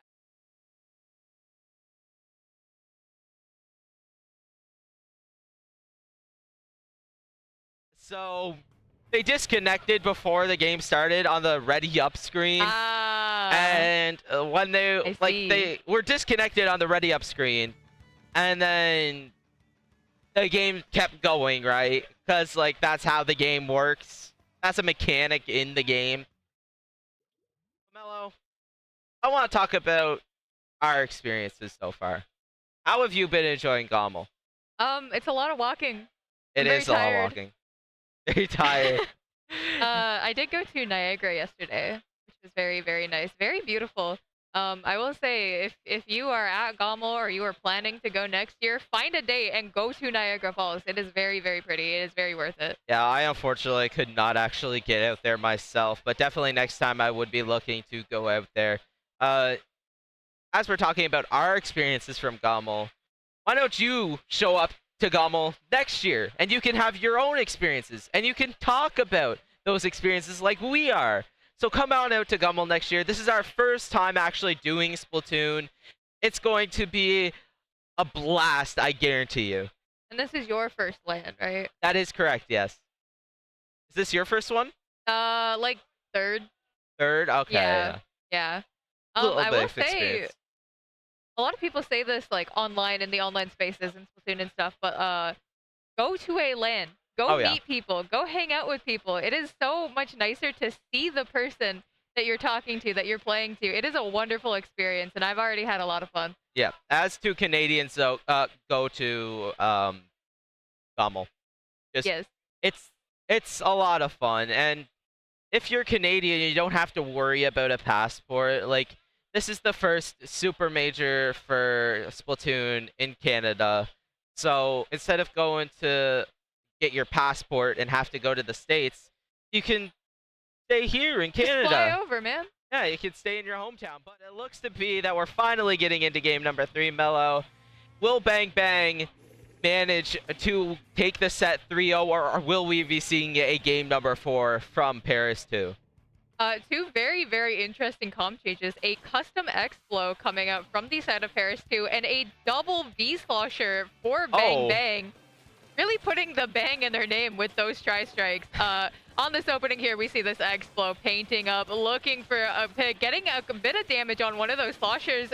Does manage to help their teammate take them down as both Sloshers go down on the side of Bang Bang. 3 actually end up going down with Hammy. And Struggled a little bit on the spectator cam, but it's okay. All good. But 2 go down actually from the side of Paris 2, really living up to their name there. But as I say, 2, Hidorisu gets 2. Try to get a third. That is 3 down. It is just the edit left alive there from Bang Bang. Really holding their space here. Hidorisu really tried to get them out of this area here. They are still alive, still surviving the ambiage. I don't think that's a word. But that is 3 down once again from Bang Bang. A nice big splashdown coming out from that custom X-Flow, taking down 3 as Paris 2 actually gets the first 4 in this game. A trade coming out from the side of both teams. Another power clam going and pushing that all the way to 57, but with not many clams on their side, it looks like this is the end of the push as 3 go down, leaving just that X-Flow alive. Bang Bang looking to take space, looking to take mid with a cooler at the ready, as well as 10 of missiles. Bang Bang also with lots of clams, a full power clam, and another player with 7 at the ready. Paris 2 is just forced back, getting picked off as they go 2 down. Oh, Unfortunately, no. a miss on that clam, but Krim is there to put that in. Yeah, they do have the tri-strikes, but unfortunately did go down before them. But I do believe they were back with that cooler. Yes, they are. So they do have tri-strikes at the ready whenever they come back in. But there is still a Slosher in their spawn harassing them. Unfortunately, they do go down, but they actually do manage to get a trade out. Very good trade there from the side of Paris 2. They do have 2 specials online there from Bang Bang, but there goes 1 with that pick onto Krim. They do have Booyah Bomb at the ready there for Paris 2, but 2 go down on Paris 2, allowing Bang Bang to hold on to mid, trying to get a crab take. Unfortunately, does go down to iCarly God here. They are forced back into spawn once again. Mello. Bang Bang has their pedal to the metal here. And as you say that, they actually do end up going 3 down as iCarly got on this edit, forced to back up into mid as Paris 2 is looking to find some space, unable to do so as they cannot reclaim their plat. A Booyah Bomb coming out, as well as a crab tank and a bit of chip damage from that big X-Flow shot. Power clam at the ready for the set of Bang Bang, who does have the lead by a couple points here. Parachu going down as a Flashdown comes out, but unfortunately, Hammy is the last alive. Opts to jump out here as Bang Bang gets yet another ball in the basket with quite a few clams at the ready here. They do manage to push in a little bit more, but Hammy Sammy once again with that Booyah Bomb. Parachu unfortunately going down as it is just a bloodbath right now. As Sasha once again getting another pick there from Silver, but this X-Flow unfortunately gets picked off in a rough position. Basket does close for Paris 2, but unfortunately they are quite staggered right now, and it looks like they're not really able to find the space they need to get out of their side and get a push going. Yeah, they did have a lot of picks for Bang Bang, but unfortunately they did not quite have the economy they needed. But as I say that, they have plenty of economy. Getting it down to 26 remaining. iCarly God playing a very aggro position here. Unfortunately does go down, but they do have more clams at the ready. Krim jumping in, did stall out a little bit longer to get some more clams in there. But the tri-strikes are coming out again. No economy. They have the picks, they have the space. They just need to find those clams. They need to play that objective. They could have KO'd if they had economy twice already. Very good parry there from Parachu, and it looks to be that they have 30 seconds left to make something happen, Mello. Yeah, and a Crab Tank coming out here from Paradigm, unfortunately getting harassed by both of these sloshers, forced out as two go down on the side of Paris too, with 2 balls on their remaining members. Strikes coming out, and Tan gets a great pick here off of Parachu, and yet one more on this Explo from Hidorisu. Tan looking to score with 10 seconds on the clock. If this game does go to an overtime, if one team does score a clam, they will end up winning. As 13 left, 2 players left alive. Tan opts to throw one in, unfortunately getting the overtime, but it looks like this is the set taken by Bang Bang pretty decisively. Yeah, very good job from both teams. While it was a 3-0 for Bang Bang, I would say it was a pretty close set. Yeah, and a very, very interesting comp change in that third game here with Hidorisu opting to go off of that Stamper onto the custom Explo, and a double slosher coming out from the side of Bang Bang, which is very, very interesting to me. But great games played from both teams there. How did you feel about that set, Ezio? I mean, it was a sweep, right? Like, it was very well played from Bang Bang. While Paris 2 did play really good, Bang Bang did outplay them in the long run. Yeah, and we did a very big comp change, I would say, with that Explo coming in. Stamper, Explo, 2 very different weapons, I feel.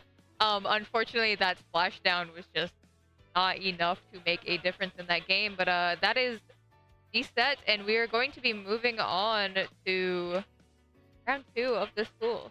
Yeah, I do believe we might be following Bang Bang here. I could be lying, but Bang Bang is going to be staying, and we will be waiting to see who the other team will be. But we can talk about our maps a little bit here, just to get the flow going, you know what I mean? Rainmaker Museum d'Alfonso is the first map mode. Very interesting one, Mello. I want to hear your opinion on it. I think it's the best Rainmaker map in the game. And that's not really saying much because there aren't many good ones, but I think Rainmaker Museum is pretty solid for a Rainmaker map. There is a lot of opportunity to push together on that plat, as well as having that high ground with the spinner.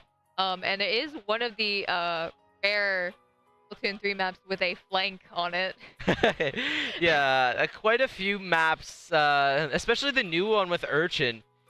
We lost a lot of flanks going between games. Urchin had this very good long flank on the far right side, I believe, from Splatoon 1. And now it's just a one-way drop. So you can't really get back once you fall down. Yep, and it is a very similar thing on Museum here, as a lot of more aggro weapons like to take that drop, like to draw attention at the beginning of the game. After Rainmaker Museum, Game 2, we do have Clam Blitz on Crab Leg Capital. I feel like you might have some loaded opinions on this one. I don't like this map mode. Now, this might be a hot take, and this is also coming from a Pencil player who... Pencil is very good on Crab Leg. Yeah, so... That's really my opinion on it. But let's not talk about our maps, because we have our teams. We do. So we are following Bang Bang as well. So we've seen this team from the previous set with Silver, Crimson, Shadows, iCarly God, and Tan. And now we are seeing our new team with Tactiflamers, which I believe is a combination between Tactifuelers, and I don't know what the other team is, but it has This Way, Sonic High, Banana, The Bomb, and Disinfire. I believe The Bomb is their sub, and yeah, they are playing as well. He is also my GOAT. Yeah, you guys live Both right next to Verta each other. boys. We're both Verta boys. Verta boys. Yep. I'm a maritimer, as Hammy previously said. Really, one end of the Canada from the other. I don't know why I was gonna say the world. It was not the. It's definitely not the world. It's the same country, but it's one side from the other. And I do want to look at the weapons from the Tactiflamers here. We have Din's Fire. It says Cooler Jail. Sorry about that. This way looks like a support with Flingza here. Sonic Kai, a Slayer Skirmisher with a Tetris and V-Sword. We also have a frontline from Banana here, and the Bomb is also a frontline Skirmisher with kind of short-range weapons here, like Sploosh Dapples. So it looks like Tactiflamers will have a relatively fast comp, I think, looking at their weapons here. And I do want to mention one more thing from Tactiflamers. I think it's pretty cool when parents come into the event. My mom was previously here for 2 players, 1 controller. This way is actually Din's Fire's father.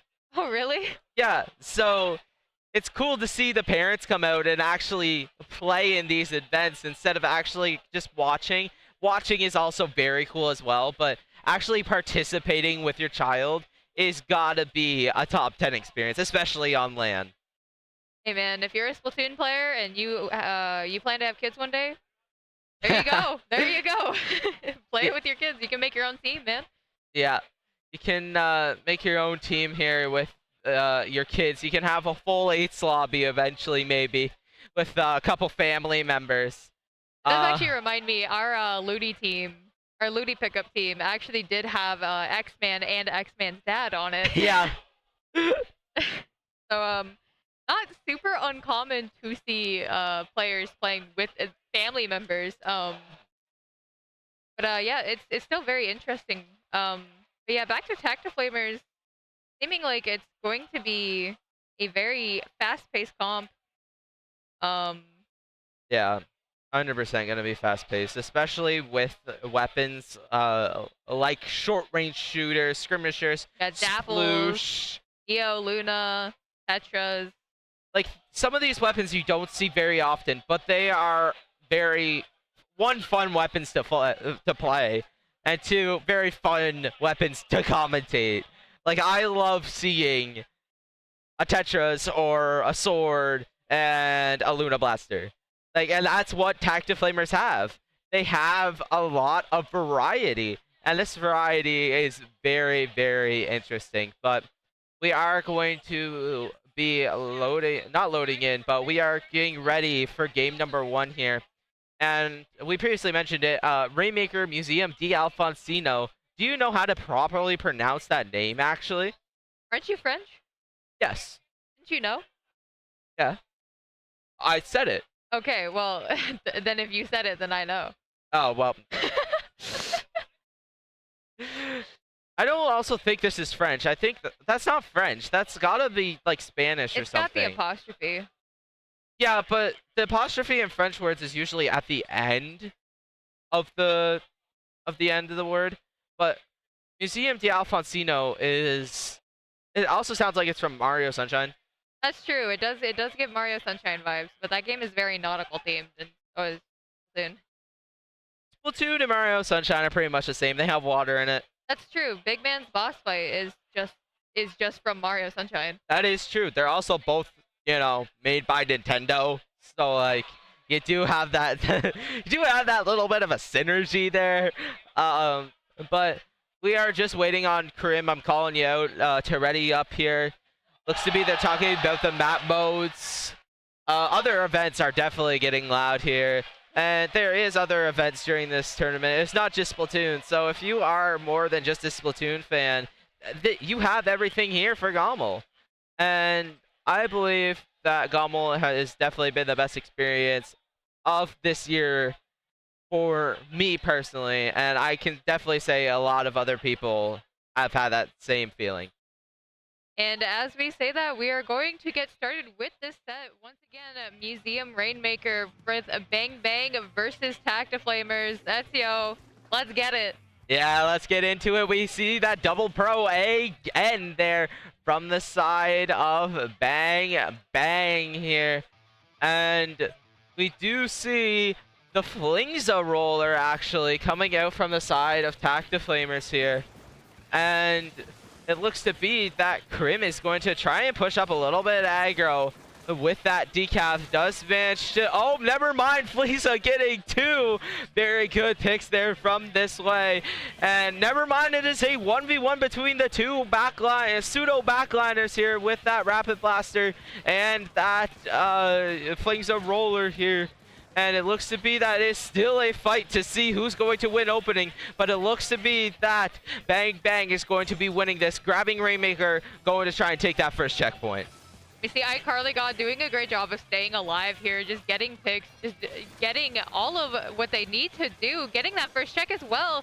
Bang Bang is up there quickly. Lots of picks going out. Booyah Bomb coming up from the side of Bang Bang. This decav unfortunately getting picked off as a Banana drops down, taking down that Rainmaker. But it is a 2v2 on both sides with 10 missiles at the ready.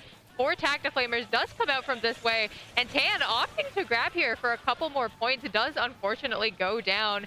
And this way, trying to help their team pop this, but that Rapid is relentless at shooting them, looking for all that chip, a bubble coming out from the decav, and this is already looking like a pretty snowball-y game so far. The 4 all the way to 3, as once again this way manages to hold on. Tactiflamers finally getting possession of this Rainmaker, hopefully looking to find something with the Rainmaker actually getting the pick, but a couple go down for Tactiflamers as the Rainmaker does as well, and it's not looking too hot for Tactiflamers right now. Oh, but the side of Bang Bang has been really popping off this game here. They are kind of just leaving the Rainmaker in this corner here, getting ready to actually go forward. They get 3 actually, sorry.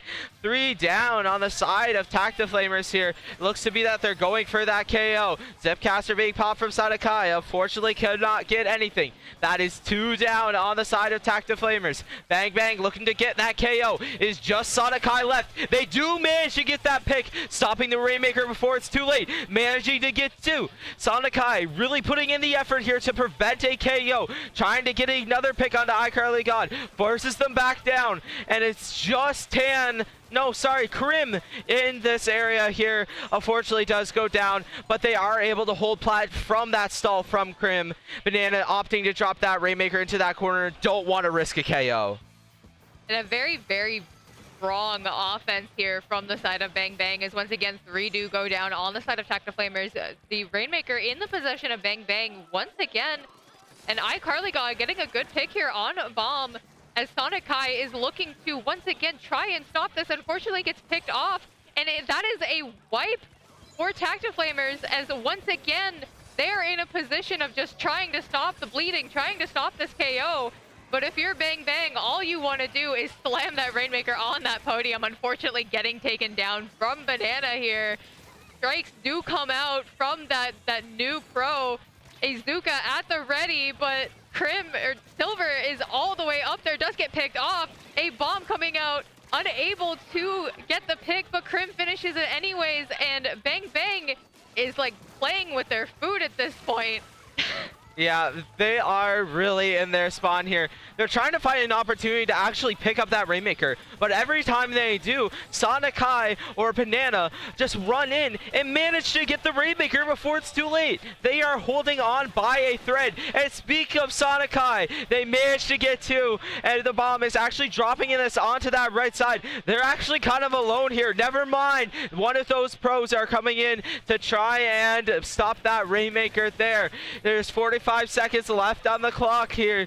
Tactiflamers really needs to get some steam going, Mello. And unfortunately, as you say that, they do once again go 2 down, as Bang Bang is already up on their plat. A great trade coming out here. Azuka comes out getting another pick here, as the Tactiflamers is just barely holding on with 30 seconds left on the clock. The Rainmaker in the neutral position. Krim once again getting another pick here, as just the bomb is left alive. And as I say that, he throws a bomb that almost kills Krim, but Krim is that guy and he lives it. With a bubble at the ready and 10 seconds left, It is not looking too good for Tactiflamers as 2 go down, 3 go down from this Booyah Bomb. It's just the bomb left alive, and Krim all the way up in there, making sure that they can't even get close to that Rainmaker. Very, very strong game from Bang Bang here at Ezio.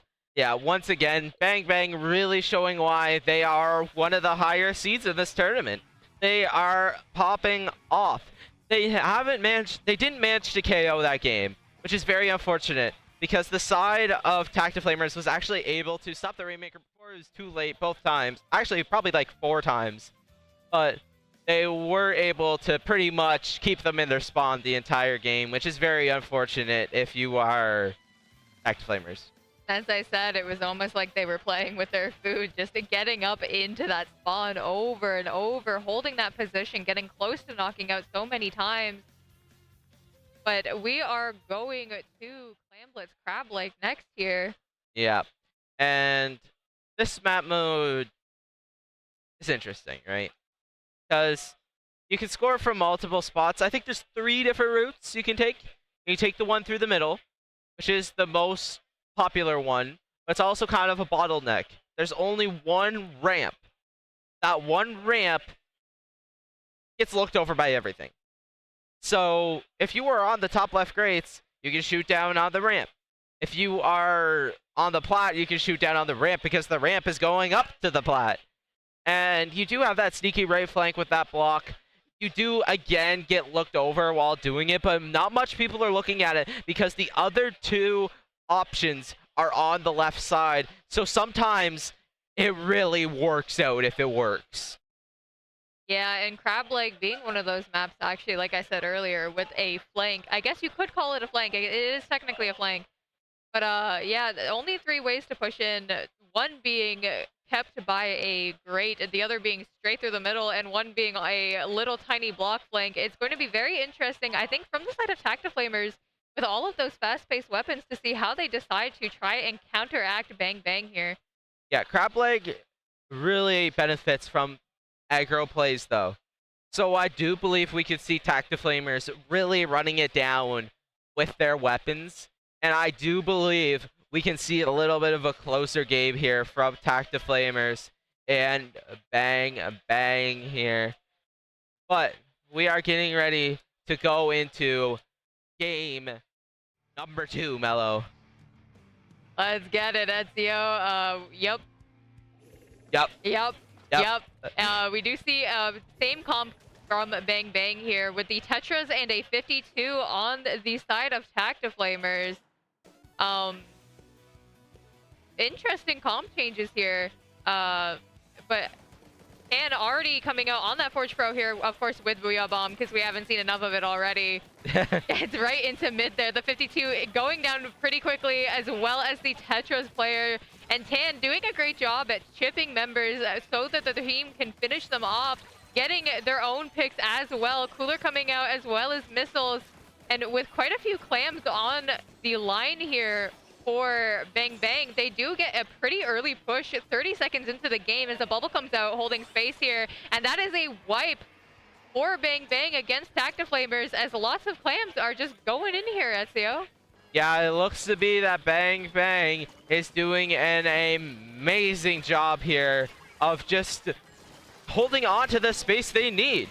Tetras, unfortunately, do go down. That is 3 down once again. That is actually a wipeout on the side of Bang Bang. They do have a lot of clams. Actually, maybe enough to KO if they get one more pocket of clams here. Holding those clams to just stall out a little bit longer here. Krim, unfortunately, goes down. So does iCarly God. But it looks to be that is a KO from Bang Bang, making the set 2-0. And that was a 100-0 as well, with Crab Leg being one of those maps that is possible to do that on. Yep. Yeah, a double wipeout on Tactiflamers is just exactly what they needed. A great opening from Tan, I would say, who did a lot of that chipping, a lot of that damage there so that their team could find those picks. And that was a very, very fast and decisive game. Yeah. The double pro has really been paying off there for Bang Bang.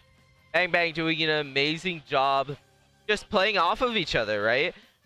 Krim with that decav able to get picks with chip from the other two pros.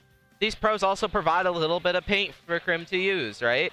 Crim needs paint to actually run in and get picks. And these picks are really turning the tide, Mello. Yeah, and of course with those two pros, we do have the new pro that does have Tenta missiles, and we did see the Forge pro there with Booyah Bomb. Of course, two specials that are very good at finding and taking space, as well as kind of being a little bit of a playmaker for your team to work off of. But we are going into tower control on Mako March. Yep. One of the only good tower control maps in the game. Yeah, I think there's better. I don't think Mako's the best one, but I do believe Mako is one of the better ones. The issue with tower control is that special points go to the team that has the tower. So it is very, very hard for the defensive team to actually get in because the offensive team is actually getting specials quicker than the defensive team, when the defensive team is actually just painting for specials just to get back in. Yep, that is the nature of tower control as a mode, unfortunately. And of course, tower control also being very, very snowbally of a mode.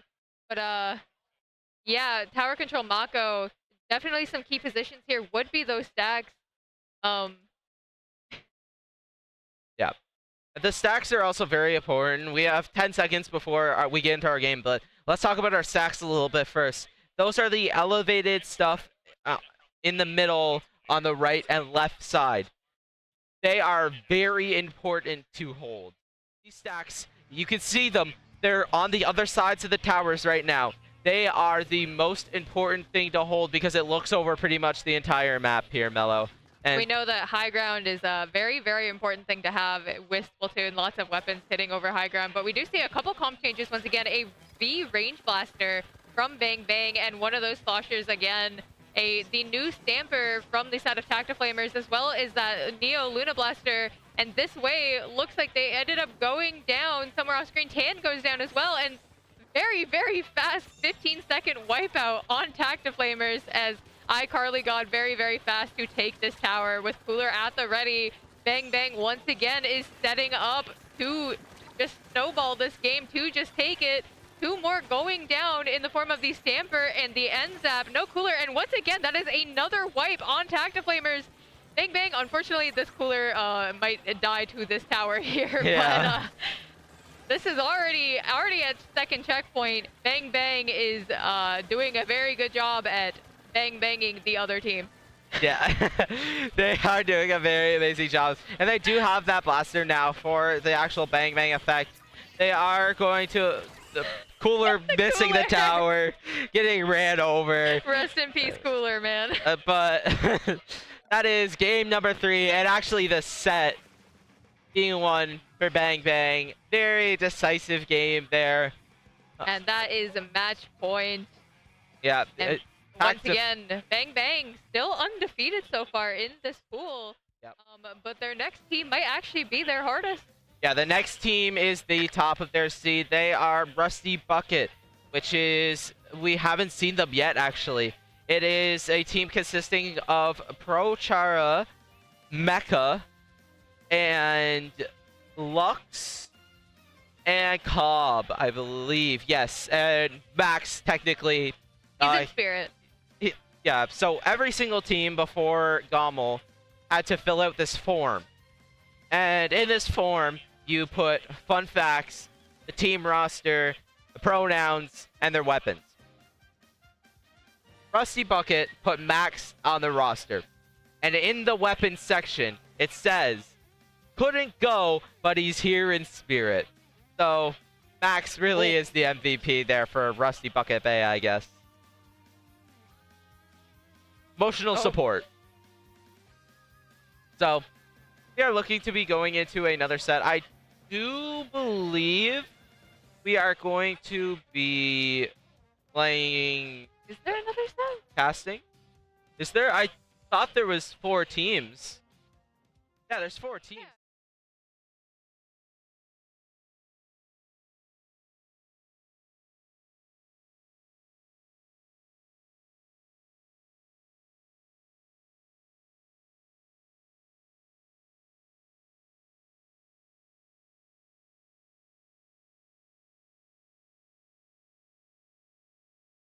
No, there is not. What happened? Oh, they just haven't been on stream yet. They're just not getting on stream. Yeah, Okay. yeah. No stream for them. So this will be Paris 2 and Tactiflamers. Yep. And I believe Bang Bang will be fighting Chara's team off stream. Bang Bang. Yes, Yeah. Bang Bang will be playing them off stream here. But I want to talk about another thing. Hello. You Yes. want to try and guess what I was going to talk about? No, I'm bad at guessing. Oh, that sucks because I had nothing actually. I was hoping you could just say something and yeah, I'll go along with it. But I do want to talk about something actually. I want to talk about our TOs and our staff and our streamers. I want to thank them. I don't know if anyone else has, but they're the real reason why we have this event for us. And Siren especially doing an amazing job with having this event for us. And yeah. Ooh, Siren! Yeah. And our other TOs as well. Yes, our other TOs. I do believe Dio has been helping out quite a bit. I think Dio is kind of acting as the tech guy today, I believe. Yeah, helping with fools, helping with the audio if there may be issues. But honestly, yeah, we are definitely seeing Pairs 2 versus Tactiflamers. Yeah. Just wanted to make it known, you know, try to make sure we know. We as players have previously played. We played in Pool 1. We are the Snowflakes, and we will be going into Top Cut tomorrow. We will be hoping to figure out who's going into Top Cut for this pool soon. As it looks right now, I believe, I don't know how the Chara team has done yet, but Bang Bang has already run both of their sets as we saw here, so Bang Bang is going to be one of those teams going into Top Cut. I don't know how the Rusty Bucket Bag team has done, but I do believe that their set is done. Yes, their other set was done. So it could have been a win, it could have been a loss. I do believe, I'm gonna guess a win because C difference, right? But you never know, right? Like, it's a Splatoon event, lands a very different environment from online, and anything can happen. Yeah, especially if you're someone like me who is a handheld player. Yeah. Having to play on a docked setup is a little bit stressful, but we do have our teams here, Bang Bang versus Tactiflamers. We have seen them both already, or not Bang Bang, I think it's... Yeah, it's Tactiflamers and Paris 2. Yeah. So, but we still have seen both of these teams, right? Yes. Like Paris 2, the team that had a lot of Booyah Bombs. Yes. Many Booyah Bombs. 3 Booyah Bombs. Paris 3. You can call them Paris 3. Paris 3. Paris 3 Booyah Bomb. That's their new name. We're gonna perish 3 times the 3 Booyah Bombs. I didn't think about it like that. Yeah.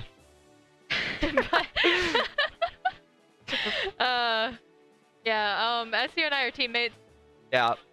unfortunately. And that's the best part of having this webcam here. You get to see stuff like that. But the stream setup is There we go. There we go. The stream setup is very well done, at least in my opinion, for something a little bit last minute here. We don't actually have like an official GOML stream other than like this one on IPL.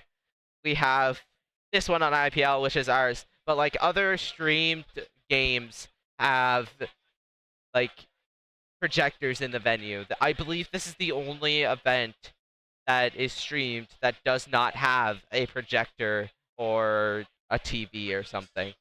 I do believe there is 15 teams? Yes, there is 15. About 15 teams, so roughly 60 players if you count, like... Yeah, 15 teams. Yep. Yeah, so, we can count. Yeah.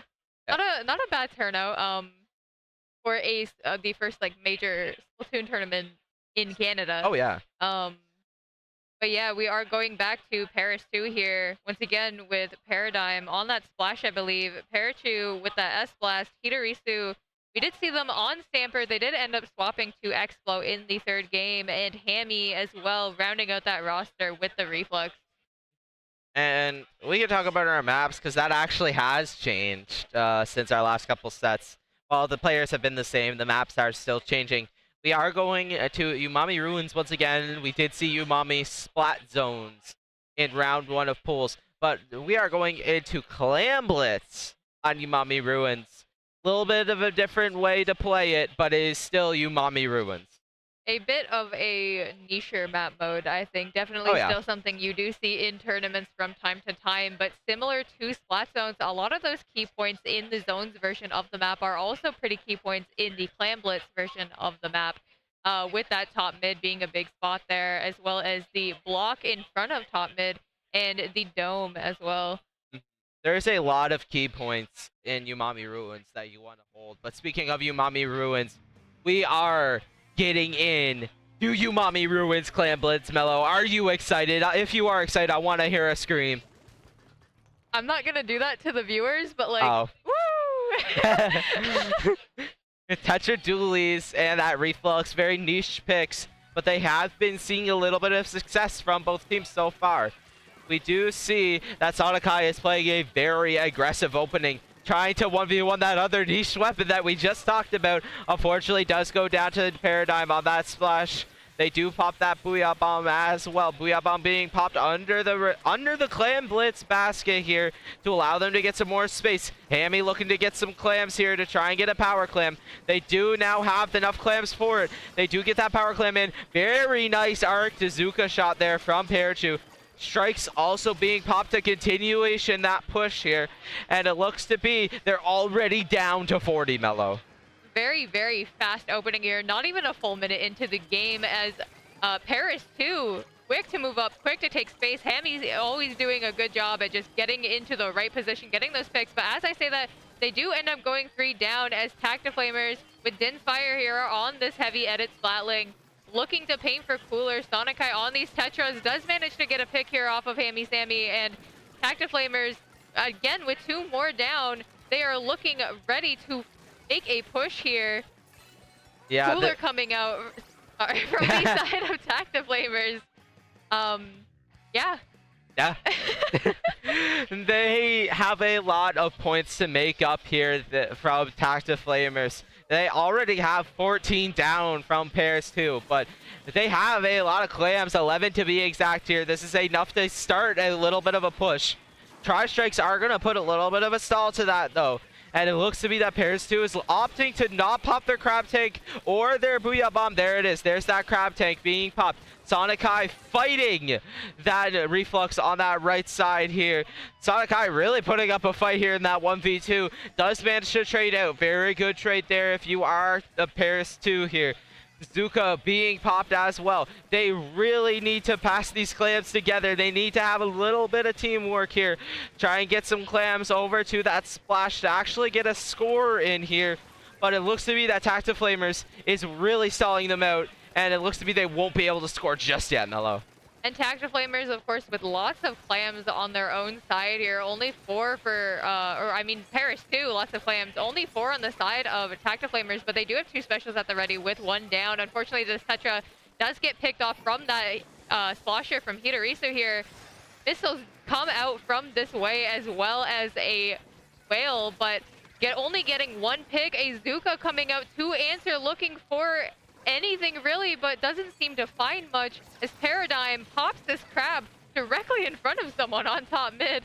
Unfortunately does not get too much off of this here, but if you are Tactiflamers, you need to find some space, you need to find a way to get in, and as I say that, they go 3 down, and this looks like it could possibly be the game for Paris 2. A clam coming in, 5 left, only 1 more clam needing to be scored, and that is the game. Paris 2 taking Umami Clam Blitz. Yeah, very well played there from both sides. Actually, it was a little bit of a back and forth here. It wasn't really a steamroll, even though it was a KO. Both teams did very well. The Tactiflamers did a really good job on defense, while Paris 2 just had a stronger offense. The best defense is a strong offense, as they say. And it really showed for Paris 2. Yeah, and we saw some pretty good special usage there with the crab tanks, holding that space, maybe not getting the picks that they were hoping to look for, but you don't need picks to get value out of your special on crab tank. You just It might be flashier that way, but Just Crab Tank being on the map is a threat, right?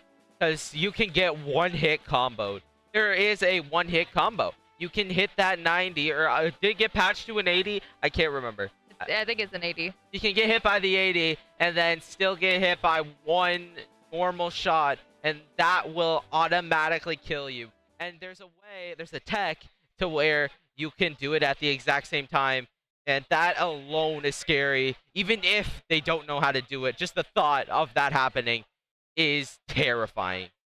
I also want to say here, Hammy, as we saw in the set versus Bang Bang, was a player who is very able to get into interesting positions, able to take big picks off of them. And Hammy, once again, employing that strategy, getting some good picks here as we are going into tower control on Inkblot Art Academy, the map of all time. Yeah. This is the counterpick map, right? I know it's not as much a counterpick map, but back in the day, it was the counterpick map. Whenever you went to ask, what is your counterpick, you already had Inkblot Tower Control on the score. Like, you know it's what it's going to be. And that alone makes it so every single team really knows how to play on this map mode. You need to have the snipe, you need to have the attic, you need to have flat, and you need to have bats. And that is the big one. You need to have bats. Yes, You'll hear that a lot. I was forgetting the word and said every other one other than bats. But we are getting into game number 2 here. Mellow, it looks to be pretty much the same comps, except we're seeing the Lytras instead of the Detras. And the Lytras, of course, having Zipcaster Sprinkler as opposed to Autobomb Slider on the vanilla version. As I say that, these Lytras do happen to get a pick on Hisarisu, looking for another one on Paradigm here. Manages to get that as Tactiflamers, actually with a great opening here, putting in the work to get a couple picks together here. Banana and Sonic Kai, but unfortunately Banana does go down to Los Hammy here as this way is taken off of that tower by that Slosher. A couple jump-ins on the side of Tactiflamers as 2 do go down, and it looks like it is time for Paris 2 to start their push. Yep, Hammy doing a very amazing job of knowing when to sit back in paint and knowing when to go for picks. That one-hit direct sound from Reflux alone makes it worth it to go aggro. But it looks to be that the aggroness might have to be put to a little bit of a halt. 3 go down on the side of Paris 2 here. There's actually 2 in this bottom right corner. It looks to be that they're going to be fighting this together as Tactiflamers. Yes, they do. They do get those 2 picks. That is not good for Paris 2. They are very staggered here. Missiles being popped as well to push them back more. Unfortunately for them, the Zipcaster does get picked off. This way, trying to get that pick onto Hidarisu. Unfortunately, could not. And it looks to be that there is 2 down on the side of Paris 2. Even though they have numbers disadvantage, it looks to be they're still trying to push up. Hidarisu does get 1 hit on both of these players on this left side. Trying to actually win that fight, unfortunately could not. Booyah Bomb being popped from Hammy on the side of Paris 2. Trying to push up here. And we see a lot of team play coming up from the side of Tactiflamers, actually, with Banana and Sonic Kai on that shot and those Tetras, fighting a lot of things together. A Zuka coming out from the shot here.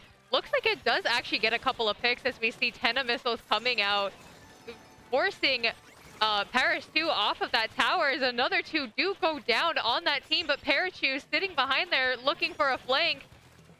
Banana is unable to spot it. Painted pretty much everywhere except for the area Parachu is, which is very unfortunate, but the team did spot Parachu. But it looks to be that Paris 2 is going to be starting to make a push here. Crab Tank being popped. They don't have to go through that checkpoint anymore, but they do have that Zipcaster and Zuka also being popped onto that Crab Tank. A little bit of hating there from Tactiflamers. They did get that pick though, so they are able to stall it out a little bit longer. We do see Banana in that 1v4 situation. They do get a pick, though. They actually get 2 before going down. Hammy does get picked on Disinflame there, and that is 2 down on both sides. But it looks to be the advantage of Tactiflamers. They are pushing up very quickly here. This way on that tower, they now are starting to try and get some pain into mid. They need to establish space before they actually try and push the tower, sorry. And that is what their downfall is currently. We see Hidorisu looking for a bit of a flank here. Azuka coming out and getting that pick on Dinspire as they are just camping this recall from those Lytras. Gotta go to tower. Okay. It did not go to tower. 2 specials on the side of Paris too. A Booyah Bomb and a Crab Tank both being popped. I don't think that Booyah Bomb went exactly where Hammy wanted it to go, but that is all right. This Crab Tank does manage to get a pick on that Bats here as with 61 on the remaining timer here on this tower. Unfortunately, they lose possession of the tower here to go down up on the plat for Tactiflamers, and Dinspire looking to push this team out of their bats. Unfortunately gets picked off by a bomb here, and Hammy doing a great job once again, almost falling in the water. Never mind, but they do have a Booyah Bomb at the ready looking to take bats here. Once again, more missiles coming out from that big flings of roller. Hammy narrowly dodging these Tenna missiles, and wow, this is a very, very hate-filled Zuka from Parachu.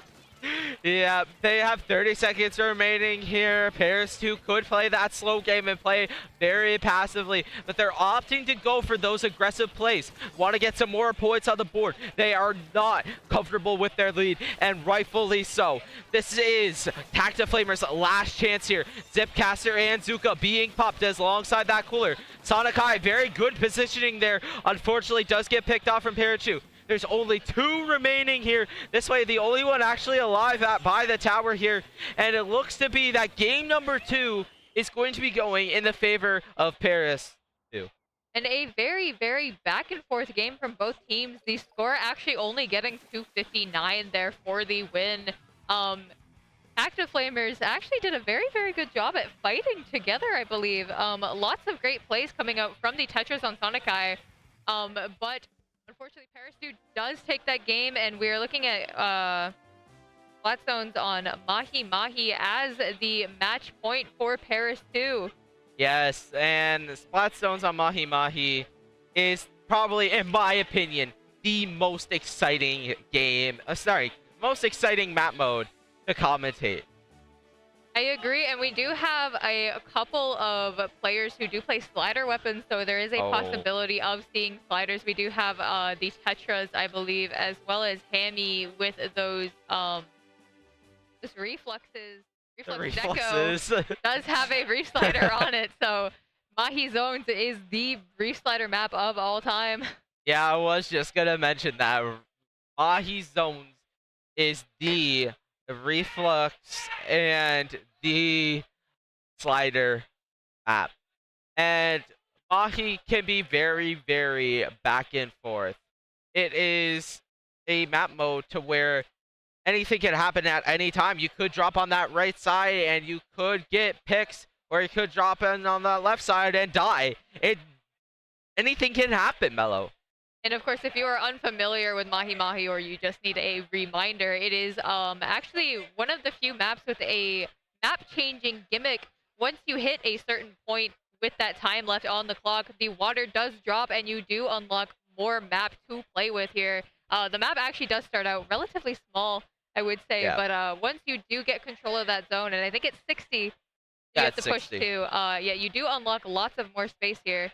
But yeah. Paris 2 up 2-0 against Tactiflamers. This is a do-or-die game for Tactiflamers. Yeah. There is a lot of popping off coming from the other set of Bang Bang versus Rusty Bucket Bay. Very intrigued to see that one afterwards, but we are currently in the moment of a Paris 2 versus Tactiflamers set, and boy oh boy, it has been a good one. We are getting into game number 3, Paris 2 looking to close out the set here. And it looks to be we're going back to our Dark Tetras and Hidorisu falling off the map. It looks to be that Paris 2 has a very successful track record of falling off the map. And Must be slippery out there, man. it must be very slippery, but there is specials coming out, and actually a flank from Banana there on Tactiflamers there. Very good flank, managing to get rid of that crab tank before it became an issue. Parachu on this right side, trying to pick off that edit. Does get that pick on the edit. It's just Banana. Never mind. Banana is now gone. It is looking to be that Paris 2 is going to be trying to get that water level to drop. That is at 60 points remaining, but they are first needing to conquer that lead here. Tactiflamers did an amazing job of first getting into that lead, but now it looks like they're trying to get back in here. Missiles being popped. They do have Reef Slider at the ready. Hammy does go down to that 52. Reef Slider getting 2. It is just Hitarisu left alive, and they are now gone. It is Tactiflamers now on the front foot here, and Mellow, their penalty is almost done. And as I said earlier, I would like to see a slider. We do have a slider on this Tetris here. Happen to cap that zone as Tactiflamers does take the lead here, but do temporarily lose control. This Flingza looking to cap as they are just being harassed by this Flosher. 3 go down on the side of Tactiflamers. A crab tank coming out looking to just clean up and paint around a little bit from Paradigm here. Very, very strong push from both teams here. A very, very even score, but it is currently in the favor of Paris 2. Wales and Reef Slider at the ready on the side of Tactiflamers here. Wales do come out as well as that slider looking to cap the zone, but unfortunately just isn't enough to get it as they do lose the lead. Once more, 3 going down on the side of Tactiflamers, and Paris 2 in a very, very strong position to take this game. Hitarisu painting around, looking for strikes, looking for this ledge. A Booyah Bomb being held here, waiting for an opportunity to come out, does do so. Unfortunately able to get any picks, and a big Zuka shot does take down Sonic Kai there. Missiles coming out as this is with 3 down, their last chance to take this zone. The Flingza does go down, and it is almost not enough, but Tactiflamers holds on with 2 left on the clock for Paris 2, Ezio. This is a very, very interesting game. Yeah, it looks to be that Tactiflamers is really locked in. You could hear them from our desk of yelling cap, cap, cap. They really want to win this game. They really need to get something going though before they can actually do that, as 2 go down. Never mind, that's only 1. But 2 are down on the map. 2 are actually down now on Tactiflamers. And it is a very back and forth map. It is a dogfight out there, Mellow, and it looks to be that Paris 2 is winning their fights. Yeah, soon we have 30 penalty seconds left on this clock for Paris 2 with only 2 points remaining. Tactiflamers once again needs to find their footing, needs to find some ground. Unfortunately, this edit drops and gets picked off by Parachu on that shot. Wales coming out looking for a bit of chip damage, but Banana unable to really find a kill here. Goes down, and this jump in. And that is the game, and that is the set for Paris 2, taking this 3-0. Yeah, very, very well played from both sides, really. Even though it was a KO, as we've been saying a lot, even though it's been KOs, they have been close games. KOs can happen at any moment in the game. It could be in the first 2 seconds, not 2 seconds, but it could be very quick on opening, and it could also be literally 1 second before the game's over. So knockouts, while they are very nice, they aren't really the most convincing thing of we dominated the game. Yeah, and that was a very, very good set from both teams. A bit more evenly matched, I would say. That Inkblock game especially, I think of being only a 20-point difference. It could have gone either way, honestly. I think it was less than Something 20 like that. points. Yeah. Yeah. It was a very, very, very close set here, but there is one thing we need to mention before we hop off. Bouillabaisse. Bouillabaisse is a LAN that has been organized by We Like Rice. I actually don't really know where is Bouillabaisse? It is in San Francisco. San Francisco. Yeah, their whole thing is the bridge. They play Hammerhead Bridge. Oh. Yeah. Oh, you said that very... Hammerhead Bridge Zones is not that bad, but the other ones... But Bouillabaisse is a very good RAN event. We Like Rice puts a lot of effort into it alongside the other TOs.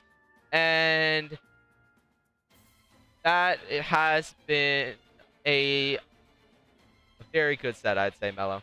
Yep, and that is a, I believe that was the third pools. We do have one more coming up here. I believe that one has Moonlight in it, as well as WyVeRN, and I do forget the third team, unfortunately, but shout out to those guys. Oh, but we might be switching to the other team set. I don't know the current score, but it looks to be we're going to be invading their lobby after their game is done. Okay, so we do have another set. So we are joining mid-set, which is the best time, really, in my opinion, to join, because the tensions are already high. Do we know the score?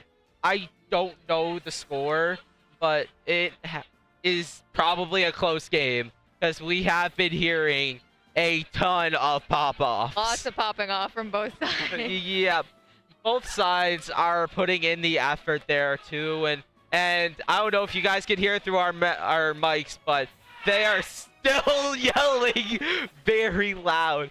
LANs are a very good environment for if you want to pop off. Everyone gets to see the pop off. If you know the Hungry Box pop off, where they throw the chair, and yeah. And I do believe the set is 0-0.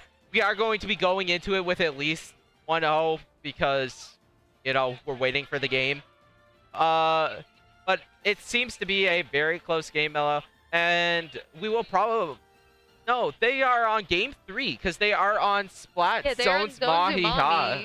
Or Zones Mahi-Mahi, I mean. Zones Mahi-Mahi. Yeah, so I don't really know the score, but at least one team is going to be up to maybe 3 by the end of this. I believe if we're joining mid-set, then it's probably 1-1 right now. Yeah, well, game just ended over there, so we will be seeing what happens there. But it looks to be that we might be seeing our game 4 map that we haven't seen yet, which is Rainmaker Undertow. Yeah, Rainmaker Undertow. It's a map that was actually redesigned at a certain point during Splatoon 3's lifespan. The old version of it actually having that uninkable path to the Rainmaker. Yeah. Thank God they got rid of that. Yeah. It was not a fun time to get through that. Rainmaker Undertow went from like, oh, it's decent, like it's okay, to it is one of the best map modes. So we are getting information now that we are actually not invading their set, unfortunately. So I it was believe a 3-0. that was a 3-0 sweep, I'm assuming, from Chara's team against Bang Bang. Yeah. So Chara's team and Bang Bang, Rusty Bucket, I should probably call it that instead. Yeah. There are other members on that team. Rusty Bucket and Bang Bang will be the two moving on to Top Cut, with Rusty Bucket going 3-0 and Bang Bang going 2-1 in the pools. But you should stick around because we do have one last pool to go. But unfortunately, that's going to be it for me and Ezio. Yeah, and it was a very fun time for us, and we gotta promote ourselves a little bit before we head out. Hello, where can the people find you? They can find me Mellowmania pretty much anywhere. It is a 0 instead of an O. I'm very, very picky about that. Yep. And you can also find both of us tomorrow at Top Cut. So yeah, look out for us. Look out for the Snowflakes. Watch out for the Snowflakes. It's cold. They will feel the breeze. They will feel the breeze. As Stella would say. But and where do they find you, Ezio? People can find me pretty much everywhere at Ezio SBL or Ezio_SBL. But I do believe that's the end for us. Oh, and they can find you at Megalodon Mondays. That's true. Tournaments. ITO. But yeah. Thank you guys so much for having us, and we will be signing off now. Goodbye.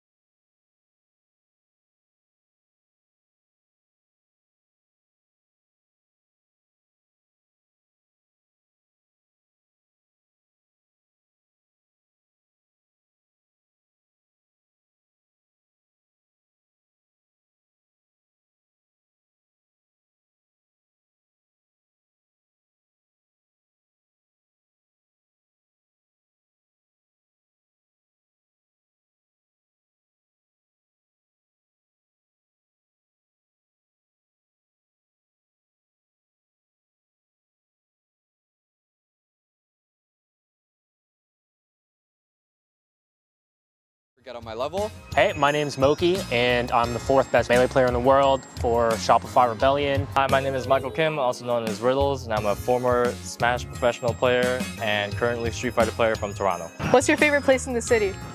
Body Ollie's Pizzeria. My favorite place in the city, definitely Garden of the Greek Gods at the exhibition grounds. My favorite place in the city is Tinka Kim's Taqueria. I'll take you there, let's go. Yeah, let me take you guys there. And let me take you there.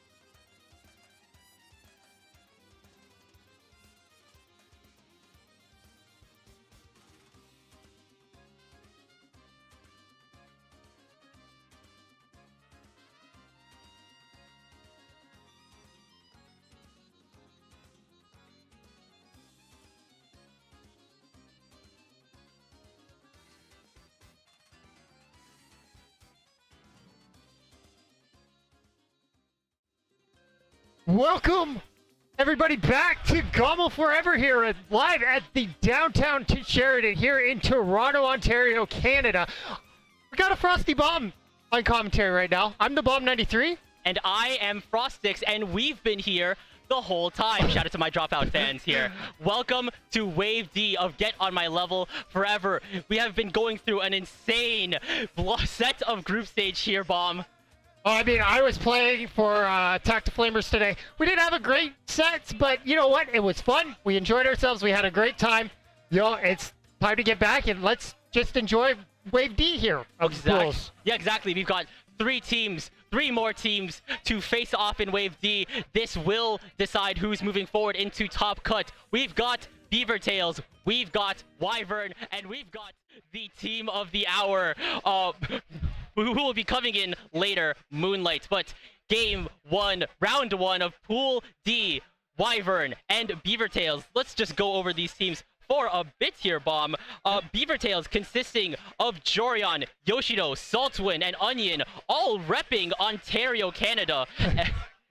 Hey, being a foreigner, being a slight foreigner, a fellow Canadian, I think being that local team, being able to communicate a lot more and knowing each other quite well might provide them some advantage, especially against teams like WyVeRN. We've got Wak, Vividi, Rice, and Neptune.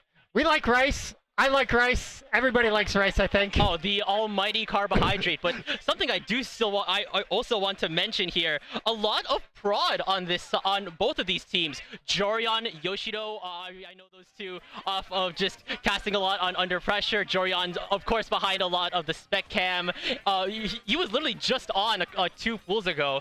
Jorion also a TO within Under Pressure and a couple other orgs. But Rice and Neptune, literally the casters 2 blocks ago as well. So a little bit of a prod face-off here. Yeah, we're gonna see caster versus caster. Like maybe we see a little bit of strategy going on here. Some little sneaky things. Everybody knows everybody. We're gonna have some interesting battles. I think it's gonna be a lot tight. We're heading off to Splat Zones on Umami to start off with. Wow, Zones Umami, 2 zones, 1 rectangle. Of course, when it comes down to Zones Umami, you need to, of course, just watch out for, I guess, how much people are on the scene here. Of course, also ensuring that positioning is very important. Positioning, of course, the name of the game for zones in general. Making sure you can have pivotal flipping specials, like, say, one thing I always know for sure, have that crab on silo. If you are running crab, that silo, wonderful place to put crab, not only during the retakes, but during the hold. If you can get your crab onto the enemy team silo, it is going to be a hard time breaking out a spawn bomb. Yeah, it is very tough to break out a spawn. We had that happen to us, unfortunately. There are ways to counteract that a little bit. You got the perfectly timed bombs from the heavens, or just being a good player sometimes. Yeah, you just need to make sure that execution on the retake is necessary, because it does. While yes, I wouldn't say Umami is as much of a zones lockout maps. It wouldn't be to the level of, say, what's it called, Shift Shape or Robo Ramen or Barnacle and Dime, but it can still be pretty lockout heavy if you can get that execution down. It's all about execution. It's all about staying power when it comes down to zones here. And another thing is too, if you get that wipeout very early, when you're in the attack mode and you're already in control of the zone, you then just rush an enemy spawn, and it's pretty much, there's nothing you can do about it unless they have Tacticooler and are backing like that. Oh yeah, of course. Just shout out everyone, not only in the venue, but also in stream, hydrate. And now we are getting into the game. Welcome to Splat Zones on Umami Ruins. It's time to dive into the game. What are we going to see from WyVeRN? That's a head, a splash, a wiper, as well as I think a 52, and that is a BeaverTails comp to be spoke of. Hey, H3, a junior, and also yeah, and the rapid with cooler. Yeah. Well, you're seeing that junior. Like, if you're a junior here, why not take the center right away? We do see an early trade. Unfortunately, Yoshido goes down.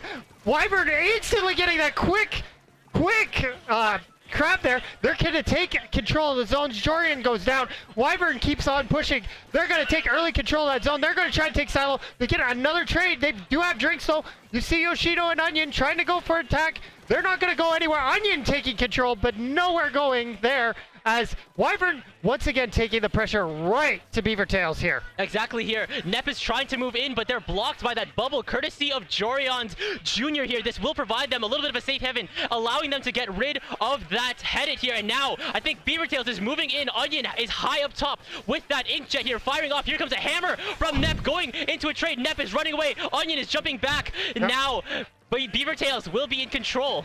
Well, you did see that. That Junior provided a lot of tactical advantage to the team. We do see Nep here getting on the silo, like Frost said earlier. Very strong advantage. Oh, the Tri-Strike's coming out, nullifying the advantage of the crab, unfortunately. But we do see a lot of pressure coming on the side. Nep able to making the hammer not coming out, whack, getting one there. Absolutely pressure coming down. Rice able to hold the zone. And now they're in control. The penalty going now on the side of BeaverTails. Now what can WyVeRN do to maybe try and pressurize the zone a little bit more? Exactly, the damage has been dealt. BeaverTails has taken the lead. Jorion has the bubble. I think Viv is trying to go in. Onion's going down. Viv's under fire from Jorion here. Backed up into a corner. The Soda's coming out from the headed. But now BeaverTails is still in control. Vivity popping in a bubble of their own. Jorion storming the front, getting rid of Vivity, but Yoshino's on that janitor duty. Trades all across. Umami Ruins over here. 3 down on BeaverTails here, while the rest of WyVeRN is jumping onto the scene. They're in control here. They are 20 penalty points to go in. The lead is definitely attainable if you are WyVeRN, especially considering Whack is already right up in BeaverTails spawn. Yeah, now we're going to see what can BeaverTails do here, trying to deny them that territory. You see the jet come out from Onion. We do see again the big bubbler coming out. Nothing happening there. 3 going down to the side of BeaverTails. Can they get the zone? It's 38 seconds up. They have a little bit of time. Let's get that special. Let's regroup and let's try and push forward. You do see them holding them away from the spawn, unlike last time, because they are 3 up. We do see 1 going down, 2 going down. Now, WyVeRN having the advantage again. That blaster becoming really strong. The bubble going out and being able to push on top of that, push that silo and making sure that, you know what, you might be on WyVeRN, but that's going to be game there on the side of WyVeRN. Yeah, Vivity just constantly holding down the line, not only with the amount of pressure that they can do with that blaster, but also with that big bubbler special from the vanilla blaster here. It can just chop up territory, which just allowed WyVeRN to just take that game, get that knockout. They don't need to prolong that game any longer than they need to. Are they sinking the victory poses? Yes, they are. Aura farming from WyVeRN. That's a lot of lots of bowing. Well, lots of animation there coming from WyVeRN. Now, if you're on the alternate side, if you're if you're BeaverTails, if you're BeaverTails, like, what do you do exactly to cancel out maybe some of that aggression that they had, especially with that range blaster coming in there at the end? I think you definitely need to just respect the range that WyVeRN is bringing to the table here. You just need to make sure that you're constantly aware of what you're up against, specifically, I guess, with that blaster in the hands of Vivity, but also with Nep on that crab here. They're able to be that anti-air that can kind of shoot down Onion whenever they're popping that Inkjet with that new H3 here. So just respect the matchup in your hands. Try to at least play, if like, assuming that this is the comp that we may see a lot of from BeaverTails here, it could be any. I think they just need to respect the range and just understand how they can fight, how they can potentially make WyVeRN play the game they want to be playing. Yeah, I think a lot of that comes down to even the junior just forcing that play. Maybe we use your bombs a little bit more. Try and generate them either away or towards. Make them fight at a different level at them as we move on to our next match here. Rainmaker on Humpback. Oh man, Rainmaker, Humpback. This could potentially be a blitzkrieg game.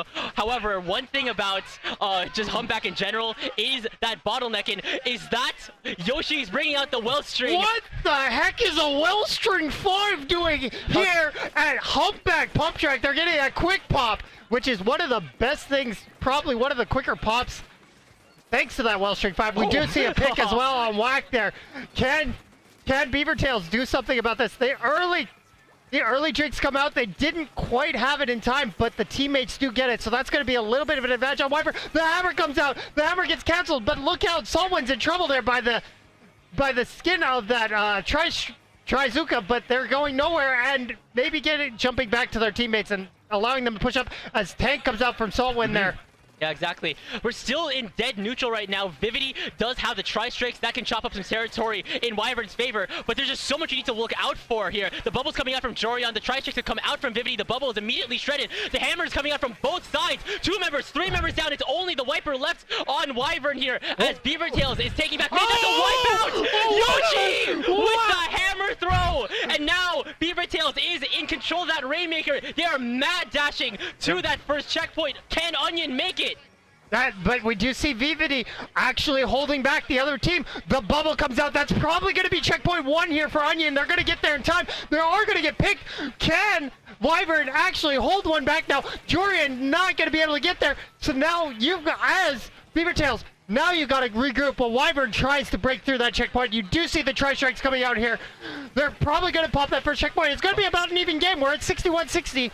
Oh, and now WyVeRN is 2 up on BeaverTails. Could it be 3 here? They've immediately soared past the bottleneck here, but Rice is taking so much chip going down to a combo of Jorion as well as Yoshino. And because Wellstring has so much object damage, that's another instant pop for BeaverTails. But right now, BeaverTails needs to clear that bottleneck, get rid of any orange team players in their wake because they're just trying to ensure that the Rainmaker can stay. Because look at Nep, they're on the flank. Do they realize that the splash is there? They will call out Nep here, but Nep's taking down Jorion with them. The Zoom is coming out. 3! Nep! Holy crap, Insane!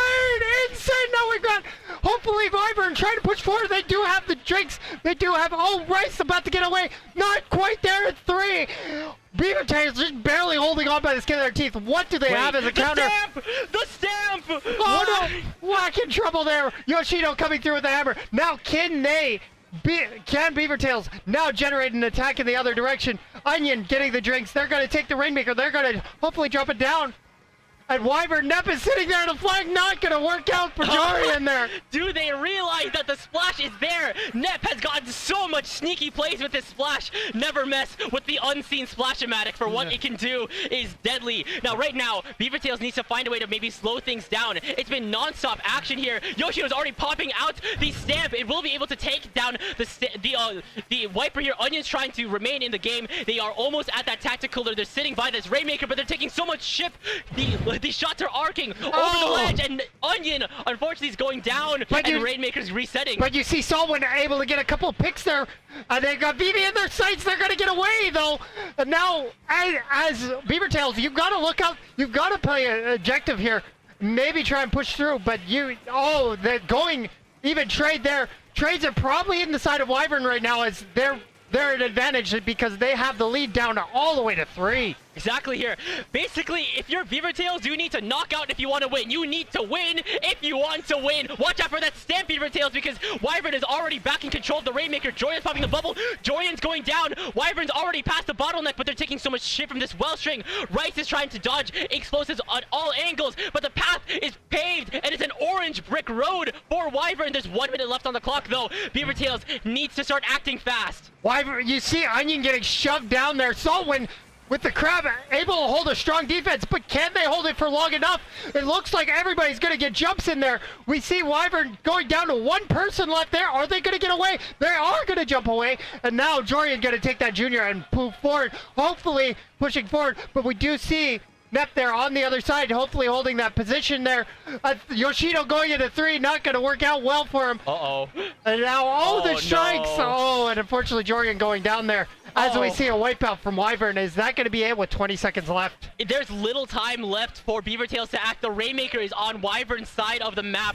They're holding control of the map with an iron grip. It's like they're Smog holding the treasure. And WyVeRN just being that dragon that BeaverTails needs to slay. There's under 10 seconds left. Onion and Jorian are storming the front. The Rainmaker will be going down, but Onion's going down too. Same thing with that with the bucket. But they got the pipe. It's an overtime now. We've got the pick there from. Was that Whack there? I think that was Whack with the Wiper, just making sure that BeaverTails doesn't get overtime in their hands, which means WyVeRN is now at match point here. BeaverTails needs to pull a reverse sweep, but I believe in them though. I think WyVeRN showing that they have the skill that overcome maybe that team inefficiencies. And we see them, like Rice getting up to 3 points there. That was really strong.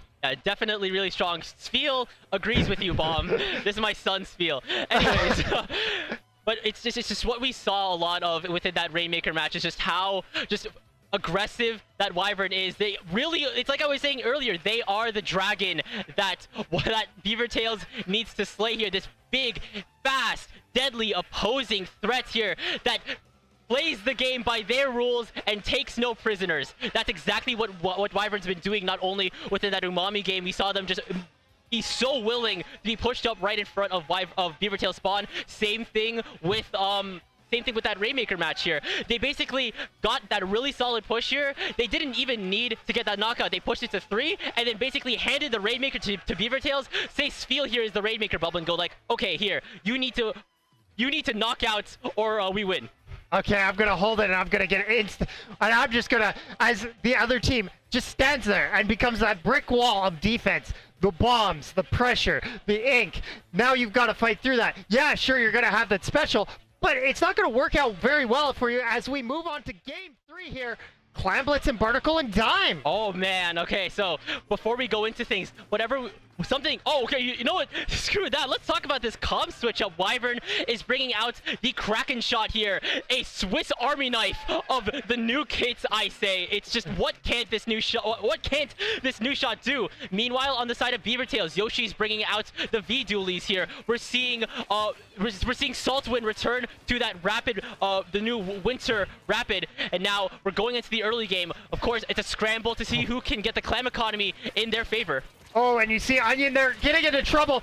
Vivity goes down, but so too. And now we got the clam. Oh, the Swiss Army knife, as you said. The Kraken there causes a lot of trouble for anybody sitting in the big bubbler. So now you're forcing your team to regroup. Yeah, definitely. But the thing about Barnacle and Dime is, ideally, if you want to get that clam into the basket, you need to basically win 2 team fights. One in mid and the other at court. And right now, WyVeRN is looking for a fight. Whack opening it with a pick onto Jorian. The first clam goes in. The Tri-Strikes fly in. Whack getting a pick onto Yoshi as well. More clams are flying in from WyVeRN. And you see Vivity there going in deep, trying to generate maybe some pressure on the deep end while the other team's scoring. They push it all the way down to 59. Can Nep hold it there? Yoshido moving in. Can they get pressure? Jorian, absolutely dominating there. But now we see the drinks coming out. Jorian, can they hold? No, they can't. We get a wipeout. Wait, that means WyVeRN is still in BeaverTails' court. It's like I said back in that Humpack match. WyVeRN is holding control of the map with an iron grip here. BeaverTails need to free themselves from the dragon's maw, because right now, WyVeRN is scoring again here. There's a bubbler coming out from Jorian. Potentially this could shield them from any more flying clams. They're actually holding down court really well. Like they are a bunch of counter lawyers getting rid of Vivity, but here comes the Kraken from Neptune. This demands a lot of presence here. You need to respect the range with this Kraken here. But right now, BeaverTails needs to start getting back into mid.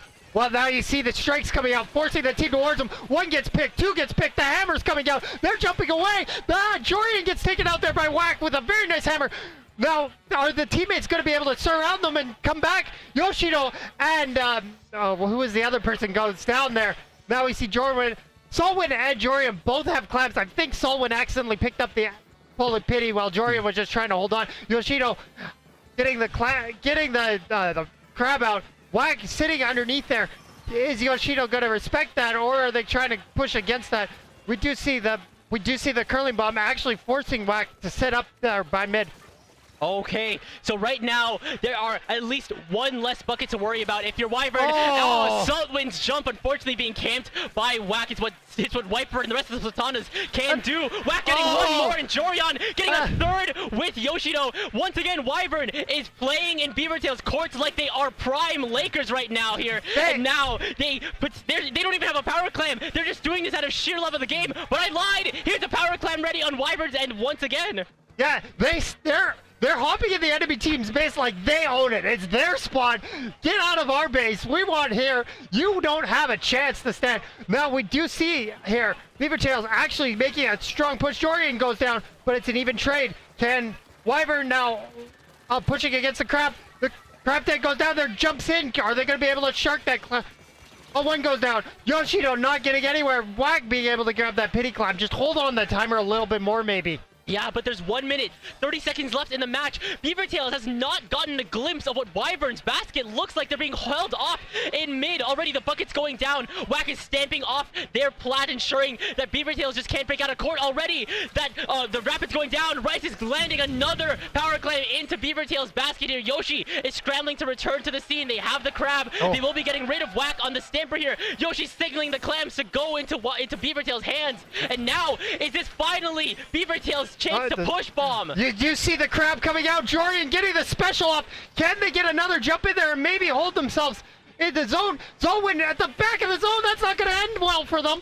But we do see them scoring. Can they score more? Fortunately, Onion is going down. I think that's going to be the end of this push here for BeaverTails. Oh, that's unfortunate, though, because there's only going to be around 30 seconds left for BeaverTails to take this lead back. It is possible, but you need to find a way to break out of court, because right now, WyVeRN is already posted right up. They are the guard dog, but there's 2 down on WyVeRN. BeaverTails is scrambling. They're building that dam already. 3 down. Can they build the clams? They're pooling it all into Jorian's pockets. They do have a push potentially in their hands. They need to break through court now here. The bubble coming out from Jorian here, but now I think that's a crab coming out from WyVeRN as well. Oh, you see here the comes jump. The Kraken, though.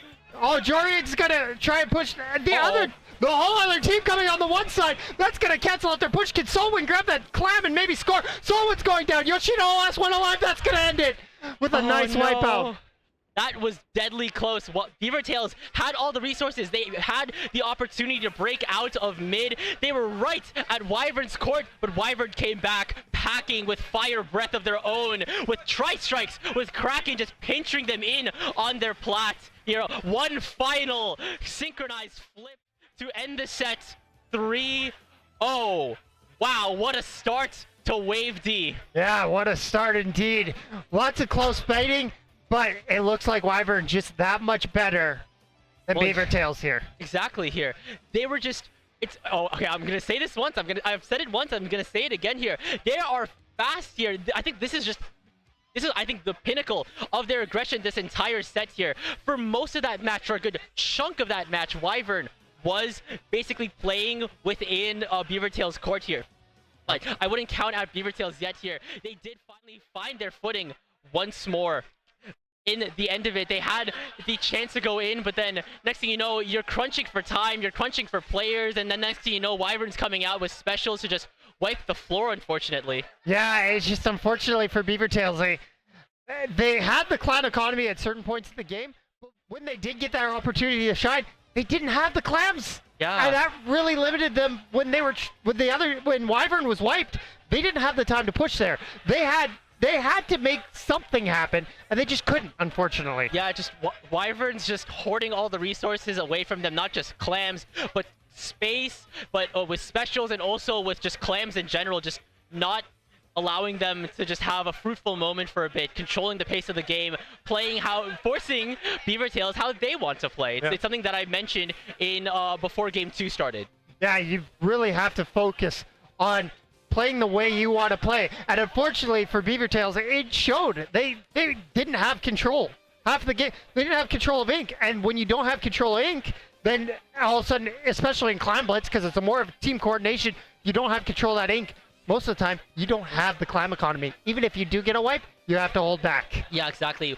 When WyVeRN was just controlling that much space, it allowed them to easily reach other clams just within mid, within their side of the map, even within a little bit of BeaverTails' side here, which just constantly allowed them to get that clam basket open constantly, making sure that they were constantly on the back pedal, just being in the driver's seat a lot. Now we're going to move on to the next game. I think we're just going to wait here for our team. So, how has your GOML experience been so far? It's been a grand old time here as someone that is from Toronto. I'm so glad that we just have events like this. It's Splatoon's first time here at GOML, and it's just a grand old time here. The Sheraton Hotel, wonderful venue. It's close to so many different things. Literally yesterday, I was with like half of BeaverTails' roster at Ripley's Aquarium. I was with Yoshi. I was with Jorian. We made 2 full loops of the aquarium, and I took a bunch of pictures. Splatoon players engaging with the game's source media. Yeah, I guess so. Like, I mean, I saw players going to a Blue Jays game. Like, Yeah. like there's a lot of things to do here in Toronto. Even compared to where I'm from, Edmonton, Alberta, Canada. Like, also Canadian, but just other side of the country. You know, there's not a whole lot of time that we get to major events like GOML or like even Battle of BC. There were 6 teams there this year.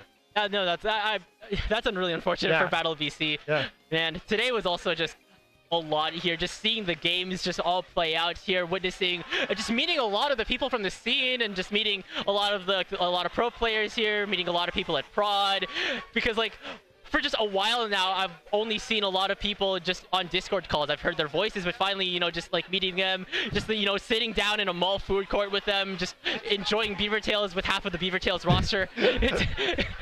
Living up to their namesake, aren't they? Yeah, we had to. I'd say we had to pre-game, but Friday there wasn't actually any pools. It was the side event, 2 players, 1 controller, which of course was streamed here on IPL the other day. Yesterday, not the other day, but yeah, yesterday, other day, synonymous. Synonymous, yeah, I guess so. The one thing that, you know, as somebody this is my first like major LAN. Same thing here. Yeah, it's like, you know, there's a closer sense of community. Like, even so, I've been at local events like Alberta Esports Expo, Breadbasket this year. I was head TO at Breadbasket for our Splatoon. You know, you don't get that same feeling. Like, everybody knows everybody, sure, and there's a lot of conversations going around about 100 different things. We're all getting food afterwards and stuff like that as well. But like, I feel like, you know, I've met people here. I've met ProChar. I've met the Cactuses finally. I'm like, these are people I've met online and through Twitch streams and what else, but you don't get that same interaction as you like shaking hands and saying, how do you do? I'm so-and-so, right? Exactly. You know, just finally, I mean, like, I'm relatively new to the scene. I started casting last year, but like, the community here is just so vivid. Like, just seeing all the, like, all the art and all like the talent that's being put into not only just like the stream but also the event as a whole here. This entire stream has been going on for an entire afternoon. There's gonna be another stream tomorrow here. A lot is going on. Yeah, I mean, like, even so, tomorrow is the boat tomorrow or today? Like, a few Splatooners are going on the boat tonight. I think the boat's tomorrow. Yeah, I think get on my yacht is tomorrow, if I remember correctly. Get on my yacht, yeah. Instead of get on my level, let's get on my yacht. I love that. You know what? The whole atmosphere around here. I'm staying with a bunch of smashers from Edmonton, but like the atmosphere of all the different players. Like, I went out with my team yesterday because we were all hanging out yesterday. We went to the King's Court. We went and had a bite to eat. Lots of different vendors there. It's awesome to just see what's around Toronto. Yeah, a lot.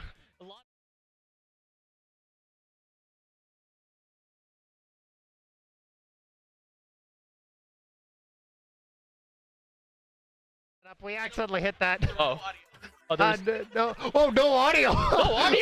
Oh, no. Wait, does that mean we just, like, during our... That's for just when we went to that camera, yeah. Ooh, okay. Oh, man. But, you know what? Considering this is I'm going to be honest here. This is actually my furthest east I've actually been in Canada. The furthest east I've been before that is Thunder Bay. Wow, Thunder Bay. I mean, you're coming here from Edmonton, Alberta. I'm coming here from Scarborough. So also, in case you are wondering, those bomb threats were not me. That's just the bomb shouting out himself. Those bomb threats were not me yesterday. So if you were on any air traveler who wants to take care of that, that was not me. Anyways, here, game 2, which I think we're readying up slowly here. We're finally going to see the debut of Moonlight here. We're seeing the return of BeaverTails here. So dive into this. Why don't we dive into the booklet here for some fun facts? Why not here? Yeah. BeaverTails consisting of Jorion, who you saw a lot on Junior in their game against WyVeRN, Yoshido playing Doolies, and Bo specifically, that Wellstring 5 here. Saltwind, the team's backline here, playing any cooler weapon I guess they feel fine about, and Onion, their aggro flex player here. And I guess some fun facts about the rest of BeaverTails. Fun fact about BeaverTails, they cost around maybe $7 at the local BeaverTails BeaverTails food truck here, but if you want to upgrade them to a more tasty option, you can spend a couple extra dollars to add something like Nutella or cookies and cream topping on top. It will ruin your teeth, but it's a really good time. Fun facts about BeaverTails, the team though. Yoshino, they're trilingual. I remember him saying that he was like, he could speak French. Saltwin, he's selling crochet plushes from, if you are at the GOML venue, do give Salt just a visit. The stuff that he made, wonderful. They are so adorable here. Onion, he spent most of the time out of anyone. GOML probably spent the most time out of anyone at GOML sleeping on the TTC. Valid. I sleep on the train all the time, but also Onion was playing in Rivals here as well, so multifaceted on Onion. Rivals are Aether. Oh, that's interesting. Yeah. We're going to move on to Moonlight. We've got Basil, Omegan, SS Nolan, the bane of my X-Rank existence. Yeah, before we were on mic here, Bomb told me how apparently Nolan has just been consistently haunting his X-Rank games. I don't know how he ends up in the same X-Rank games. I'm like, I don't even stream them anymore as much as I used to. But somehow he's ended up in some of mine. I'm like, who is this SS Nolan guy who's really good at the game, ticking me off? And I think we've ended up matching up a few times that they're a really strong player, and I'm sitting there like, how am I supposed to fight against this sometimes when he's playing Pro or 9-6? I mean, really strong player, you know, really strong team, of course. Yeah. Moonlight, the winner of MobileCon, they never even dropped a game, and it's going to, they're soon approaching their 2-year anniversary on the 13th of July. Happy almost anniversary, Moonlight. Hey, I mean, it's only a week away, right? Only a week away here. Yeah. And what potential better way to celebrate your almost anniversary by potentially winning a game in Toronto? So the funny thing is, Shadowwind actually said my tag yesterday, like he was walking through the venue and he's like, "You're the bomb, right?" I'm like, I don't even know who you are, man. Yeah. And then my friend comes up to me. I think that was Shadowwind. I'm like, what? I met him. I've hopped on his stream once. I follow him.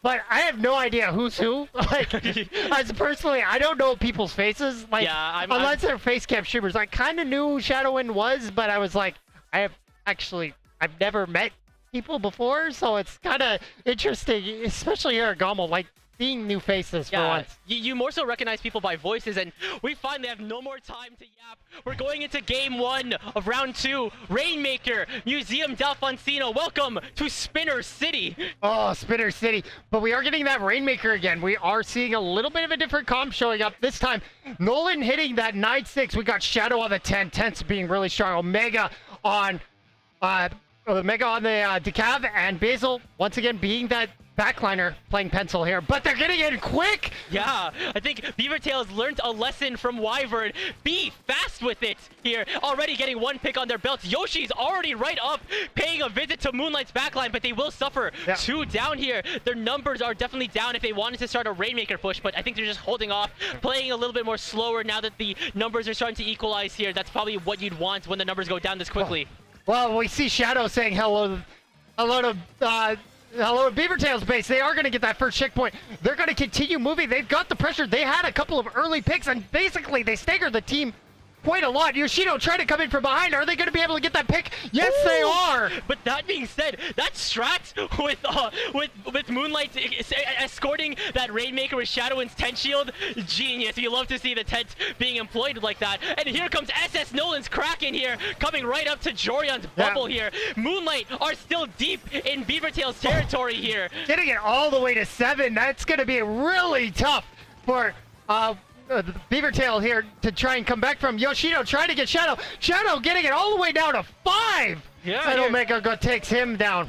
Okay, now there's 2 down on BeaverTails. Saltwind is trying to make use of those side high ground here. It's simply what you can do with a long-range weapon like the Frozen Rapid here. But right now, BeaverTails needs to find a way to break out here. Jorion's already making a mad dash, but they're called out by Omega being eliminated right before they can bear witness to what Moonlight's pedestal looks like. Yeah, but at the same time, you see Shadow still staying there, like trusting his teammates. Hey, they've got that. I can hold forward and hold into my teammates. As we see another pick there.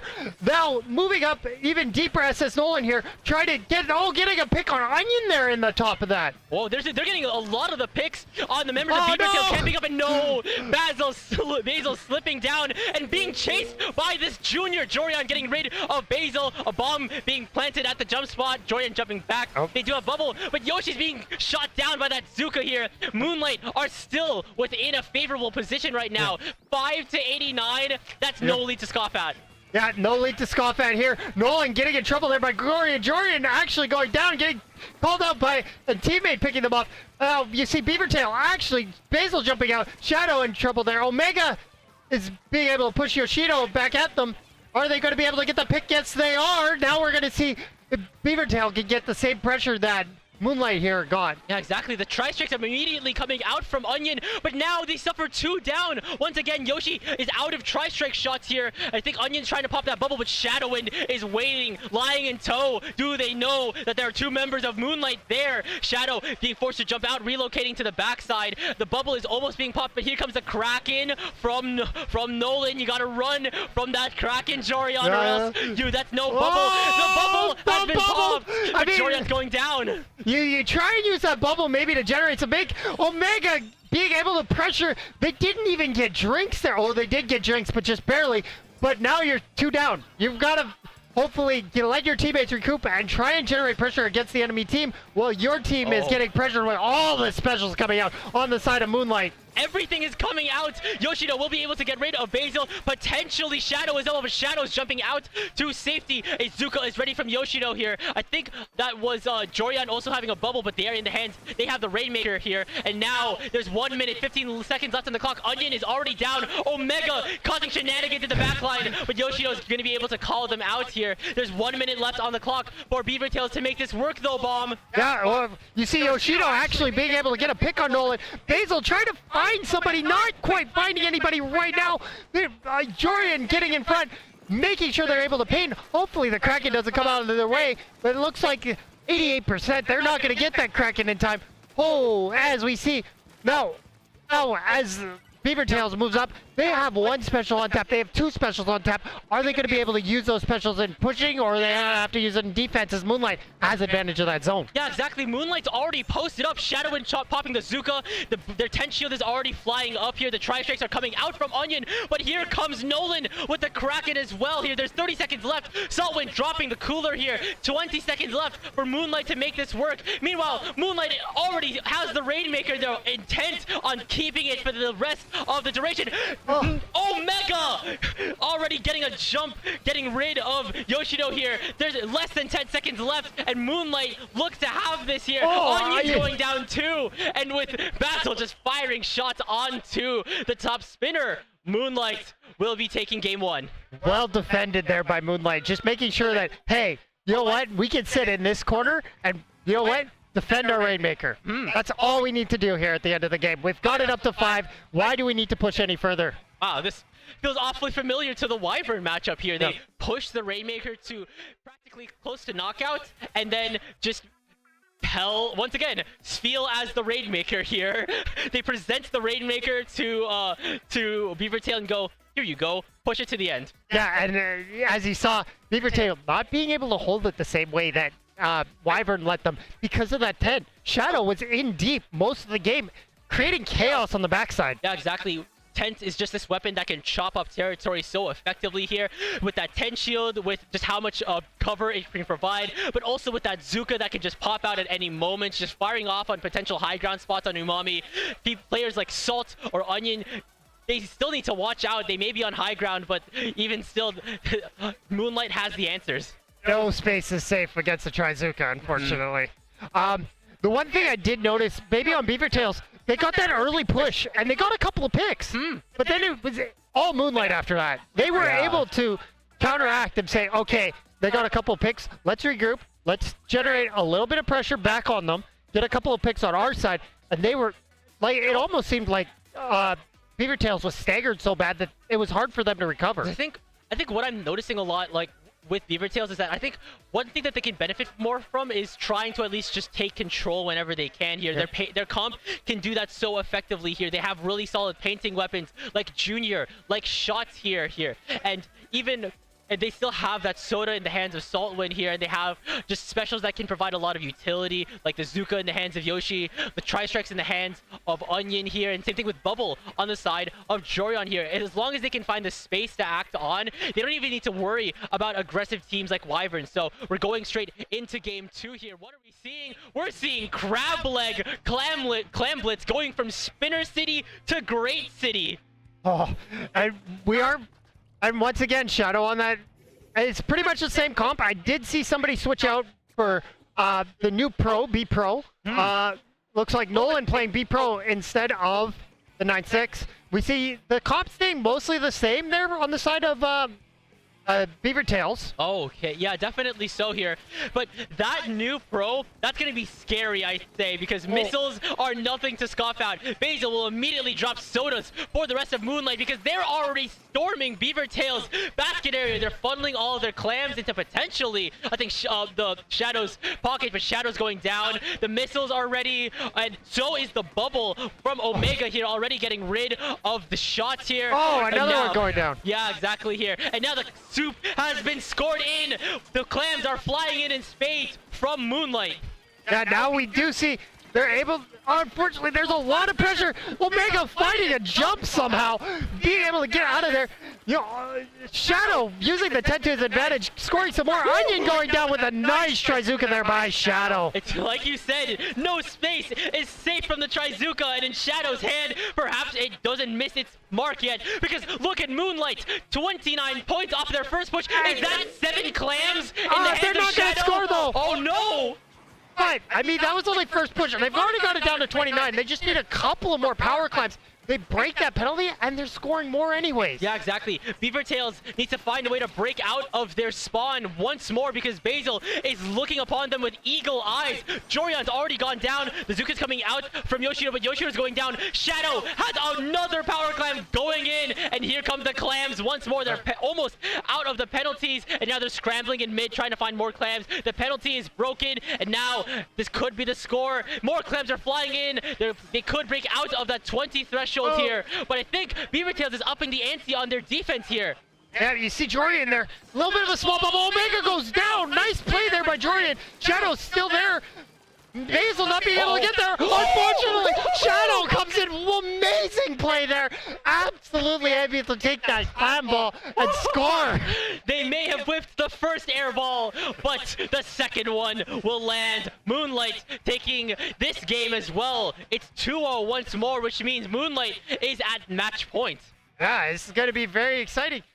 If you're BeaverTail, what do you do against that pressure? Yeah, that was a lot of pressure. It's a lot of pressure here. It's once again, much like we saw of BeaverTails versus WyVeRN within a humpback pump track here. Or not a humpback, but on Barnacle here. Moonlight never left BeaverTails' side of the map here. They were on the grates, they were in the clam basket area, just constantly falling like they are LeBron. Yeah, they're like, this is our zone, we own it. We're in there like Shaq is in the paint.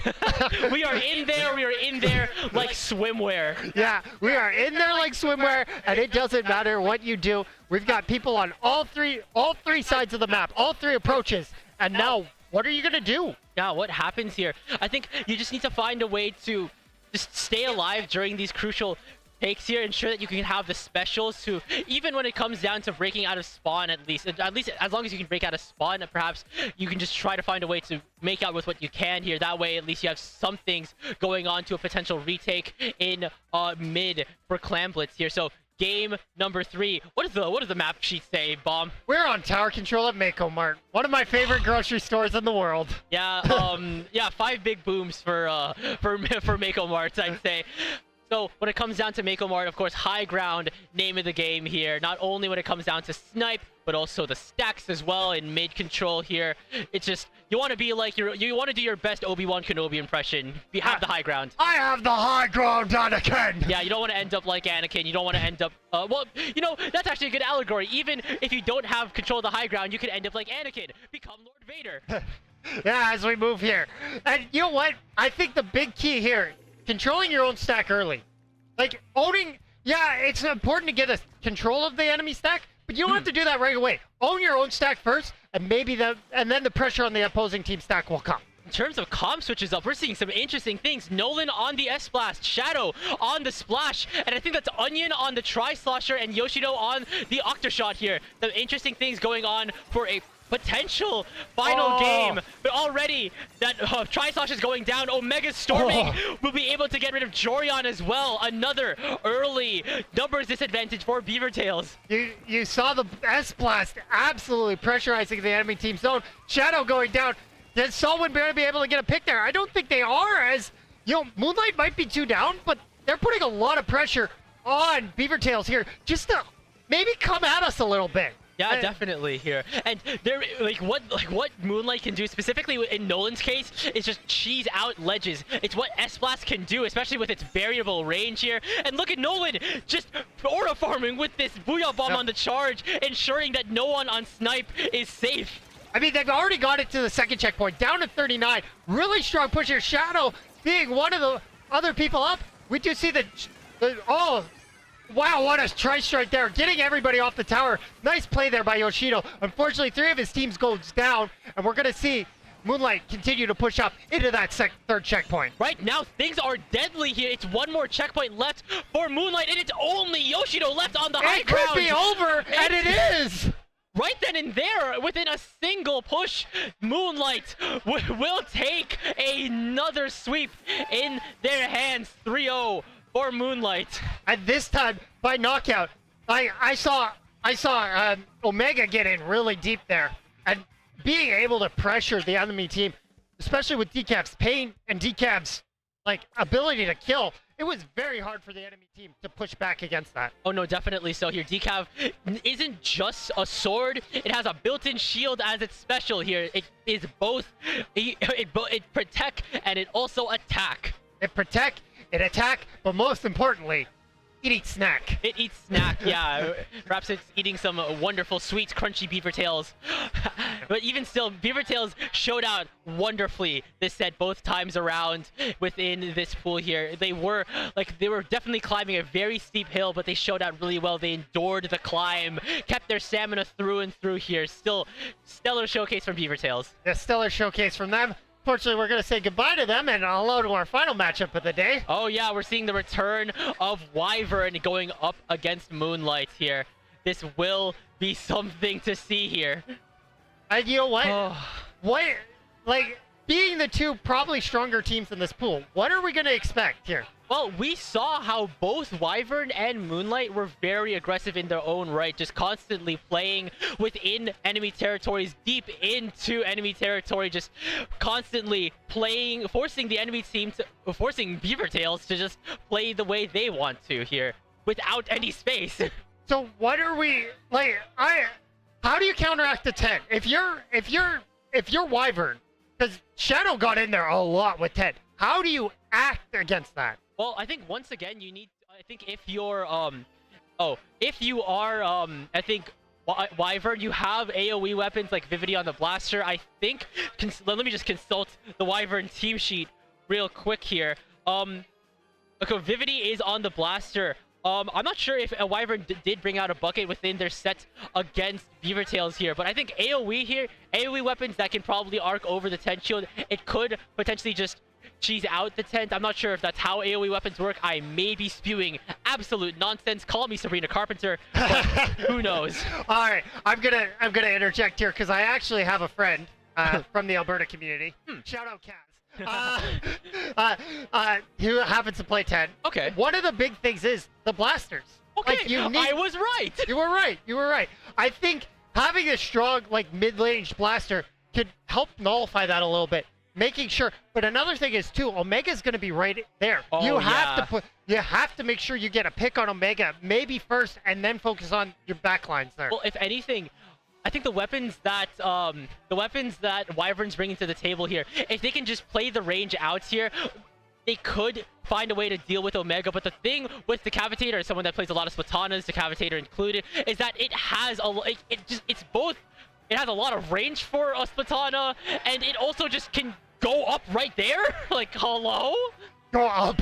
Like, in an instant, you could be in trouble. If he swings that thing fully at you, turns around, you end up like, oh, I'm down. You have nothing to fight against. That's a little bit of a problem. Yeah, and you'll just end up with Nolan brushing away the cavity that is your team. Yeah. You should have brushed your teeth, I guess. Shout out dentist. shout out all the dentists in chat and the dentists in the venue. Why am I don't know why I did that, but yeah. You know, random shout out. It works. Shout out dentist. Why am I reeling on that? Hey, it's fine. I mean, Nolan's gonna be your backline, so you're gonna have the backwards pressure because he's more of a Slayer support. He's not the full-on. He's not the painter. That's why you have people like Omega, people like Shadow. They're moving forward and they're painting. Oh well, not to mention Basil. Basil's painting.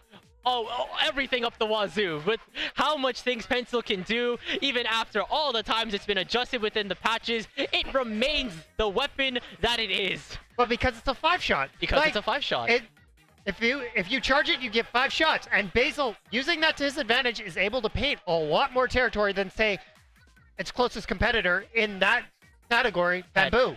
I thought we were going to talk about, like, when you said, like, in its category, I thought you meant, like, in cooler weapons, so it's, like, headed or NZAP? I was talking about chargers. Chargers, yeah. Like, it and Bamboo are probably the most 2 comparable chargers in the game. Yeah, definitely so here, and I think you just need to find a way to deal with the amount of, not just pressure, but the amount of paint that Moonlight can output here. So, control the flow of the game here is basically the name of the game here. Not only just, I think it's just been like that for a lot of the sets because it's every single team that we've seen within this pool is actively trying to work with the momentum and just like stealing that momentum early and running with it. Why am I charading this out?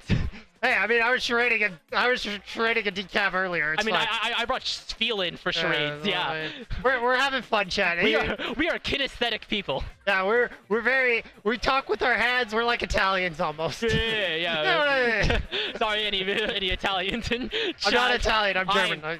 I'm Filipino. So. Yeah, we just talk with our hands a lot. Yeah, it's also just a thing that people do. Yeah. Anyways, you know, we're gonna see, like, it's gonna be a little interesting. We're probably, I can't imagine seeing, like, even WyVeRN, like, just, like, we saw Rice playing heavy edit. Well, that makes a little bit of a difference, because you change from heavy paint with a charger who can kill in 2 hits to being able to pressure a little bit and being that support with your heavy edit. Honestly, I think that head is going to be really potentially useful for just breaking down a lot of the shields that Moonlight's offering. That bubbler in the back pocket of Omega, that Ted shield that is willingly launched at any moment from Shadowwind here. Maybe before we can go into the game, it's time we can perhaps get some fast facts here for WyVeRN here. Did you know that the capital letters in WyVeRN's team each represent one of the members on the team? The W stands for Whack, the V for Vivity, the R for Rice, and the N for Neptune. So they're all friends coming together from across at least all the states in the US, West, Central, and East. And also, everyone on the roster has qualified and played in an SAC Finals. Also, I want to mention Rice, head TO for Booyah Bay. One of the bigger tournaments down in the Californias there. Yeah, go support your locals, whether that be in California or here or in Edmonton. Or in Edmonton. Go to Bombs Lands if you're in Edmonton. Or Calgary. Go support the Alberta Squid Swamp. I'm here from there, so we love everybody that comes out. We're going on to our first game of round 3. Climb Blitz on Umami. Oh, the return to Umami this time on Clam Blitz here. Once again, it still kind of plays like its zones variant here a lot. It's pretty quick here, and that just that basket area really tight it's a really tight bottleneck going in. One thing I do know for sure, that Kraken with the 96 on Nolan could be really useful for breaking in. Yeah, but we do see Whack here playing a vanilla wiper, but that's a lot of paint. So now you've got to worry about that pressure of paint. A Nep, it's the Moonlight going one down early. Nep being able to push you at that crab. Omega's in a little bit of trouble there, being able to jump out. Now we do see the drinks out, but are they going to be able to use those drinks? Because it looks like, even though they have the drinks, WyVeRN was able kind of to hold that back as long as they could, getting a pick. SS Nolan going down as well. And now WyVeRN, now they have the advantage, and now they're in the base. Yeah, and they're going to get an early push there, thanks to Rice. Yeah, exactly here. Once again, WyVeRN running with the advantage they have here. They push the lead to 77, but I don't think anyone else on WyVeRN has the clams. They will be able to get rid of Omega, but now WyVeRN 2 down. Moonlight storming back on mid, getting rid of Nep. Nolan has a Kraken. The Kraken's been unleashed. It's storming Moonlight's WyVeRN's basket area here. Kraken onslaught there by Nolan. Rice going down to the 9-6. Nolan, and now Moonlight is starting to score, immediately taking the lead. The clams flying in left, right, and center, pushing their lead to 53. 2 specials ready on the side of Moonlight. The bubbles popping out. Basil is throwing more clams in, getting rid of Whack here. More clams flying in, charging up the shots as well, ensuring that the is that a second one? That's a second power clam. 6 left. Is Moonlight going to be able to do it in one push? They've got the clam economy. Do they have 2 clams waiting? The jump comes 2 clams! Shadow gets it! Shadowwind! Wow! Excellent clam rotation here, just making sure that Moonlight is constantly dawning upon WyVeRN's base here. I think what was going on was that dynamic frontline duo of Shadowwind and Omega being a general nuisance for WyVeRN here. Yeah. I think these may be the people to slay the dragon. Hey, but we did see WyVeRN.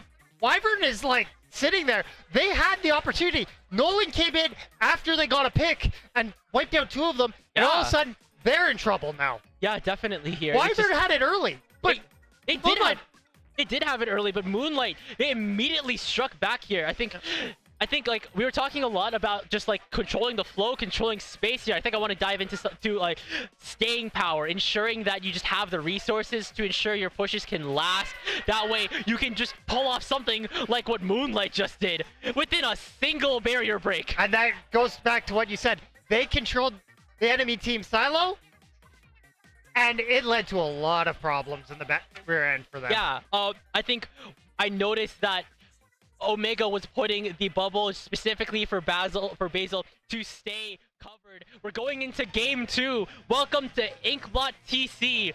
Bats is the name of the game here. Once you reach the checkpoint, once you get past checkpoint 1, storm it like your life depends on it. Yes, and we're gonna see a little bit of a change. We still see Decav. We still see Shadow switching from the tent to a splash. Oh yeah, definitely. Oh yeah, so Shadow's back on Splash. Nolan is back on S-Blast here. On a mode like TC, AoE is always welcome here. And already Moonlight is 2 up on WyVeRN, and now they're on tower with Basil riding it ever so strong. And Omega already on Bat! Jumping out though, because you know what, they got a little bit of pressure. They did get the...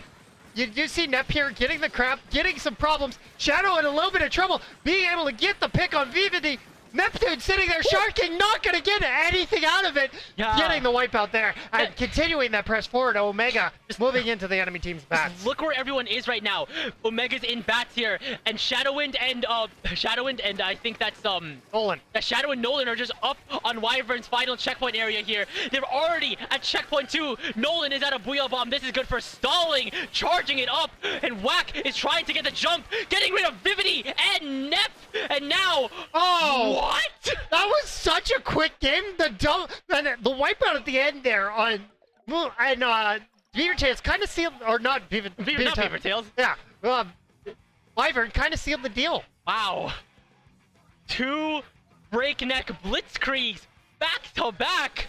This is Moonlight. These were the players that won MomoCon, man. And Moonlight is a really strong team. Like I was expecting. Like, maybe not the pool stage, but they're definitely going to see some tougher competition, definitely in that top cut as we move on.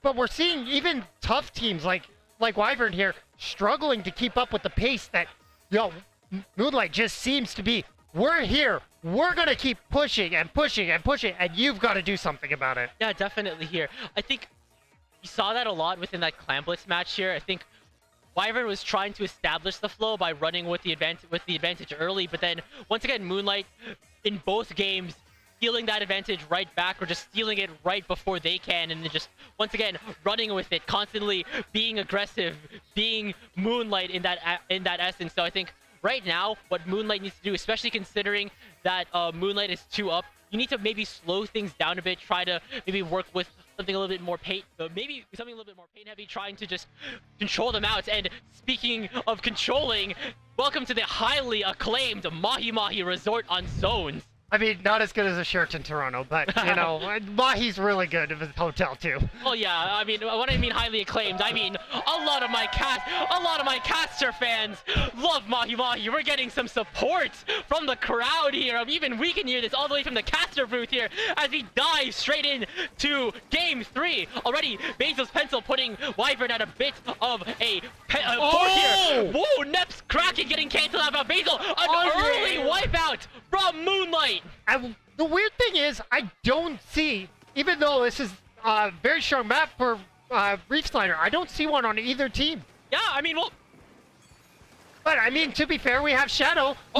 Speaking of Shadow! Oh my goodness! Rice and Nep go down to a collateral from Shadow on the returning to the tent. They're just laying down the ink mines, ensuring that the potential drops are guarded here. Locking WyVeRN, taming the dragon, keeping them at their spawn. They're already halfway through their points. Oh no! Omega being able to get that backwards pick. And now we see, Shadow coming in to support his teammate. Now you see, even though Nolan went down, WyVeRN being only one person alive, we're going to see them continuing to push in the enemy team with 16 times left. It's almost over though here. WyVeRN need to act, but they're already 2 down. They're 3 down. Moonlight with 1 final knockout will get 1 more sweep. Wow. WyVeRN, Moonlight saying, WyVeRN, get on my level. Oh wow! He said the name of the tournament. Roll credits. Roll credits. But honestly, what? that was such a quick game. Like honestly, Moonlight was just in base, and WyVeRN couldn't really do much about it. Yeah, Moonlight constantly keeping WyVeRN in check here. Are you seeing that banner that they're flying over there in the crowd, Bob? I think that's who is that? That is Bloomin? I think that's Bloomin. With a Jigglypuff? Was that? It looked like the Reddit mascot. I don't know. It was really weird. Evil Jigglypuff banner being flown out here. Amazing showcase from BeaverTails. Shout out Yoshi. Shout out Saltwind. Shout out Onion. Shout out Jorion. Amazing showcase from the players on the side of WyVeRN. Shout out Nep. Shout out Rice. Shout out Vivity. Shout out Whack, and of course, shout outs to perhaps maybe the highlight of this, but even still, everyone's a highlight for coming out here at GOML. Shout out to Moonlight, Nolan, Basil, Shadowwind, Omega. It's just a long day. And we got more tomorrow. There's an entire other day here at GOML, but now the pool stage has come to its thrilling conclusion. We had our thrills, we've had our chills, we've had our wipeouts, we've had our Tim's ice caps. And you know what? Let's shout each other out while we're at it. Of course, yeah. Bomb, where can the good people of Twitch chat find you on the social medias? Hey, you can find me here on Twitch at the Bomb93. I mean, like, that's pretty obvious. Yeah. Or you can find me pretty much everywhere. I'm the Bomb93. So, like, right down below here, just search that up. Pretty much on any website, well, any social media, you'll find me. My man Bomb, we just met a couple days ago, but it's like the East and West Canada casters at this. That's what I'm talking about. Yeah. Anyways, I have been Frostix. You've probably heard my voice on so many different Splatoon weeklies, but of course, you can find me at Blue Sky below Frostix.bluesky.social. You can find me on Twitter, TK_Frostix. You can find my YouTube where I don't even post there, just Frostix, all lowercase here. And if you want to support some of my own personal work, you can read my web novel Gap Year on Wattpad. I swear it's worth your time, just like the tournaments that have been posted here. So, bonus shoutouts here. Shout out Hammy being on the spec cam. Shout out Siren. That's Hammy's hand right there. Hand me, if you will. Shout out Siren for just keeping the tournament solid all together. And shout out just everyone here from the Splatoon scene, coming around from all corners of Canada, even coming from the States to a very sunny Toronto, Ontario, Canada, for Get On My Level Forever 2025 here. It's like Bomb said, there's a lot more Splatoon 3 coming tomorrow, but unfortunately, Bomb, we won't cast that. We'll be there, but we We'll won't be cast there. that. Anyways, you know what? It's fun hanging out with all you guys on IPL. We'll be back next time, and until next time, guys, I'm gonna use my catchphrase. Stay balmy. Oh yeah, stay frosty. Frosty Bobs.